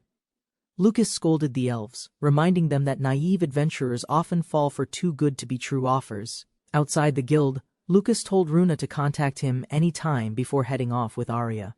As Lucas and his group returned to student life, someone from the shadows recognized him. Sankura Night Academy bustled with students, unaware today's peaceful routine would soon be disturbed. Lucas, sword nearby, lay under a tree. He skipped class, enjoying the calm garden breeze. Eyes half shut, he exhaled deeply. After constant battles, even stolen peace like this felt priceless. Arya and Krusha found Lucas resting. They reminded him about the advancement test happening today. Talk shifted to rumors, elven warriors training nearby. Each friend felt their journey far from over. Runa and her elite squad quickly gained fame, defeating enemies despite being recent D-rank adventurers. Lucas, Arya, and Krush noticed Runa's group approaching, aware of their rapid climb in rank. Runa greeted them calmly, explaining they just finished another mission. Her expression calm, voice steady. Despite rising fame, Runa's party declined persistent scouting offers, preferring independence over joining powerful factions. Lucas shared wisdom about adventuring in small towns. Runa appreciated his perspective, listening with sincere interest. The elves offered grapes and honey wine, but Lucas politely refused, wary of their generosity. Lucas hesitated. The elf girls proudly presented a baked treat, urging him to try the special dessert. Lucas stared at the sparkling cupcake. Ron inhaled sharply, immediately detecting hidden alcohol inside it. Lucas questioned Ron's reaction. Embarrassed, Ron nervously laughed, admitting his sensitive nose caught the scent. Lucas confirmed the smell. The wine was subtle, yet strong enough for Ron to panic. Lucas raised an eyebrow as Ron laughed nervously, denying any secret plan behind the dessert. Krusha, invited to try the cake, eagerly accepted without hesitation, already captivated by its appearance. As she took a big bite, everyone froze. The flavor was suspiciously too sweet. Blushing and giggling, Krusha praised the cake. Her hiccups and slurred words betrayed hidden intoxication. Clearly tipsy, Krush clung to Lucas. He sighed, unimpressed, while Runa regretted underestimating the alcohol's strength. Lucas sighed, sensing danger. Just as he relaxed, something rustled nearby, catching his full attention. Krusha asked curiously, Lucas hesitated, feeling a presence in the trees, but nothing appeared visible. At the training yard, instructors gathered students. The mock battle results were about to be declared. Only 3 would advance, the rest would be demoted. Whispers spread fast, tension rising among students. Lucas learned the academy's structure, 5 class levels, shifting based on mock battle performance alone. Lucas was stunned. His name was called. He advanced. Even Venus believed he deserved it. Lucas was placed in Class 2. Using telepathy, he reached out to Arya immediately. Arya revealed she'd moved to Class 3. Khrushchev too advanced. Lucas was left mildly frustrated. As the day ended, Lucas reminded himself to attend the new class area next time. While walking alone, Lucas suddenly froze. Someone, or something, was watching him from the shadows again. Lucas recognized the odd noble student Xion, known for obsessively shadowing the Academy's princess. Xion blushed as Lucas remembered his name. Lucas silently questioned his sanity and social life. Suddenly Xion pleaded to join Lucas's unit, catching him off guard with loud desperation. Lucas assumed Xion was still chasing Arya, but Xion clarified his interest was in Lucas. Lucas remained suspicious. Xion denied planning mischief, nervously recalling a previous scolding that clearly left impact. Xion blushed, recalling Lucas's harsh scolding. The first time anyone truly reprimanded him seriously. Clenching his fists, Xion confessed that Lucas had been stuck in his thoughts ever since. With dramatic flair, Xion shouted his feelings, boldly declaring he had fallen for Lucas completely. Lucas recoiled in horror. Xion proposed dating. Lucas shouted hell no, without any hesitation whatsoever. Nearby students whispered excitedly. Rumors of Lucas's relationships across genders spread before he could defend himself. Lucas snapped, shouting in frustration. The absurd rumors spreading around him were spiraling out of control. Xion bowed in despair, unsure if Lucas's anger confirmed or denied the wild gossip surrounding them. Lucas protested the rumors. Yet laughter and speculation grew louder, feeding into the circulating misunderstanding. Weeks later, Runa informed the party they'd be heading to Kals, a town from before. Hearing the town's name, Lucas smiled faintly. Kals stirred memories he hadn't revisited in years. Lucas flailed in protest as Xion recalled Kals, misrepresenting their drunken first encounter as emotional. Lucas was shocked to hear Runa had already reached C rank despite starting so recently. Lucas reminded her of rank requirements. Runa blinked, unbothered, as if rules barely applied to her. Runa casually revealed she passed some tests. Lucas panicked. She'd skipped a rank in 1 month. Despite everything, Lucas acknowledged the job was mandatory. Runa agreed, calmly urging him to comply. A rare emergency request is issued. Monster activity threatens a town near the kingdom's border. Lucas warns them off, but Ron insists on joining, proudly declaring loyalty to Runa. His party dramatically pledges themselves to Lucas, who's stunned by their devotion and exaggerated declarations. Lucas questions the odd deployment, why capital adventurers were sent instead of locals from Kals. He learns an Orc-lord tribe appeared near town, turning the situation into a crisis. An Orc-lord appears in the rain, leading a tribe strong enough to destroy Kals. Lucas learns the girls vaguely remember Orc-lord dangers from a combat class lesson, surprisingly. Arya explains the mission is optional, offering extra credit. Lucas doubts their readiness for danger. Lucas questions why students were chosen over knights. Arya also wonders about the odd decision. Recent border tensions and military shortages suggest the kingdom is overextended, forcing risky deployment choices. Lucas wrestles with the decision, realizing he won't receive credit due to his class. He worries about school duties and missed lessons piling up from last month's attendance problems. Venus urges action, recalling her bond with Kals and refusing to abandon the endangered town. Lucas hesitates but agrees, moved by Venus's words and his own guilt about Kals's fate. With renewed resolve, Lucas declares he'll join the mission. Runa feels comforted by his presence. Lucas agrees to join. His team celebrates, teasing him while preparing for their next adventure. At the city gates, countless wagons and adventurers gather, preparing for the dangerous mission ahead. Supplies are loaded as horses neigh. The area fills with chatter and tense last-minute preparation. Lucas arrives with Arya and Khrushchev, surprised by the sheer number of assembled adventurers. Relieved, Lucas notes the princess's unit is absent, hoping to avoid an awkward confrontation today. Venus teases Lucas about the princess rivalry. He dreads any future admiration from her instead. Runa arrives at the gathering and is warmly welcomed by fellow adventurers already on site. Lucas questions Runa about the newcomers, prompting her to introduce them to the group. Runa explains they're the Valkyrie Knights, a B-rank party who once mentored her early on. Venus comments on the rare all-female party. Their beauty attracts both curiosity and admiration nearby. Vina, the leader, nervously introduces herself to Lucas, surprised and flustered by his presence. Vina praises Lucas, calling him S-rank level. Lucas is stunned by the exaggerated reputation spreading. Runa and Krush enthusiastically support Vina's claim, further inflating Lucas's heroic image before everyone. Lucas panics over the wild praise, worried the rumors are spiraling beyond his control already. Nearby adventurers gossip about Lucas's elf companions, misjudging him as a noble with a harem. Lucas mutters in frustration, confused how everyone knows his name and these bizarre stories about him. The Valkyrie Knights receive a private carriage, sparking curiosity and admiration from surrounding adventurers. Suddenly, a staff member loudly announces Lucas' love, shocking Lucas as everyone turns in confusion. Arya questions the unusual party name. Lucas panics. Runa seems oblivious to the misunderstanding caused. The convoy departs into the forested road. Wagons move steadily toward their monster-filled destination. Laughter erupts in nearby carts. Runa's chosen name, Lucas' love, spreads, embarrassing Lucas even further. Runa proudly explains her party name, embarrassing Lucas while others laugh loudly at his expense. Krusha admits it's slightly embarrassing, but Venus insists it's a perfect, meaningful name for them. Arya asks about changing the name. Lucas explains it's difficult due to guild restrictions. Lucas doubts the girls would want to change it. Runa's group is too proud of it. Frustrated, Lucas rejects the fame while Venus laughs, insisting he embrace his accidental legacy anyway. Lucas reflects gloomily, wondering if he should change his name, made Arya confused. The group finally arrives in Cal's. Arya stretches, relieved after the long, cramped wagon ride. Lucas confirms this is his hometown. Nothing special remains now except memories and a missing sword. With the legendary sword gone, Cal's feels eerily quiet. Something about the town feels different. Lucas realizes the sword once drew tourists, and now the town feels lifeless without it.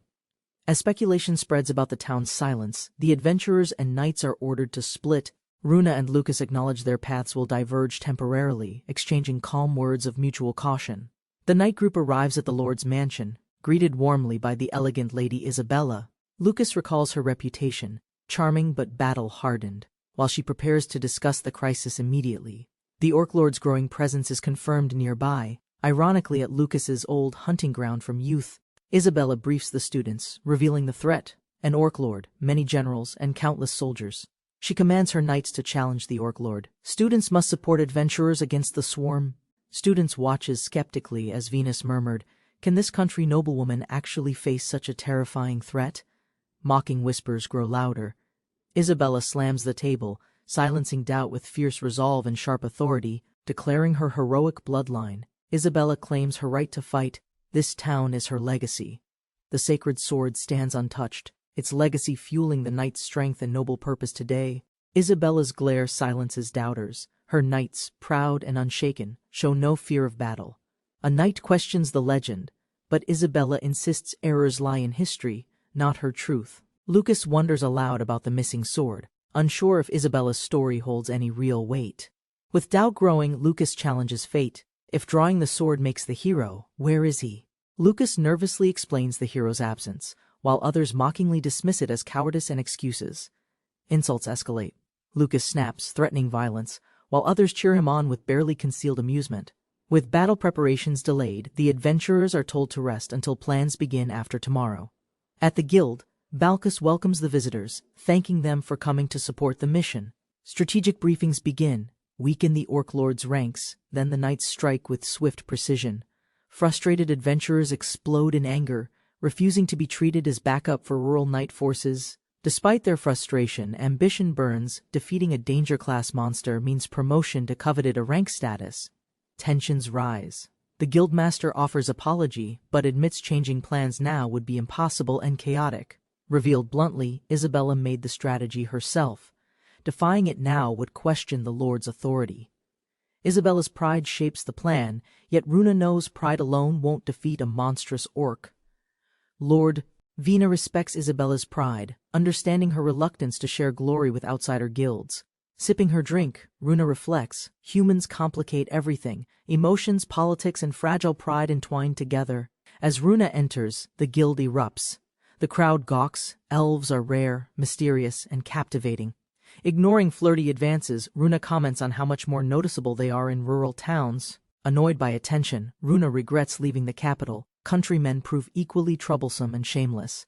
Drunken adventurers corner Runa, suggesting a party. Her companions quickly move to guard her. A local man steps in, scolding the men for disrespecting women and acting without manners. Rake appears, apologizing with a grin, masking curiosity behind smooth words and confident body language. He leans in flirtatiously, complimenting Runa's looks. Her guarded expression hides irritation and brewing disdain. Introducing himself as Rake, he boasts his fame and boldly invites Runa for fun. Cruche asks about Lucas's past. This peaceful town once held his former adventuring companions. Lucas confirms they're likely still around. Arya and Cruche show curiosity about their personalities. Lucas remembers bitterly, overworked, underpaid and mocked, used as bait by comrades who saw him as expendable. Hearing his story, Cruche and Arya are stunned. Neither wants to meet such cruel people. Meanwhile, Rake still confronts Runa with disrespect. Clearly he had no shame towards it. Runa's party intervenes fiercely, slapping Rake away, who harassing her and demanding immediate distance. Mocking their anger, the man grins confidently, unshaken by their protests and flanked by laughing comrades. Runa steps forward calmly, demanding the way be cleared without further incident or provocation. Crowd murmurs stir as Rake recognizes Lucas. Some praise him openly, calling him skilled and kind. Smirking, he reacts to Lucas's reputation, now clearly intrigued by his unexpected influence and strength. Runa overhears laughter. The name Lucas triggers mocking memories from his former adventuring companions nearby. They sneer at Lucas's age and low rank, dismissing him as a useless burden. While Lucas sneezes somewhere, Lucas sneezes unknowingly while his past is belittled. Rake blame his injury, excusing their abandonment. Coldly, one member suggests Lucas died somewhere forgotten, discarded and meaningless to them now. Runa glares fiercely, appalled by their cruelty. She demands answers, disgusted by their betrayal. Rake tries to stop Runa, but she brushes past him coldly, ending the confrontation decisively. A female guild member steps in, warning the harasser that further misconduct will bring consequences. In a shadowy alley, Rake's group discusses their scheme. Satisfied by the opportunity they've found, their twisted plan unfolds: capture and sell the elves, exploiting demand from wealthy, immoral buyers. With chilling certainty, they prepare a potion, signaling the start of their vile operation. Rake finalizes his plan: pretend to fight but exploit chaos to execute their real objective. His malice deepens. Before selling the elves, he intends to violate them himself for amusement. Elsewhere, under moonlight, Lucas walks alone toward town, unaware of the vile scheme unfolding nearby. Lucas arrives at a quiet tavern, ringing the bell to enter just before midnight. Inside, a silent bartender greets him with a nod, still hidden behind his newspaper. Lucas returned to the familiar tavern, casually ordering the usual ale with sly confidence. Bill, stunned by Lucas's sudden reappearance, assumed he'd died fighting monsters after vanishing months ago. Lucas offered no real explanation, only vague words and a calm smile that unsettled Bill deeply. Bill stared hard. Lucas looked youthful, transformed, barely resembling the worn-out adventurer they once knew. Lucas dismissed the questions, calling it a trade secret. Leaving Bill curious and jealous of the results, Lucas teased Bill's aging, provoking frustration. Bill couldn't believe Lucas had stayed so young-looking. Bored by small talk, Venus relaxed with ale, already longing, while Lucas drank the potion. He chugged the bitter drink, finding comfort in its sting while dodging Bill's usual complaints. Asked where he'd gone, Lucas revealed he'd left for the capital in search of opportunity. Though skeptical, Bill accepted Lucas's success. The tavern was cheap, but friendship still tasted better. Bill asked about the capital's pleasures. Lucas stayed vague, dodging questions with practiced nonchalance. Lucas dismissed the topic, claiming little experience. Rumors about capital women clearly weren't his focus. Suddenly, Arya appeared, scolding Lucas for sneaking off. Bill's jaw dropped at her bold entrance. Arya explained Venus used telepathy. She tracked Lucas straight from the inn to the bar. Bill stared in disbelief, blurting out, "Who's the hottie?" Lucas froze, caught between pride and panic. To dodge awkward truths, Arya boldly claimed she was Lucas's wife, leaving everyone completely stunned. As Bill doubted everything, Runa and Cruche arrived, both beautiful, cheerful, and clearly close to Lucas. Runa and Cruche introduced themselves warmly, confirming romantic ties. Bill's disbelief exploded into pure chaos. The next morning, camp stirred with chatter. A large forest loomed ahead. Danger was incoming. Isabella relayed urgent intel. Over 150 orcs spotted nearby, many ranked D and ready for battle. The Cal's knights declared their strategy. Capital adventurers would fight grunts while they faced the orc lord. Isabella instructed allies to charge together, distracting orcs and drawing them away from key targets. At the academy staging ground, students waited. Crucia played with Ku, her fierce dog companion. Confident students mocked the mission, calling orcs weak warm-ups, ignorant of what awaited them in battle. Lucas, unconvinced by the overconfidence, quietly questioned if their operation would truly go as planned. Lucas remained uneasy. Confident leaders were reassuring, but flawless plans never accounted for everything. He explained his worry. If recon was flawed, they might not be fighting orcs at all, as Arya listened.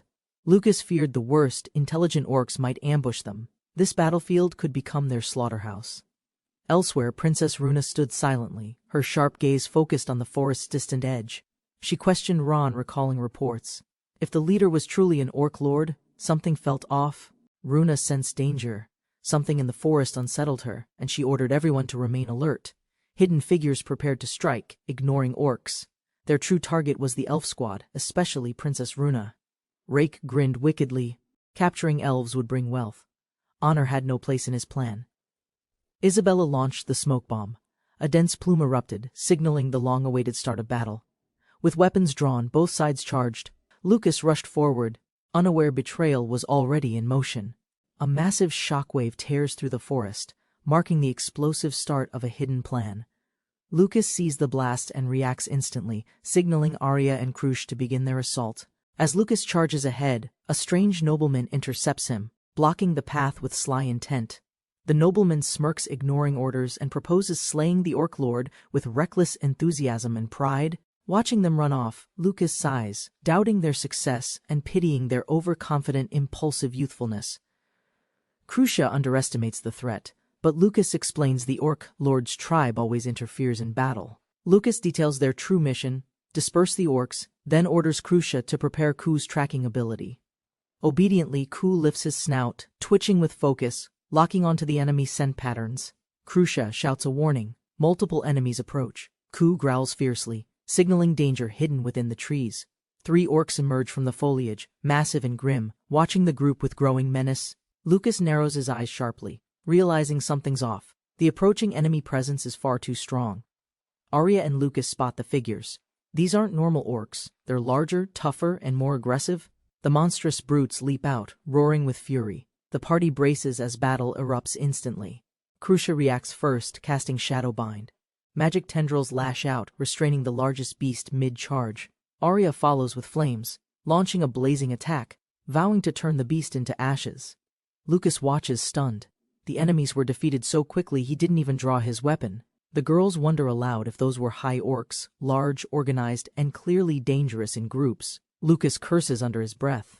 A large force appearing suddenly hints at something more deliberate. A sound in the distance draws their attention. Lucas suspects the impulsive duo met trouble. A towering orc general confronts the nobleman. His overwhelming size and aura leave them paralyzed. Lucas rushes in to help. The noble is overwhelmed, surrounded by 3 high-level orcs. He assesses the situation quickly. With high orcs and a general present, retreat becomes risky. Lucas charges with Arya and Crucia, blades drawn. Their formation tightens for a direct assault. They engage. Crucia strikes low. Arya launches flames, and Lucas delivers a precise killing blow. The noble stands smug over the fallen general, dismissing the fight as unworthy of effort. Lucas senses something unusual. The tribe's strength and numbers feel unnatural for a typical orc lord. Elsewhere, a group of elves appears, confident but unaware they're being stalked from the trees. A large orc observes silently, exuding control. His smirk suggests strategy, not just brute strength. Runa commands the elves into formation. She'll take on the high orc while others defend. Rake catches up, noticing signs of movement. He remarks elves are clearly faster in forests. One soldier panics at the sight.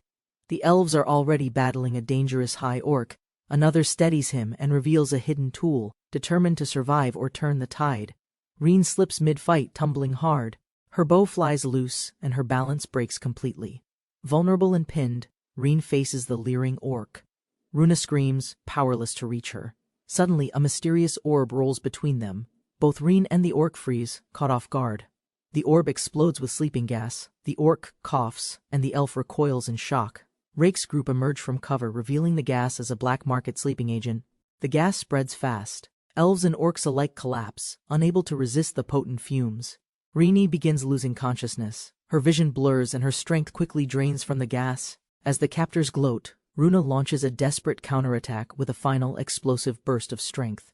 A deep roar shook the sky. Rake and Ron shielded their eyes from debris. The gas cleared. Rune stood tall while the other elf girls coughed and regained balance.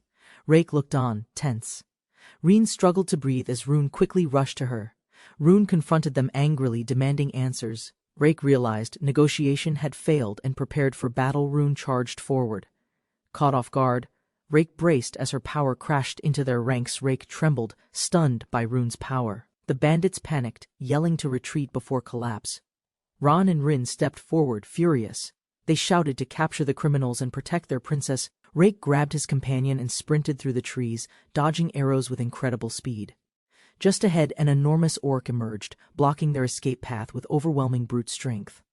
Ron and Runagard arrived. Seeing the orc's size, they reluctantly decided to assist. Lucas returned and questioned Rune.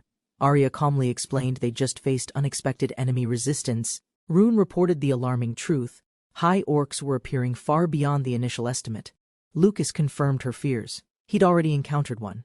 Both sides considered falling back and reassessing danger. Suddenly, tremors shook the forest. A monstrous creature emerged. Their expressions turned to disbelief and fear. It was no ordinary orc. Runa and Lucas realized an orc lord had arrived. The towering orc lord appeared, radiating menace. Its threat level alone was ranked a class danger. Rake froze in shock. The enemy's sheer presence pushed him to his mental limit. Surrounded by orcs, Rake and allies stood their ground as the boss struck his subordinates.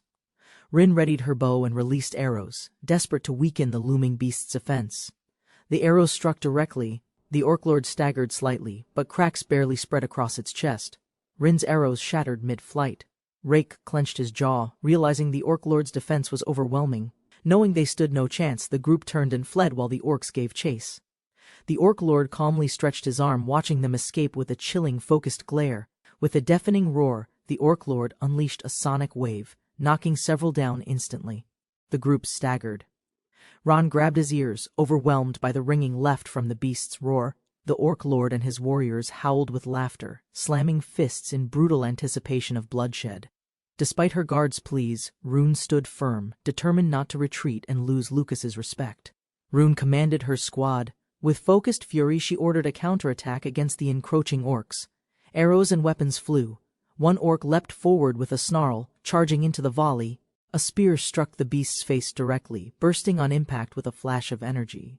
The towering orc exhaled sharply, muscles tense, eyes locked forward, sensing a distant threat incoming. With one swift motion, he raised his arm and shattered the arrow mid-flight with brute force. Observers gasped in disbelief. Even Runa's strongest shot had failed, leaving the orc smirking confidently. Still unbothered, the orc prepared for the next strike as more arrows rushed straight toward him. One finally struck true. His head jolted back, blood sprayed, and his eye twitched from the impact.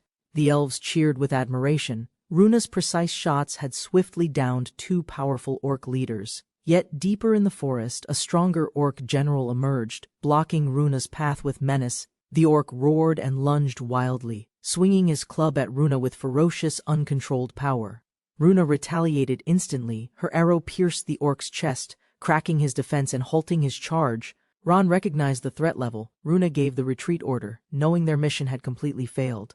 Two bandits crawled helplessly on the ground, begging Runa not to abandon them behind. Runa stared blankly, remembering their betrayal, struggling to decide if they deserved any mercy now. They panicked, claiming it was backup, but their nervous eyes revealed guilt and poorly hidden fear. Runa snapped, accusing them of slave-trading schemes, knowing too well what humans might do. Furious, she condemned Rake and his men, declaring such scum unworthy of anyone's rescue. The orc general closed in, roaring furiously, as the bandits screamed and begged for mercy. Ron observed their panic with distaste, finding their cowardice both predictable and unworthy of sympathy. Without drawing his weapon, Ron coldly instructed them to crawl away if they wanted survival. Made Rake froze. Suddenly, dark magic erupted. Runa cast Shadowbind, snaring the orc in mid-strike with magical tendrils. Despite the restraint, the orc broke free in rage, swinging wildly with bloodied force and fury. The orc's eyes widened with fury, glaring murderously at the ones who dared resist him.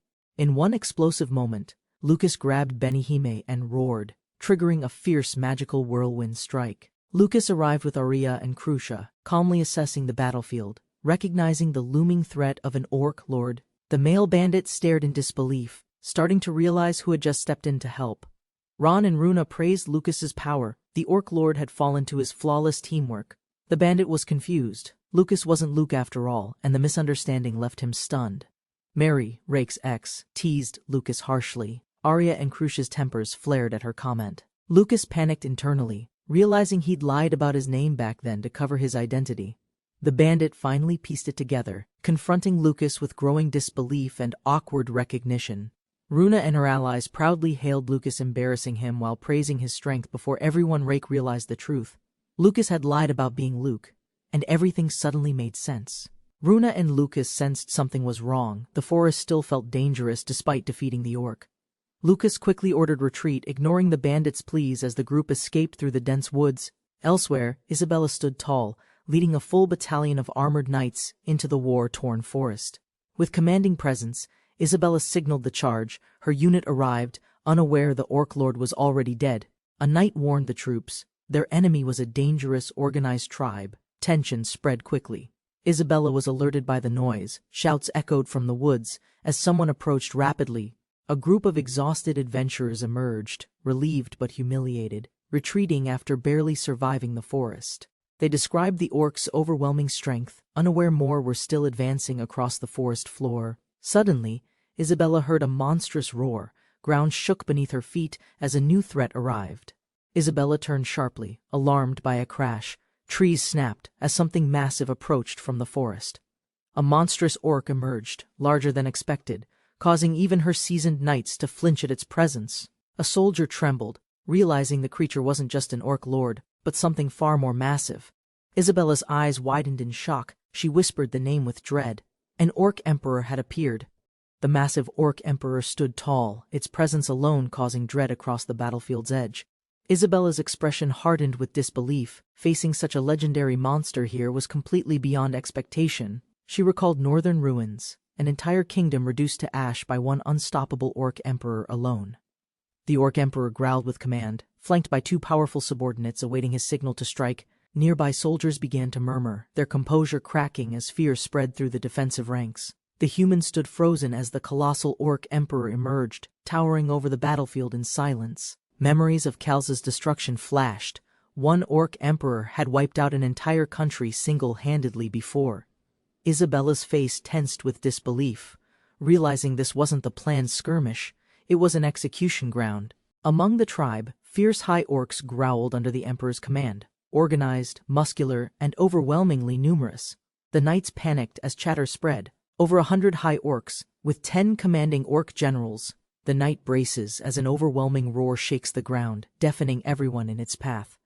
Isabella flinches but holds firm, her instincts screaming, yet her mind rapidly calculating the danger. With renewed resolve, Isabella rallies the knights, drawing her blade and declaring their duty to defend. Inspired by her courage, the knights raise their weapons, shouting a united cry to protect Kulz. The first clash erupts as a charging orc is met by a brave knight's counterstrike. High orcs attacked, but Isabella launches a brutal slash, cleanly severing its thick, muscular neck. She targets the largest foe, isolating the tribal leader's exposed back, preparing a decisive killing blow. With explosive force, her sword pierces through the chieftain's body, killing him instantly amidst chaotic battle. A sudden impact from the side sends Isabella and nearby fighters tumbling backward. Caught off guard mid-strike, thrown clear from the battlefield, Isabella lands awkwardly on the grass, mildly embarrassed by her fall. A towering beast appears before fallen Isabella, dwarfing her completely as it looms with hostility. The monster questions her authority. Isabella freezes, caught between fear and uncertainty, unable to respond clearly. Without warning, the beast grabs Isabella, lifting her easily, asserting dominance through sheer size and strength. Isabella pleads for peace, while panicked soldiers scream her name, powerless to stop the overwhelming threat. The monster licks Isabella mockingly. She recoils in disgust, frozen and humiliated as its claws tighten. Isabella lies helpless and sweating, terrified as the monstrous brute leans in to devour her alive. Elsewhere, moments earlier, Runa soars through the forest canopy, swiftly transporting Lucas in her arms. Runa's wind-enhanced flight allows limited lift, carrying one person using her mimic soul, replica Venus ability. From above, they detect unified orc movement, an unusual, alarming sign of strategic intent among the monsters. The orcs gather below in synchronized steps, revealing intelligence far beyond mere beast-like savagery. Lucas and Runa survey the woods. They decide to avoid orcs and regroup later. Suddenly, Venus notices a massive orc leading the others, its size dwarfing the rest entirely. The beast is identified as an orc emperor, classified as a high-level, special threat. Lucas realizes its destructive potential. Runa agrees to ascend higher and assess from better altitude. High above, Lucas confirms the orc army's direction, pointing straight toward an unsuspecting human settlement. Arya and Crucia receive urgent orders to head southwest after learning of the orc emperor's appearance. Lucas and Runa prepare to scout ahead, while Arya acknowledges and prepares to follow separately. Lucas instructs Runa to fly higher, planning something bold. She questions his intent but complies. Lucas plans to strike the orc emperor directly, believing taking out the leader will destabilize everything. Elsewhere, Isabella is ambushed by a monstrous creature lunging from the shadows, fangs bared in attack. Isabella panics, her eyes wide with terror, realizing death is imminent and completely unavoidable. As the beast swings its fist, a powerful impact erupts. Soldiers shout while Isabella braces herself. Isabella is thrown to the ground. The enemy howls in pain, blood spurting from a sudden strike. Lucas crashes, hands stinging from failed penetration. His sword attack couldn't pierce the monster's thick skin. The beast pants heavily, eye bleeding, yet still stands. Isabella watches, trembling, paralyzed in fear. Lucas delivers a clean, sweeping blow. The orc is knocked back violently through the smoky battlefield. Isabella collapses behind him, stunned but safe. Lucas stands confident, casually checking if she's unharmed. Isabella begins trembling, overwhelmed by relief and exhaustion, unable to hold back tears in front of him. Lucas awkwardly turns away while others scold him for ignoring her feelings and not comforting her. Irritated, Lucas mutters sarcastically, frustrated by everyone's assumptions about women's hearts, including his own cluelessness. Lucas stands face to face with a new group of muscular orcs, the largest towers menacingly above. The beasts snort in anger and unity, signaling they're still ready to fight despite their losses. Lucas realizes defeating the leader didn't end the threat. These orcs refuse to retreat or submit. Runa joins the fray mid-battle, launching arrows that slam orcs back with precise, rapid volleys. Arya and Crucia arrive, breathless and alert, demanding to know the location of the orc emperor. Lucas confirms his earlier victory over the orc emperor and declares the remaining battle cleanup phase. Rallying her troops with fierce resolve, Isabella commands the knights to wipe out fleeing orc remnants. Lucas smirks with admiration, energized by Isabella's leadership, and calls the team to finish the fight.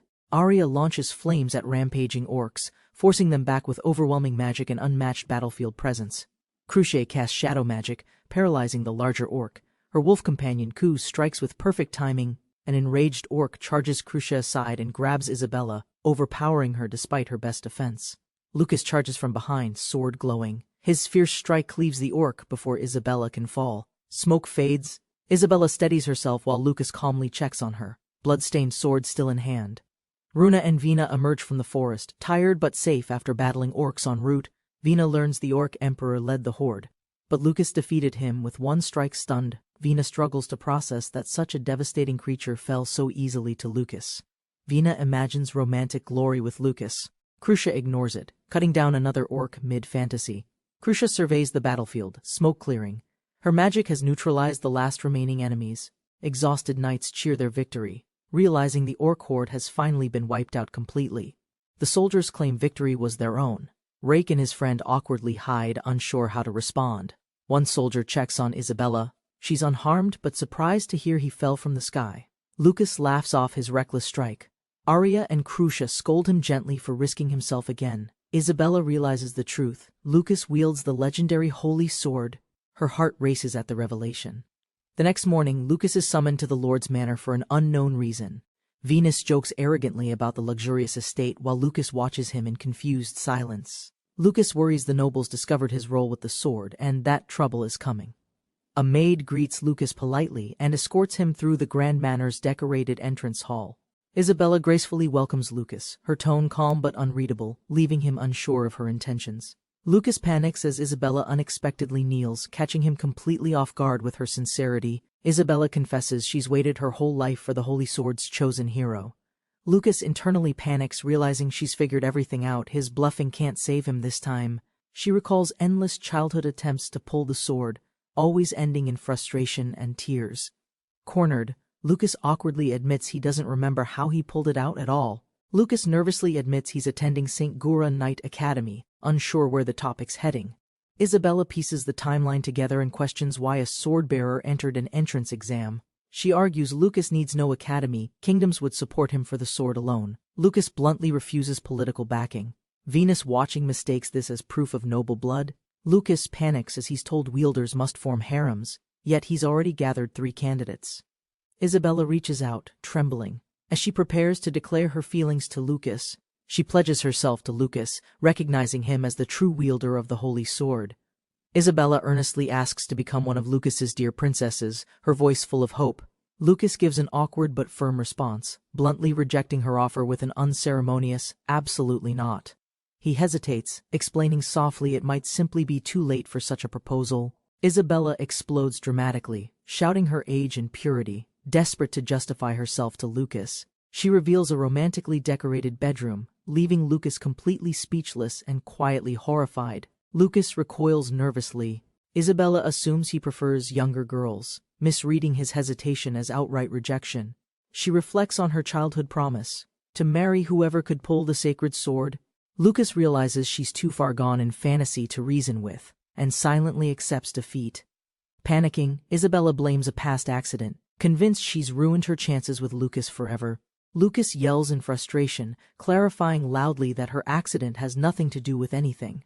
Venus chimes in shamelessly, teasing Isabella. Isabella misinterprets and begins unbuttoning with renewed determination. Isabella defiantly shows off her figure, insisting it surpasses any teen's, seeking validation and approval.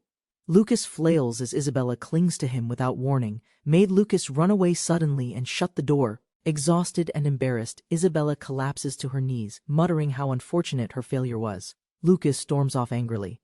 While Venus promises to coach Isabella on seducing him later, the story shifts to a quiet town scene, hinting a change in location and focus.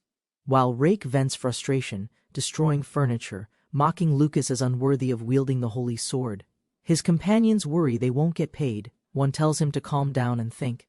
The guild's failed ambush on the elves triggered panic, status, reputation, and safety, now endangered. Their leader realized the elves were capital-registered adventurers, protected and rumored to have powerful allies. Rake broke into a cold sweat, understanding the situation was too big to cover up. Later, Rake saw Lucas intimately embraced by Mary, his former lover, adding insult to recent failure. Burning with shame and fury, Rake vowed vengeance, blaming Lucas for everything he'd lost. Rake's allies reminded him that Lucas defeated an orc emperor instantly. He was terrifyingly powerful. Enraged, Rake turned on his comrade, mistaking concern for betrayal, refusing to hear reason. Despite warnings, Rake remained silent, boiling with pride. His teammate panicked, stressing Lucas held the legendary sword. Another member suggested drugging Lucas, fearing open confrontation. With no money or options, desperation took over. A new idea sparked. If they couldn't defeat Lucas, maybe they could just steal the sword. Grinning with malicious intent, the rogue proposed a reckless plan: steal the legendary sword from Lucas. Night fell over Cal City Inn, where the group rested after returning from their latest mission. Crucian Runa relaxed with drinks, while Lucas silently watched their energetic drunken celebration. Arya reported calm patrols, hopeful their work would end soon so they could return home. Crucia grew flirtatious under alcohol's influence, leaning against Lucas, who clearly didn't know how to respond. A sudden knock interrupted the mood. An unexpected girl arrived, calling Lucas's name with familiarity. Lucas opened the door, puzzled by the girl's familiarity. He couldn't remember her at all. She introduced herself as Hamila from Guild Registration, visiting while on break after hearing news. Hamila remarked that Lucas looked more tired. Embarrassed, he wondered if the sword was responsible. Lucas realized rumors had spread. The local lord now knew about him wielding the holy sword. Hamila confirmed the sword's power and asked Lucas to visit the guild for official business. Lucas hesitated upon hearing Balkus's name, recalling unpleasant memories with the stern, gloomy guild leader. Hamila explained others missed him too, though Lucas remembered mockery more than kindness from fellow adventurers. Arya encouraged him to go, reminding him he wasn't just a loser anymore, he'd changed. Reluctantly motivated, Lucas agreed to show up, partially for closure, partially to prove them wrong. The next day, Lucas approached the guild with Crucia, Arya, and Runa quietly at his side. As Lucas approached the guild, Rake's memories stirred. He dreaded meeting enemies from the forest again. Hamila greeted him warmly at the door. The crowded guild hall buzzed with noisy anticipation. All eyes turned as Lucas entered. Shock spread. No one expected him to look so confident. Lucas gritted his teeth hearing gossip, remembering every insult. They still mocked his past behind whispers. He tried to leave quietly, but was stopped by a cheerful voice calling his name. Old friends greeted Lucas with admiration, stunned by his transformation and new title as Holy Sword Wielder. They teased him about his companions, joking that beautiful women now surrounded him everywhere he went. Lucas humbly deflected praise, but his friends insisted his absence had left them worried and concerned. They passionately argued his importance, crediting Lucas's early support for their growth as adventurers and individuals. Others nearby began remembering Lucas's advice too, realizing his quiet mentorship had helped them, while Crucia remained quiet. Crucia reassured Lucas, reminding him that many adventurers still valued the support he'd quietly given. Hamila recalled Lucas's early guidance, contradicting his belief that younger adventurers had always found him annoying. Arya giggled, recalling how Lucas once shielded Hamila from awkward flirtation by overeager, rowdy new recruits. Hamila's heartfelt words surprised Lucas. Her respect and gratitude caught him off guard, warming his guarded heart. Venus burst in, dramatically urging romance. Even Lucas's enchanted sword awkwardly joined. He shut them both down instantly. Hamila recalled the sword's disappearance, stunned that Lucas, of all people, had pulled it free. Lucas awkwardly admitted his actions, but Hamila insisted he was most worthy of the sacred sword. Lucas stared at the sword, Venus doubting Hamila's words, unable to see himself as deserving. Hamila tearfully described Lucas's quiet sacrifices, herbs, food, shadowed kindness. He'd always protected others without asking for praise. Lucas froze, heart stirred by her honesty. Her words pierced deeper than any blade or insult. Lucas, embarrassed by Venus and the sword, quickly excused himself to meet the guild leader. Back in the lobby, Runa's intense stare unsettled Arya. Something serious weighed on her mind.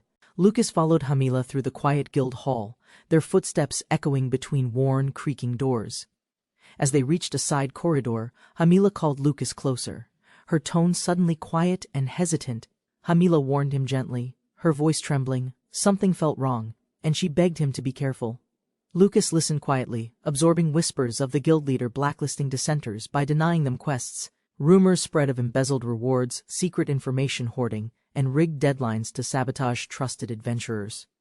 Hamila notes that the latest assignment involved oversight from the Academy and Lord, limiting foul play. She nervously reports hearing the guild leader conspiring with Rake, clearly shaken by potential danger.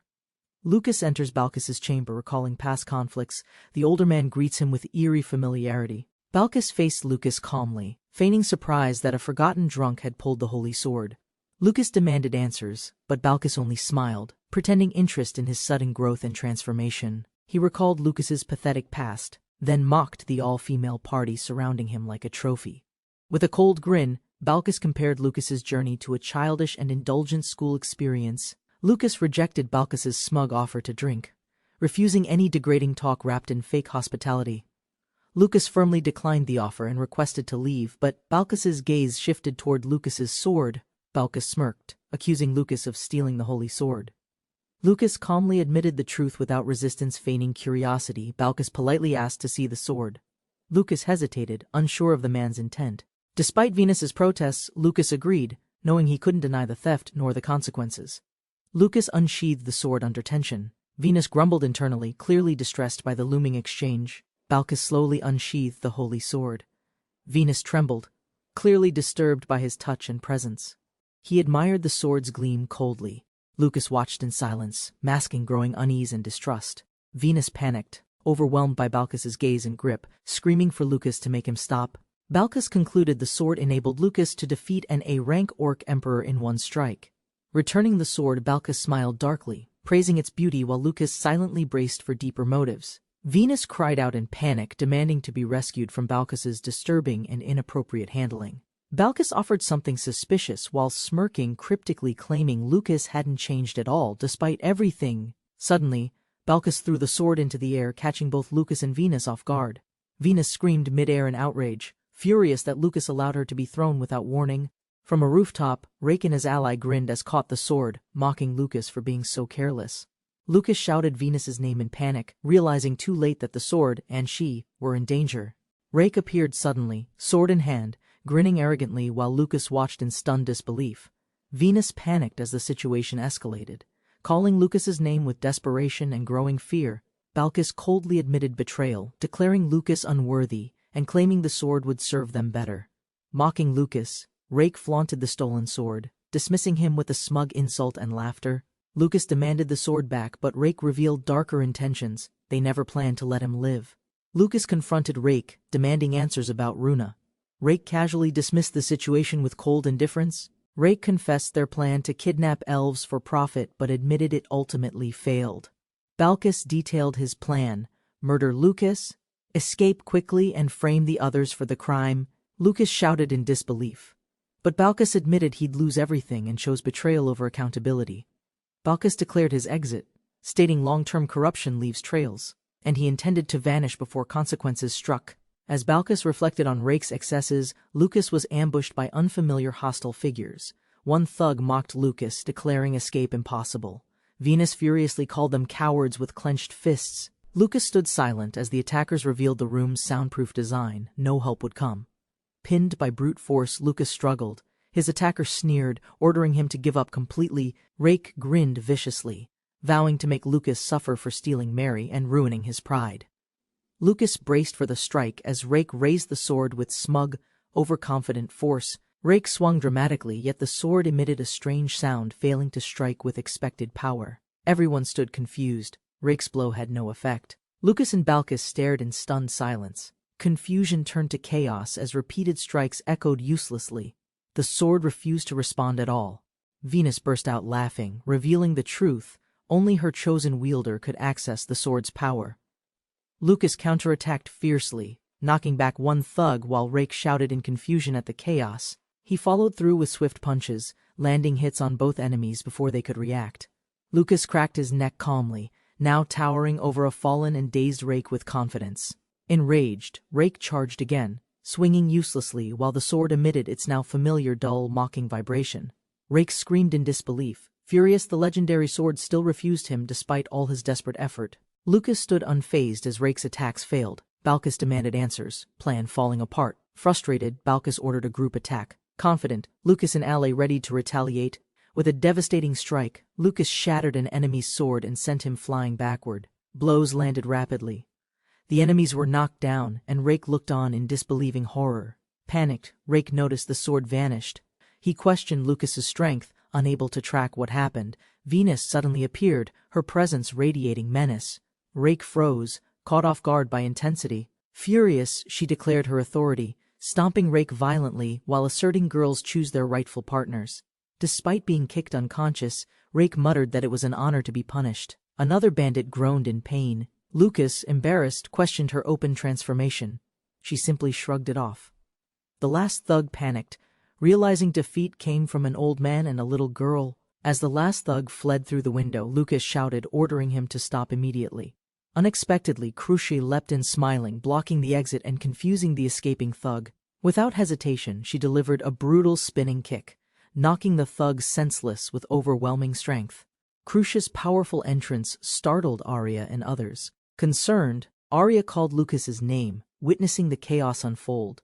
Reunited, Venus cheerfully explained she punished the attackers. Lucas stood stunned while silence filled the room. Arya learned Runa was attacked by Lucas's ex-party.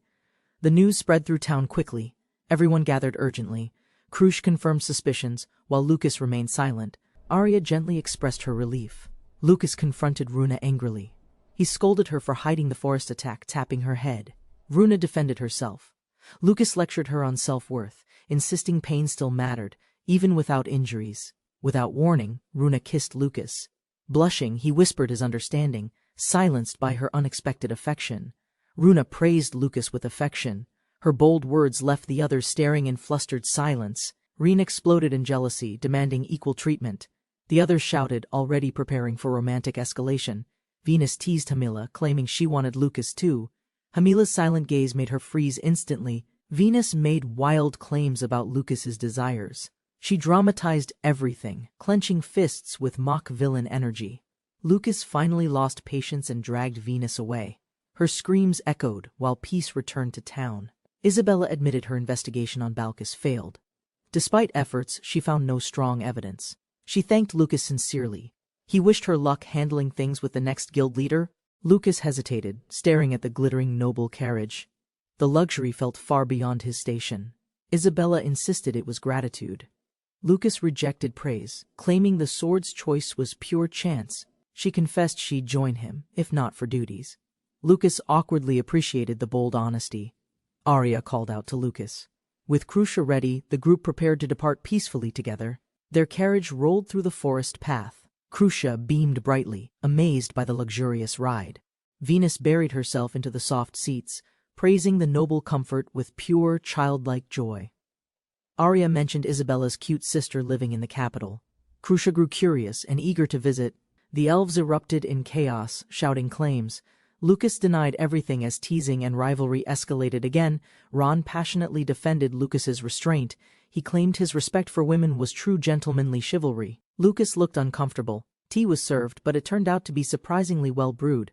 Lucas took a sip and immediately spat it onto Ron. Shocked, he coughed violently. The tea was actually mead. Ron apologized playfully. Chaos followed as the others discussed returning plans. Meanwhile, Isabella realized she forgot to brief her sister. Lucas was heading in clueless. Despite forgetting to warn her sister, someone smiled. Isabella believed she'd manage any surprises ahead. Isabella suddenly approached Lucas alone, leaning forward and pleading for something intimate with heavy breath. Lucas was shocked by her presence and questioned why she had come to his room. Unexpectedly, 2 more girls appeared, insisting on joining, claiming fairness and voicing their own desires. Even elven twins burst in, boldly demanding the same treatment, overwhelming Lucas with chaos and confusion.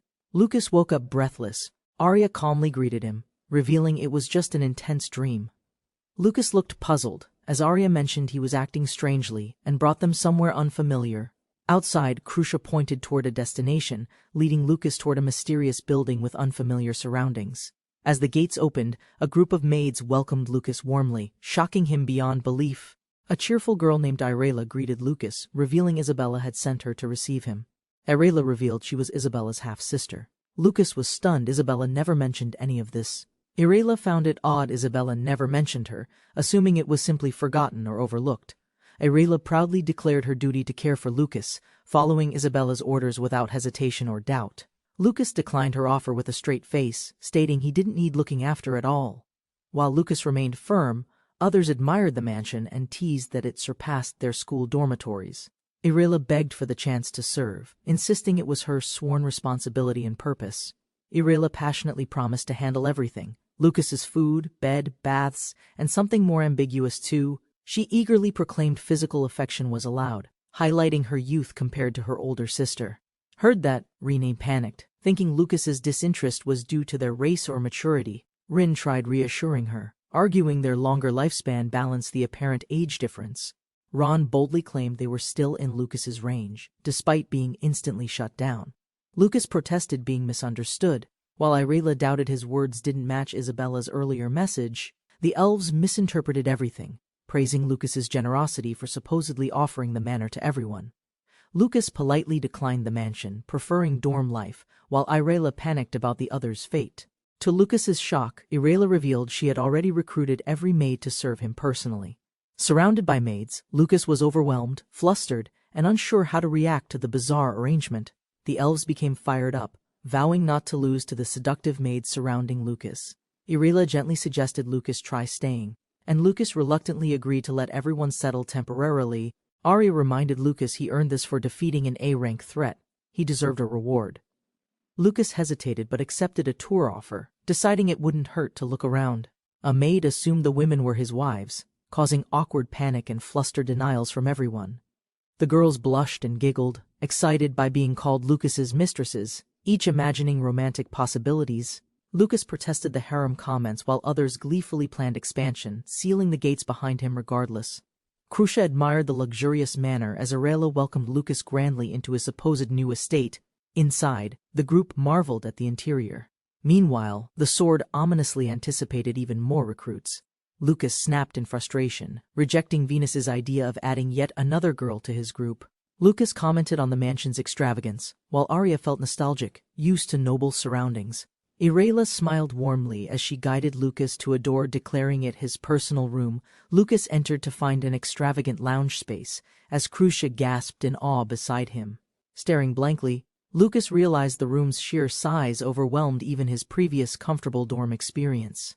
Crucia dove onto the massive bed joyfully, while Lucas could only question its absurd scale. Lucas freaked out at the massive bed, while Yahello cheerfully explained it was custom-made. Overwhelmed, Lucas refused the idea of managing 10 dear princesses and stormed out frustrated. As they left, Lucas grumbled he couldn't accept the mansion, despite its comfort and value. Arya explained many adventurers struggled with housing, and Crucia had eagerly moved into the manor. Yahello announced she'd follow Lucas back to the dorms, eager to serve him personally there. Lucas worries about Yahello staying in the boys' dorm, but she assures it's manageable. Lucas questions her noble status. Yahello reveals her background as daughter of a maid. She confirms the previous lord is her father, laughing off her status as a commoner. Venus reacts to the scandal, remarking its typical noble behavior. Lucas is unsure how to respond. Lucas assumes Isabella resents Yahello, but Yahello is shocked and saddened by the unexpected suggestion. Yahello defends Isabella's kindness, proud to serve the Holy Sword hero as a personal maid. Lucas stays silent while Crucia notes Yahello's sweetness. He awkwardly agrees, still unsure what to feel. Lucas considers logistics. Yahello offers a solution. She already has a dorm room of her own. Yahello admits she's a second-year academy student, having enrolled using her sister's noble credentials. Arya asks why Yahello isn't seen training. She explains she's studying to be a bureaucrat. Lucas overhears Yahello gossiping about his party's fame, old man, beauty, and talented warrior. Worried by his growing reputation, Lucas pleads not to be called master at school. Yahello reveals the palace summoned him, after her sister reported his legendary sword achievement. Lucas panics upon realizing the palace expects a grand public statement from their unexpected hero. The Grand Palace of St. Gura stood tall as royal officials gathered inside the chamber. King Fernace III listened carefully, skeptical of rumors about a man who pulled the sword. Even the minister, though well-informed, admitted uncertainty about the mysterious man's incredible feat. Eyewitnesses claimed Lucas defeated the Orc Emperor, proving his strength was not exaggerated fantasy. With Lady Isabella's validation, the king began to seriously consider the tale's possible truth. The king acknowledged the man's valor, yet his origins remained completely unknown to everyone. Despite his achievements, nobles denied knowing him. The king ordered his immediate summons regardless. Curious about the sword's true wielder, the king wished to meet him face to face. Suddenly, someone peeked from behind the pillars, drawing the king's attention with silent curiosity. Princess Fiola, hesitant and shy, admitted she overheard the meeting and approached with concern. Fiola nervously approached the king. He dismissed concern, curious why she had come forward. Hesitating, she questioned whether he truly intended to summon the Holy Sword's wielder to court. The king realized she knew the man. He gently asked what kind of person he was. At that same moment, Lucas sneezed unexpectedly, unaware his name was being spoken in royalty. Lucas sensed something ominous, uneasy despite resting. Arya suggested exhaustion, but his instinct said otherwise. Lucas grew suspicious. He feared the palace had misunderstood his actions or intentions completely. Arya reassured him gently, hoping it was paranoia rather than an actual looming issue. Meanwhile, Fiola finally confessed to the king that Lucas had flirted with her multiple times. Shocked and furious, the king reacted strongly to the idea of a commoner bothering Fiola. Fiola wept and exaggerated, claiming Lucas ignored her rejections. The king's rage boiled beyond reason. Fiola's sobs escalated, pushing the king to assume something unforgivable had happened to her. Believing her tears, the king embraced his daughter tightly, overcome with sorrow and paternal outrage. Fiola smiled through tears, pretending strength, while her father praised her selflessness and inner nobility. But her facade slipped. A smug grin revealed her manipulation had succeeded flawlessly as planned. In her imagination, Lucas seduced her maid, Crucia. Furious, Fiola swore she'd stop it forever. Fiola convinced her father the hero wasn't chosen. He agreed without question, trusting her completely. The king erupted, furious that someone unworthy might pretend to be chosen by divine will. Fiola suggested consulting the oracle to strengthen her lie. Marisha followed quietly, hiding her doubt. The prime minister grew uneasy. The sword's existence alone could stir conflict, truth or not. Religion complicated matters. Faith in the three goddesses varied widely, shaped by race and culture. The kingdom feared chaos. Announcing the sword's return could ignite religious and political conflict everywhere. The prime minister lamented responsibility. With past inquisitions in mind, suppressing truth seemed nearly impossible now. Legends named the goddess Veen, wielder of the holy sword, but she wasn't without flaws either. Fiola reveled in her scheme's success with Lucas accused. She believed victory was hers. Marie, calm and questioning, doubted Fiola's claim. Fiola confidently insisted the sword must be a fake. Fiola snapped, claiming no divine hero would ever pursue someone like Crucia romantically or otherwise. Marie blinked in disbelief, stunned that Fiola's grudge was based entirely on jealousy. Rumors about the holy sword spread. Some believed, others doubted, but all whispered about Lucas. Speculation stirred across the city. Was the hero really an old man named Lou something? Many dismissed the tale. Without formal proof or headlines, they assumed the sword was fake. Crucia and Arya found Lucas's news spread out. Venus was devastated. She expected praise, not royal silence. Frustrated, Venus sulked while Lucas reassured her, believing the king simply changed his mind. Just as Lucas relaxed, Irela rushed in with urgent news and panic in her voice. Royal knights delivered the decree. Lucas was summoned for audience with the oracle Saint Arius. Stunned by the sudden call, Lucas froze in disbelief, overwhelmed by the unexpected royal order. The knight forcefully handed Lucas the summons, telling him to read the royal order himself. Palace troops departed quickly. Arya and Crucia were left confused by the sudden announcement. Saint Arius, revered oracle of Rheus, possessed divine power, healing soldiers and commanding continent-wide respect. Lucas doubted her age. He joked disrespectfully, earning a scolding while wondering how old she was. Arya speculated her healing abilities granted longevity. Runa guessed she might share an elf's lifespan. Crucia read the letter aloud, alarmed. They were summoned for an official inquisition by Arius. Irela explained the inquisition was likely a divine test to verify the sword's authenticity. Lucas assumed there'd be no issue. Venus, despite her quirks, had proven herself without question. Arya remained uneasy. She had heard Saint Arius was extremely devout and rigid in doctrine. Saint Arius upheld strict celibacy. Temple members were forbidden any intimacy before marriage, regardless of class. Lucas reacted with mild surprise, trying to understand the strict rules tied to religious authority. Arya warned Lucas that his image, surrounded by women, would deeply offend Saint Arius's beliefs. Lucas realized the saint and Veen, the goddess of love, stood on opposite ideologies. Lucas panicked, imagining the worst-case scenario if Saint Arius labeled Veen a heretic. He imagined himself executed, and the sword destroyed, spiraling into comedic but very real paranoia. Arya warned that even mentioning mistresses offended the saint. Her relative was executed for doing so. Irela explained, nobles often had multiple wives. Saint Arius's strictness made everyone a little uncomfortable. Crucia remained silent. Lucas joked about delaying the meeting. Crucia reminded him disobeying could get him banished. Lucas realized Venus's fate rested on Saint Arius. He prayed her innocence would be enough. A quiet country path stretched beneath soft sunlight, untouched by danger yet filled with anticipation. A royal carriage rattled forward, carrying warriors toward an uncertain meeting that could shift everything. Arya clenched her fists silently, steeling herself to defend Lucas from any threat, saint or not. Crucia laughed confidently. Runa strategized, while Lucas stayed cautious, fearing the visit might spark conflict. In the carriage, Arya and Lucas shared regrets, bonding quietly before the inevitable confrontation ahead. Crucia hesitated, distracted by worry. Arya suggested borrowing last year's notes to help everyone. Irela confidently offered her notes instead, revealing they shared a class and surprised the group.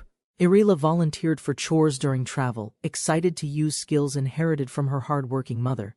Lucas doubted her optimism, reminding everyone they'd sleep in cheap inns, not luxurious noble estates. Lucas panicked at Irela's bold words. Runa remained calm, appreciating support despite the awkward misunderstanding. While the carriage moved on, another team departed west to complete a simple guild mission. After a long, uneventful ride, the group finally reached a peaceful town before nightfall settled. Tired and hungry, Crucia groaned. Arya explained Rios was still far. They'd stop at this inn. Inside, laughter and chatter echoed from the tavern, lively with workers ending their day together. Lucas surveyed the crowd cautiously. Arya hoped they hadn't arrived too late to secure rooms. A nervous inn girl stumbled forward, overwhelmed by guests and unsure how to handle 5. With only 2 rooms left, the group accepted, placing food orders to ease their fatigue. They found seats in the crowded tavern. Cruchet left briefly, excited for the meal ahead. The young waitress rushed table to table, delivering skewers while Lucas silently observed the chaos. Arya noticed her inexperience. The girl juggled trays and orders, clearly struggling to keep up. The waitress lost balance on a wet patch. Lucas shouted, but her foot had slipped. The girl tumbled forward. A full drink flew upward, splashing directly onto a muscular man. The soaked man roared in anger. The girl panicked, bowing repeatedly with frantic apologies. He towered over her, snarling threats. Her apology only fueled his rage and intimidation further. He leaned in, grinning menacingly. The girl froze, unsure if he'd explode or mock her. The man leered at the girl, demanding her body as payment. The room grew tense. She trembled and refused. Lucas watched silently, aware of the man's strength but still undecided. As the man raised his fist, Crucia intercepted it mid-swing, glaring with unwavering determination. The girl gasped in relief. Crucia's intense stare silenced even the tavern's background noise. Crucia grabbed the man's wrist firmly, refusing to let him strike. The crowd looked on. Crucia gripped harder, forcing pain. She dared him to fight someone his own size. The man cursed, stormed off without paying. Crucia calmly reminded him to cover his tab. Lucas mocked the drunkard's recklessness. Crucia checked on the girl, relieved she wasn't injured. The girl lit up, calling Crucia big brother, hugging tightly, but Crucia stood frozen. The staff scrambled to restore order. New guests arrived, while Crucia wobbled back to her chair.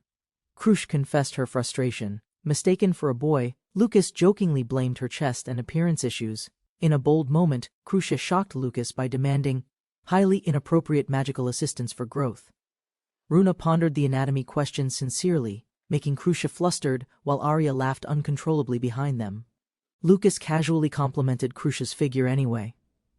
She exploded, embarrassed, while the night settled over the village. Later, Misha's parents arrived quietly, thanking the group for protecting their daughter from earlier danger. Crucia gently praised Misha, patting her head. The girl blushed, overwhelmed by the simple kindness. Lucas expressed discomfort with a child working the floor. The father admitted the burden was difficult. Arya asked why no new staff were hired. The parents hesitated, unsure how to explain. They admitted the truth: Misha's older sister Latia, abducted by bandits. Heard that made Crucia surprised. Latia had left to buy supplies and vanished. No clues, no signs, only dread remained. Rumors pointed to slavers. The bandits were abducting women and selling them into cruel trade. Runa asked about guild help. The father admitted requests were ignored due to overwhelming volume. Misha sobbed in her mother's arms. The family was exhausted, hearts torn by helplessness. Crucia looked to Lucas. Without a word, they both understood what needed to be done. With Aurela's confirmation, Lucas proposed delaying their mission. Arya agreed immediately. They'd help find Latia. Crucia declared their mission. The group pledged to find the bandits and rescue Latia together. The parents were stunned. Misha cheered and Crucia confidently vouched for their group's strength. Crucia boasted about Lucas, revealing his feat and title. The family looked at him differently. Lucas brushed it off, but the family pleaded for help. Their final hope had arrived. As the team prepared, Lucas raised the key issue: where were they supposed to even begin? Lucas set a strict goal: 3 days to find the bandits and solve everything. They planned to investigate in the morning. Venus doubted the night's efficiency at tracking criminals. Crucia hesitated, realizing the couple already tried similar methods. Would repeating it even matter? Lucas agreed with her reasoning. If bandits target women, they could predict and manipulate their moves. Crucia excitedly proposed pretending to be kidnapped. Lucas instantly questioned her sanity and tactical judgment. Runa backed the risky idea, explaining elves once used similar tactics to trap abductors. Arya added they'd use telepathy for safety, ensuring constant contact and shared locations during operation. Lucas finalized the plan. Arya and Runa would act as bait. The others agreed cautiously. Crucia burst in, shocked. Her loud objection interrupted the plan before it officially began. Fuming, Crucia demanded answers. Why were only Arya and Runa chosen for the bait mission? Crucia compared herself to Arya and Runa, realizing her body wouldn't attract the bandits' interest.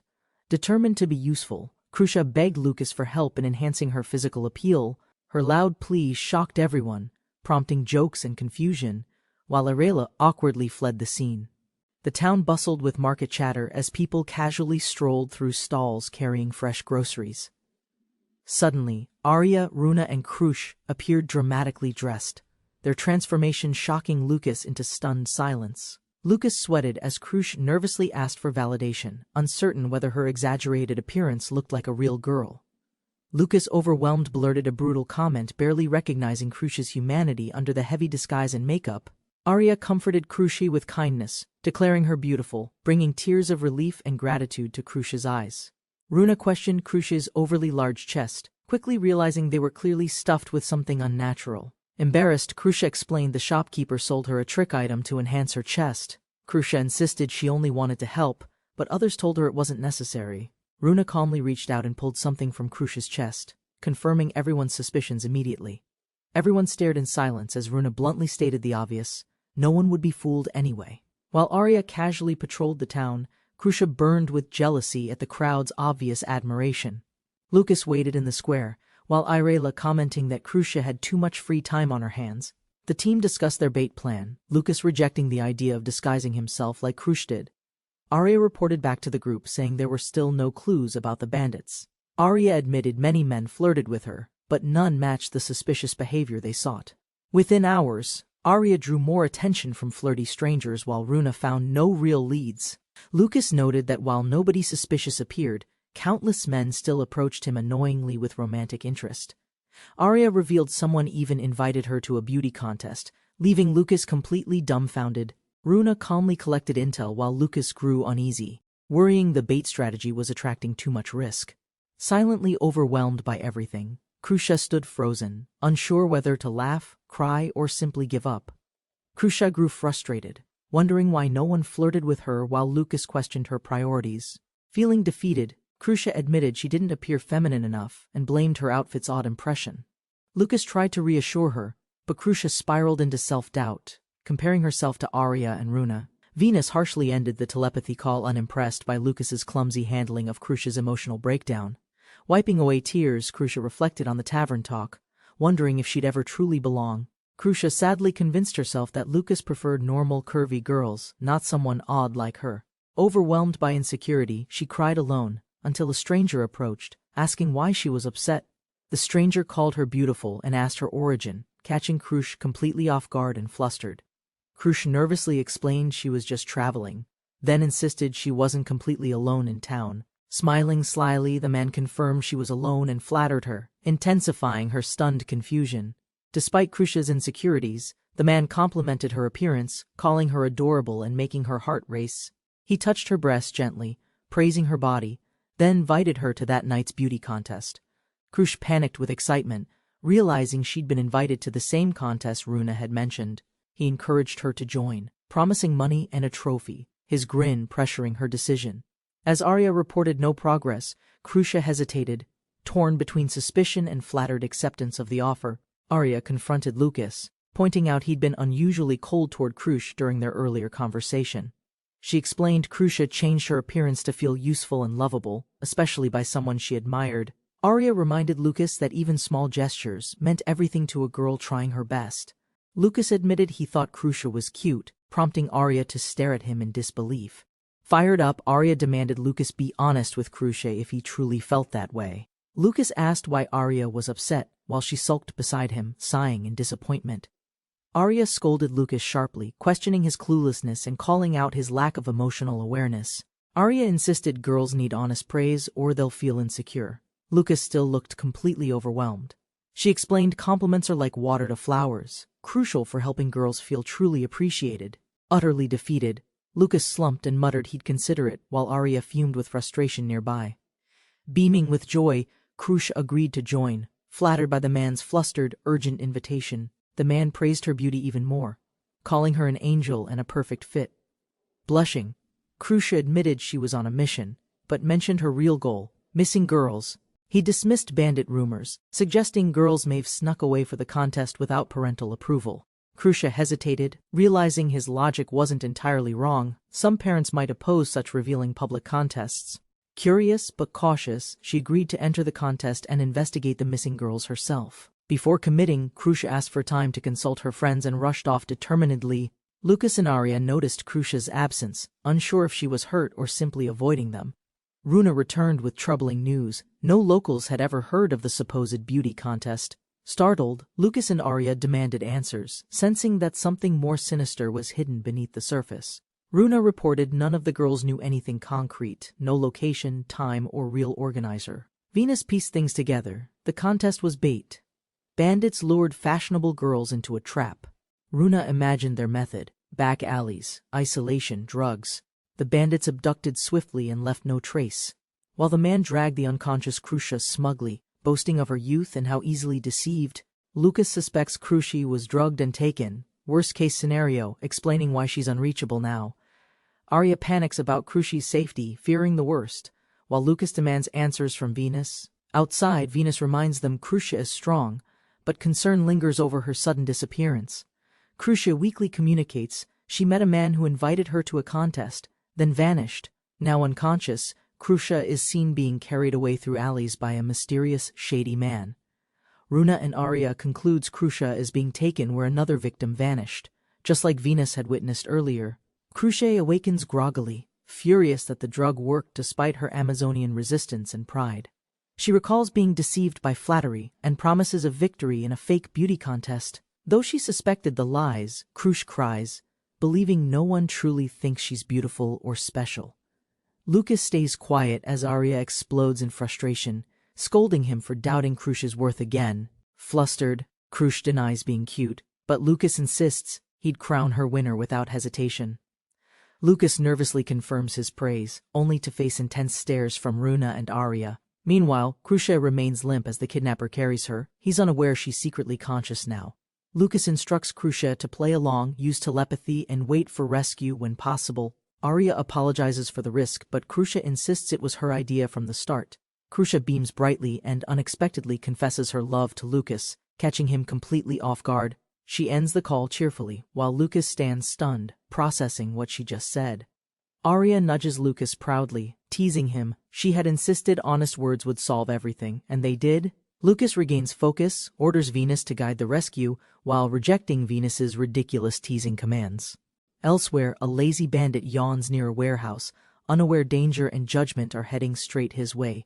Two bandits discuss their haul, girls in bags, mocking their worth while preparing for transport. A disguised Krusha arrives, baiting the traffickers. They believe she's naive and perfect for the boss. The bandit covers Krusha's head, believing she's fully deceived and unaware of their sinister intentions. The girls are thrown into a cart as the traffickers cheerfully prepare to move out. The wagon rattles into the woods. Krusha notes silently, they've already left the city behind. Krusha awakes to yelling and chaos, bandits shouting, forcing the girls to march into the forest. She realizes she briefly dozed off. Their destination is an old, suspicious stone facility. The traffickers smirk as they open a hatch. Another batch of fresh meat is delivered. Inside the dungeon, girls are locked behind bars. Krusha quietly observes their condition and location. Dragged and thrown into a cell, Krusha demands answers, refusing to act helpless or quiet. Krusha sighs. She's infiltrated the hideout successfully, but the number of bandits worries her deeply. A blonde girl responds to Krusha's question. She is indeed the missing girl, Latia. Krusha smiles warmly, explaining she came to find her after hearing news of the kidnapping. Relieved Latia hasn't been harmed, Krusha mentions Misha is worried and reassures her with care. Krusha confidently promises help is on the way. Encouraged, Latia nods with teary but hopeful eyes. Krusha struggles. Telepathy isn't working. She suspects the base is too far from the city. Two guards yank Krusha and Latia from the cell, treating them roughly without explanation. While forced upstairs, Krusha demands answers. The guard scoffs. He owes no explanation to prisoners. Latia is horrified when told the other girls will be sold as slaves tomorrow. Even worse, Krusha and Latia are selected as playthings for the boss's twisted desires. The guard laughs cruelly. Previous girls didn't survive. Krusha and Latia shudder at the implication. Latia trembles with dread. Krusha turns, steady and alert, calling her name calmly but firmly. Krusha smiles with quiet confidence, promising to protect Latia. The captors lead them into a room. Inside await two massive, intimidating men, Boss Gar and Boss Der, grinning with vile intent. Crucia's expression hardens. Her eyes sharpen. A storm is coming and she's done pretending to be weak. Crucia is introduced as fresh meat. Boss Der eyes her, but something feels off to him. She snaps back fiercely, rejecting their objectification. Der, amused, praises her fire rather than punishing it. The room grows tense. Guards and thugs close in, sensing Crucia's about to explode. One sleazy man mocks the girls until Crucia knees him hard in the gut mid-sentence. Tearing free from ropes with sheer force, Crucia prepares herself.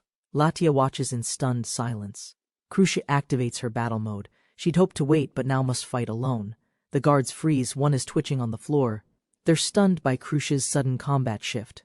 Boss Gar finds it amusing. He orders his men to capture Crucia immediately and violently. Crucia calmly shields Latia, warns her to step aside, and braces for the attacker's charge. Without hesitation, she strikes, flooring multiple guards with raw power, her resolve burning in her fierce gaze. Crucia launched into a powerful spinning kick, knocking two thugs down before they could react. One thug tried to grab her, but she twisted free and slammed him hard. Standing firm, Crucia challenged the next attacker.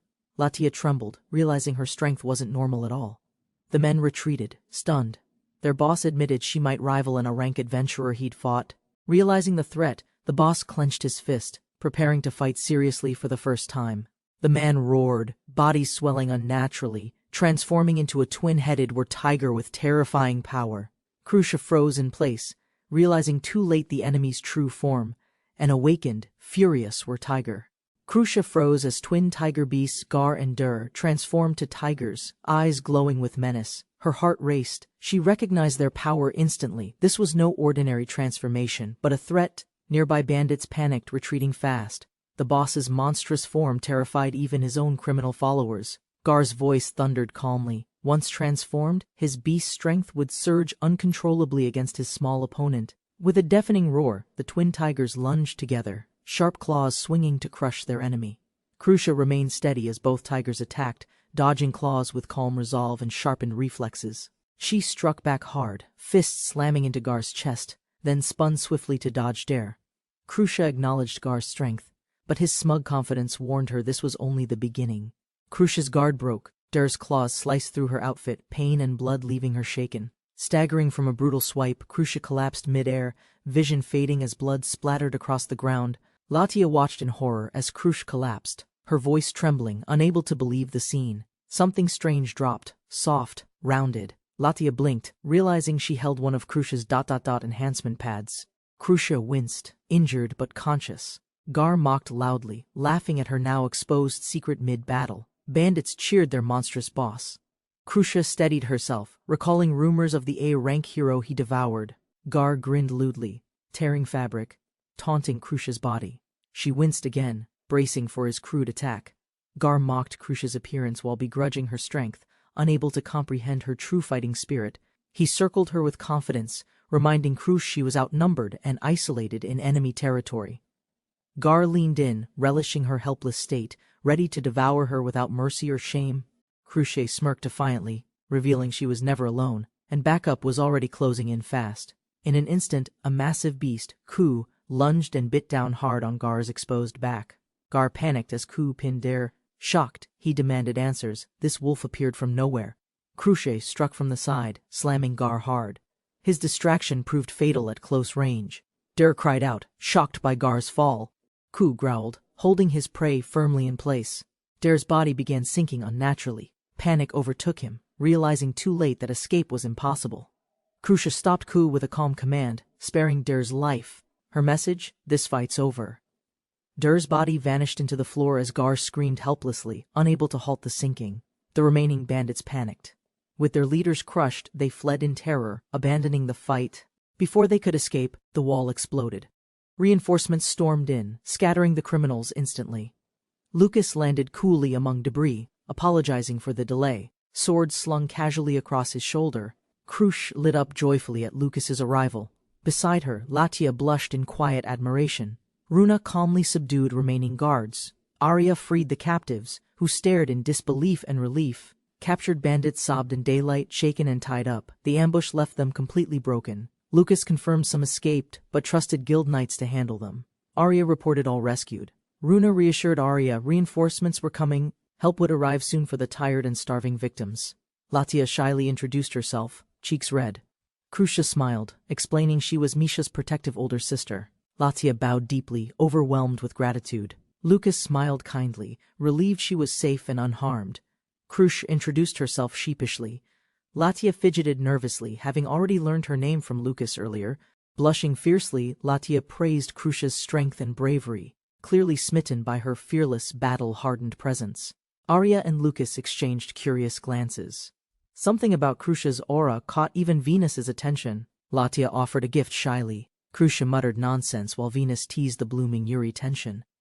Latia innocently bounced Krusha's enhancement pad.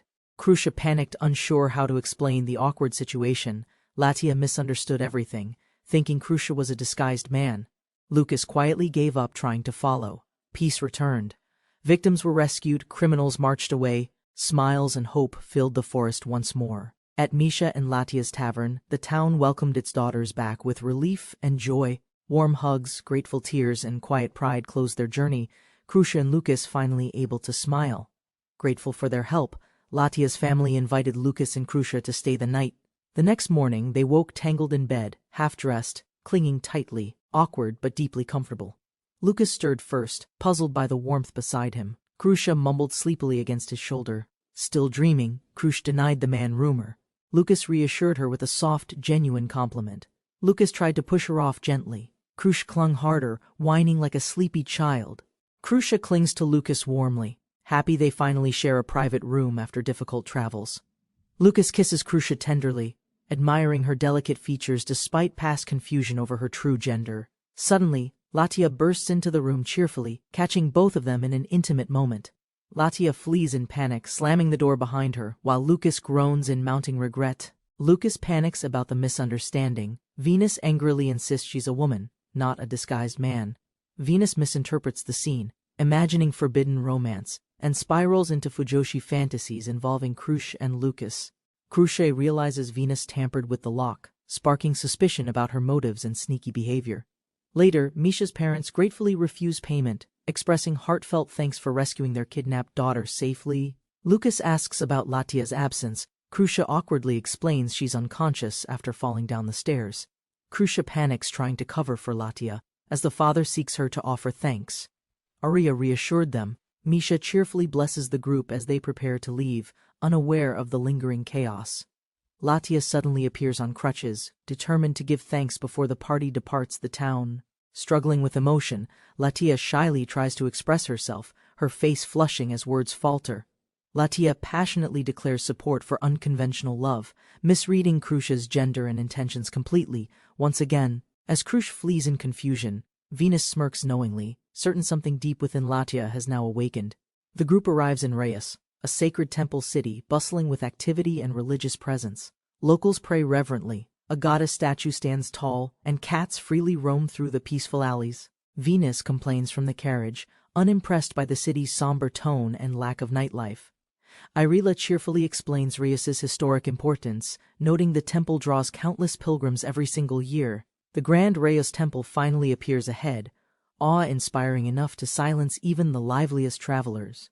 As Venus marvels at the city, guards suddenly stop the wagon and shout an urgent command. Inside, Arya and Runa are alarmed, unsure why they're being aggressively confronted by city authorities.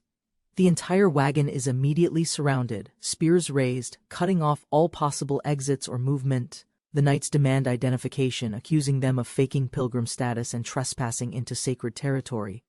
Irila panics, explaining their summons by royal edict, while others already label them as suspicious. They present the king's edict, the guards inspect the seal and confirm it as genuine. Lucas stays calm while Arya whispers. The guards exchange murmurs, reassessing the group's sudden importance. Lucas confirms his identity confidently. Everyone waits as the guards verify the name from the decree. Acknowledging the document, the guards lower weapons and instruct them to follow to the Grand Temple. Relieved, the group relaxes. Runa notes heavy security, while Lucas and Krusha share a light smile. Krusha enters the temple, stunned by its grand scale, serene light, and overwhelming silence within. A knight escorts the party to a sacred chamber and instructs them firmly to wait. While Lucas admires the architecture, Venus makes odd remarks, earning quick judgment from nearby friends. Runa and Arya quietly assess the guards, impressed by their polished discipline and elite demeanor. The Oracle's personal knights are revealed, renowned female warriors, devoted to protecting her with unmatched skill. Venus gushes over the female knights. Lucas denies involvement while heels echo from approaching guests. Lucas insists he wants no harem, while Venus mocks him with teasing words and wild ideas. The Oracle and her elite knights appear. Everyone in the group stares in stunned silence. The Oracle glares sharply, questioning Lucas's status as holy sword wielder, putting him under pressure. Venus erupts in protest, demanding recognition. Lucas nervously confirms his name, avoiding further spectacle inside temple grounds. The Oracle glares intensely at Lucas, still judging his worth and truthfulness with silent scrutiny. Venus speculates wildly about the knight's physique. Lucas grows increasingly nervous under pressure and suspicion. Lucas defends himself, unsure of the sword's legitimacy, asking the Oracle to confirm its authenticity. Tension rises as Lucas sweats, the Oracle's icy stare fixed tightly on his every move. Krusha and Arya express concern. Venus blames everything on herself, demanding not to be misjudged. Lucas admits the holy sword incident was accidental. The Oracle questions the absurdity of his luck. Lucas tries explaining how Venus caused chaos. Arya fiercely objects to being grouped as followers. The Oracle mocks the situation, disgusted the sword even captivated Runa, an elf girl too. Lucas braces himself. The knights silently rumble with menace, sensing disrespect toward their captain's authority. Finally introducing herself, Celestina Tria reveals her rank, commander of Rius's elite knight order and judge. Celestina coldly dismissed Lucas's question, declaring him too unclean to approach the revered Oracle saint. Lucas nervously admitted the captain's disgust, while Venus reminded him of the saint's devout reputation.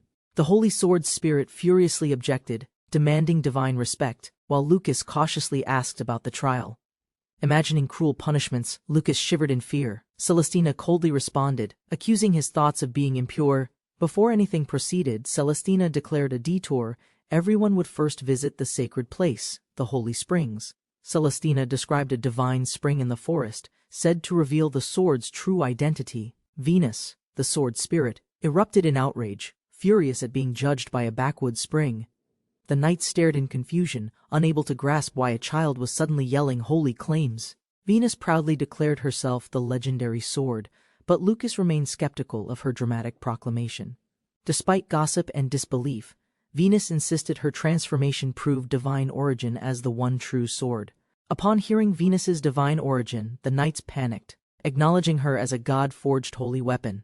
Despite her pride, Celestina calmly pointed out transformation alone didn't confirm Venus's identity as authentic. Celestina questioned Venus's nature, suggesting she might be a demon, causing the sword spirit to snap. Furious, Venus exploded with rage, shouting obscenities and threatening violence for the blasphemous accusation. Lucas chuckled while others panicked. Venus screamed as another knight doubled down on the demon claim. Still sulking from the demon accusation, Venus puffed her cheeks in silent, prideful frustration. The group was informed they'd travel to the holy spring 2 days later, after preparations. Lucas suggested finding an inn, but Arya agreed, while he casually claimed there was no need. Celestina announced they'd be staying at the branch temple's night barracks, near the Grand Temple. Because of royal orders, Lucas was granted rare entry into the restricted barracks. Venus beamed excitedly. Celestina began doubting Venus's authenticity again, while teasing remarks stirred awkward tension and suspicious glances. She theorized Venus might be a demon blade, bound and manipulated beyond her own will. Venus exploded, shouting denials, but her violent threats only fueled suspicions of being demonically tainted. Suddenly, a giant wolf slammed into Venus, Chill, the guard dog, reacting to her questionable behavior. Arrived at Celestina's manor, Krusha beast friend named Ku slept lazily at guard. Ku's peaceful nap was shattered by a heavy stomp. His eyes wide, panic instantly surged. The true guardian, Chill the holy wolf, landed atop Ku, asserting dominance with overwhelming grace.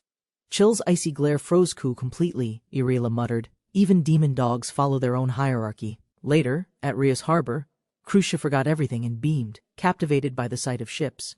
Arya and Lucas admired the sea breeze, surprised by the harbor hidden behind the temple. They wandered through a bustling port market, packed with pilgrims, tourists, and merchants calling loudly. Krush drooled over exotic fruits, instantly ordering a full case without checking her coin pouch. Nearby, Runa questioned a sailor about his ship, and he eagerly offered a special ride. Venus exploded with joy. Lucas sighed while Arya chuckled. Clearly, someone loved boat rides too much. Venus quietly confessed interest in the tour. Lucas stiffened. Then Runa reluctantly agreed to bring everyone. Frustrated by unfair treatment, Venus yelled at Lucas, demanding respect like he gave Runa. Venus shouted joyfully, jumping wildly, then lost balance, slipping overboard despite repeated warnings from the group. The sailor questioned their presence. Arya hesitated, vaguely explaining errands, while Venus splashed beside the boat. Amused, the sailor teased Lucas. Surrounded by charming girls, he looked more like a prince than guardian. The sailor teased Lucas while complimenting Arya's rare red hair, causing lighthearted laughter among them all. Lucas asked about food. The sailor suggested the lighthouse lounge, though it sounded too luxurious. Instead, the sailor offered local grape wine. Venus lit up with sparkling eyes and immediate interest. Venus protested being called a kid. The sailor whispered sly gossip about charming new arrivals nearby. Lucas tried to follow the innuendo, but misunderstood completely, imagining adorable, literal bunnies instead of women. Reyes's grape wine was prized across kingdoms, though its production was tightly regulated by the church. Due to rarity and church control, genuine Reyes wine was nearly impossible to obtain abroad. Far from the temple, they reached a rowdy sailor's bar filled with laughter and shouting. Wine bottles slammed down, laughter echoed, and glasses clinked together as sailors welcomed the group warmly. Arya praised the wine's fruity richness, while Lucas noted its clean, flawless taste without bitterness. Despite proximity to holy grounds, the bar's clamor proved that drinking transcended all boundaries and rules. Encouraged by cheers, Lucas drank heavily, only to realize too late he'd already had far too much. Runa noticed Lucas faltering. He braced himself, knowing the drunken haze was creeping in fast. While Lucas struggled, Arya delighted in grape chicken, ordering 10 more servings without hesitation or shame. Venus demanded a sip. Lucas gave in. She chugged recklessly, instantly overwhelmed by the strong booze. Lucas reconsidered sharing. Runa scolded him, but he casually drank Venus's spilled wine instead. Now tipsy, Lucas recalled something about bunnies, shouting nonsense while praising the wine's smooth burn. A waitress with rabbit ears appeared. Lucas fixated, calling her bunny sister, sparking a lively misunderstanding. Krush and Arya realized the bunny-eared girl was a real beastman, an unusual sight for them. Customers teased the bunny girl. Lucas stared longingly, mumbling about ear snuggles, totally entranced and embarrassing.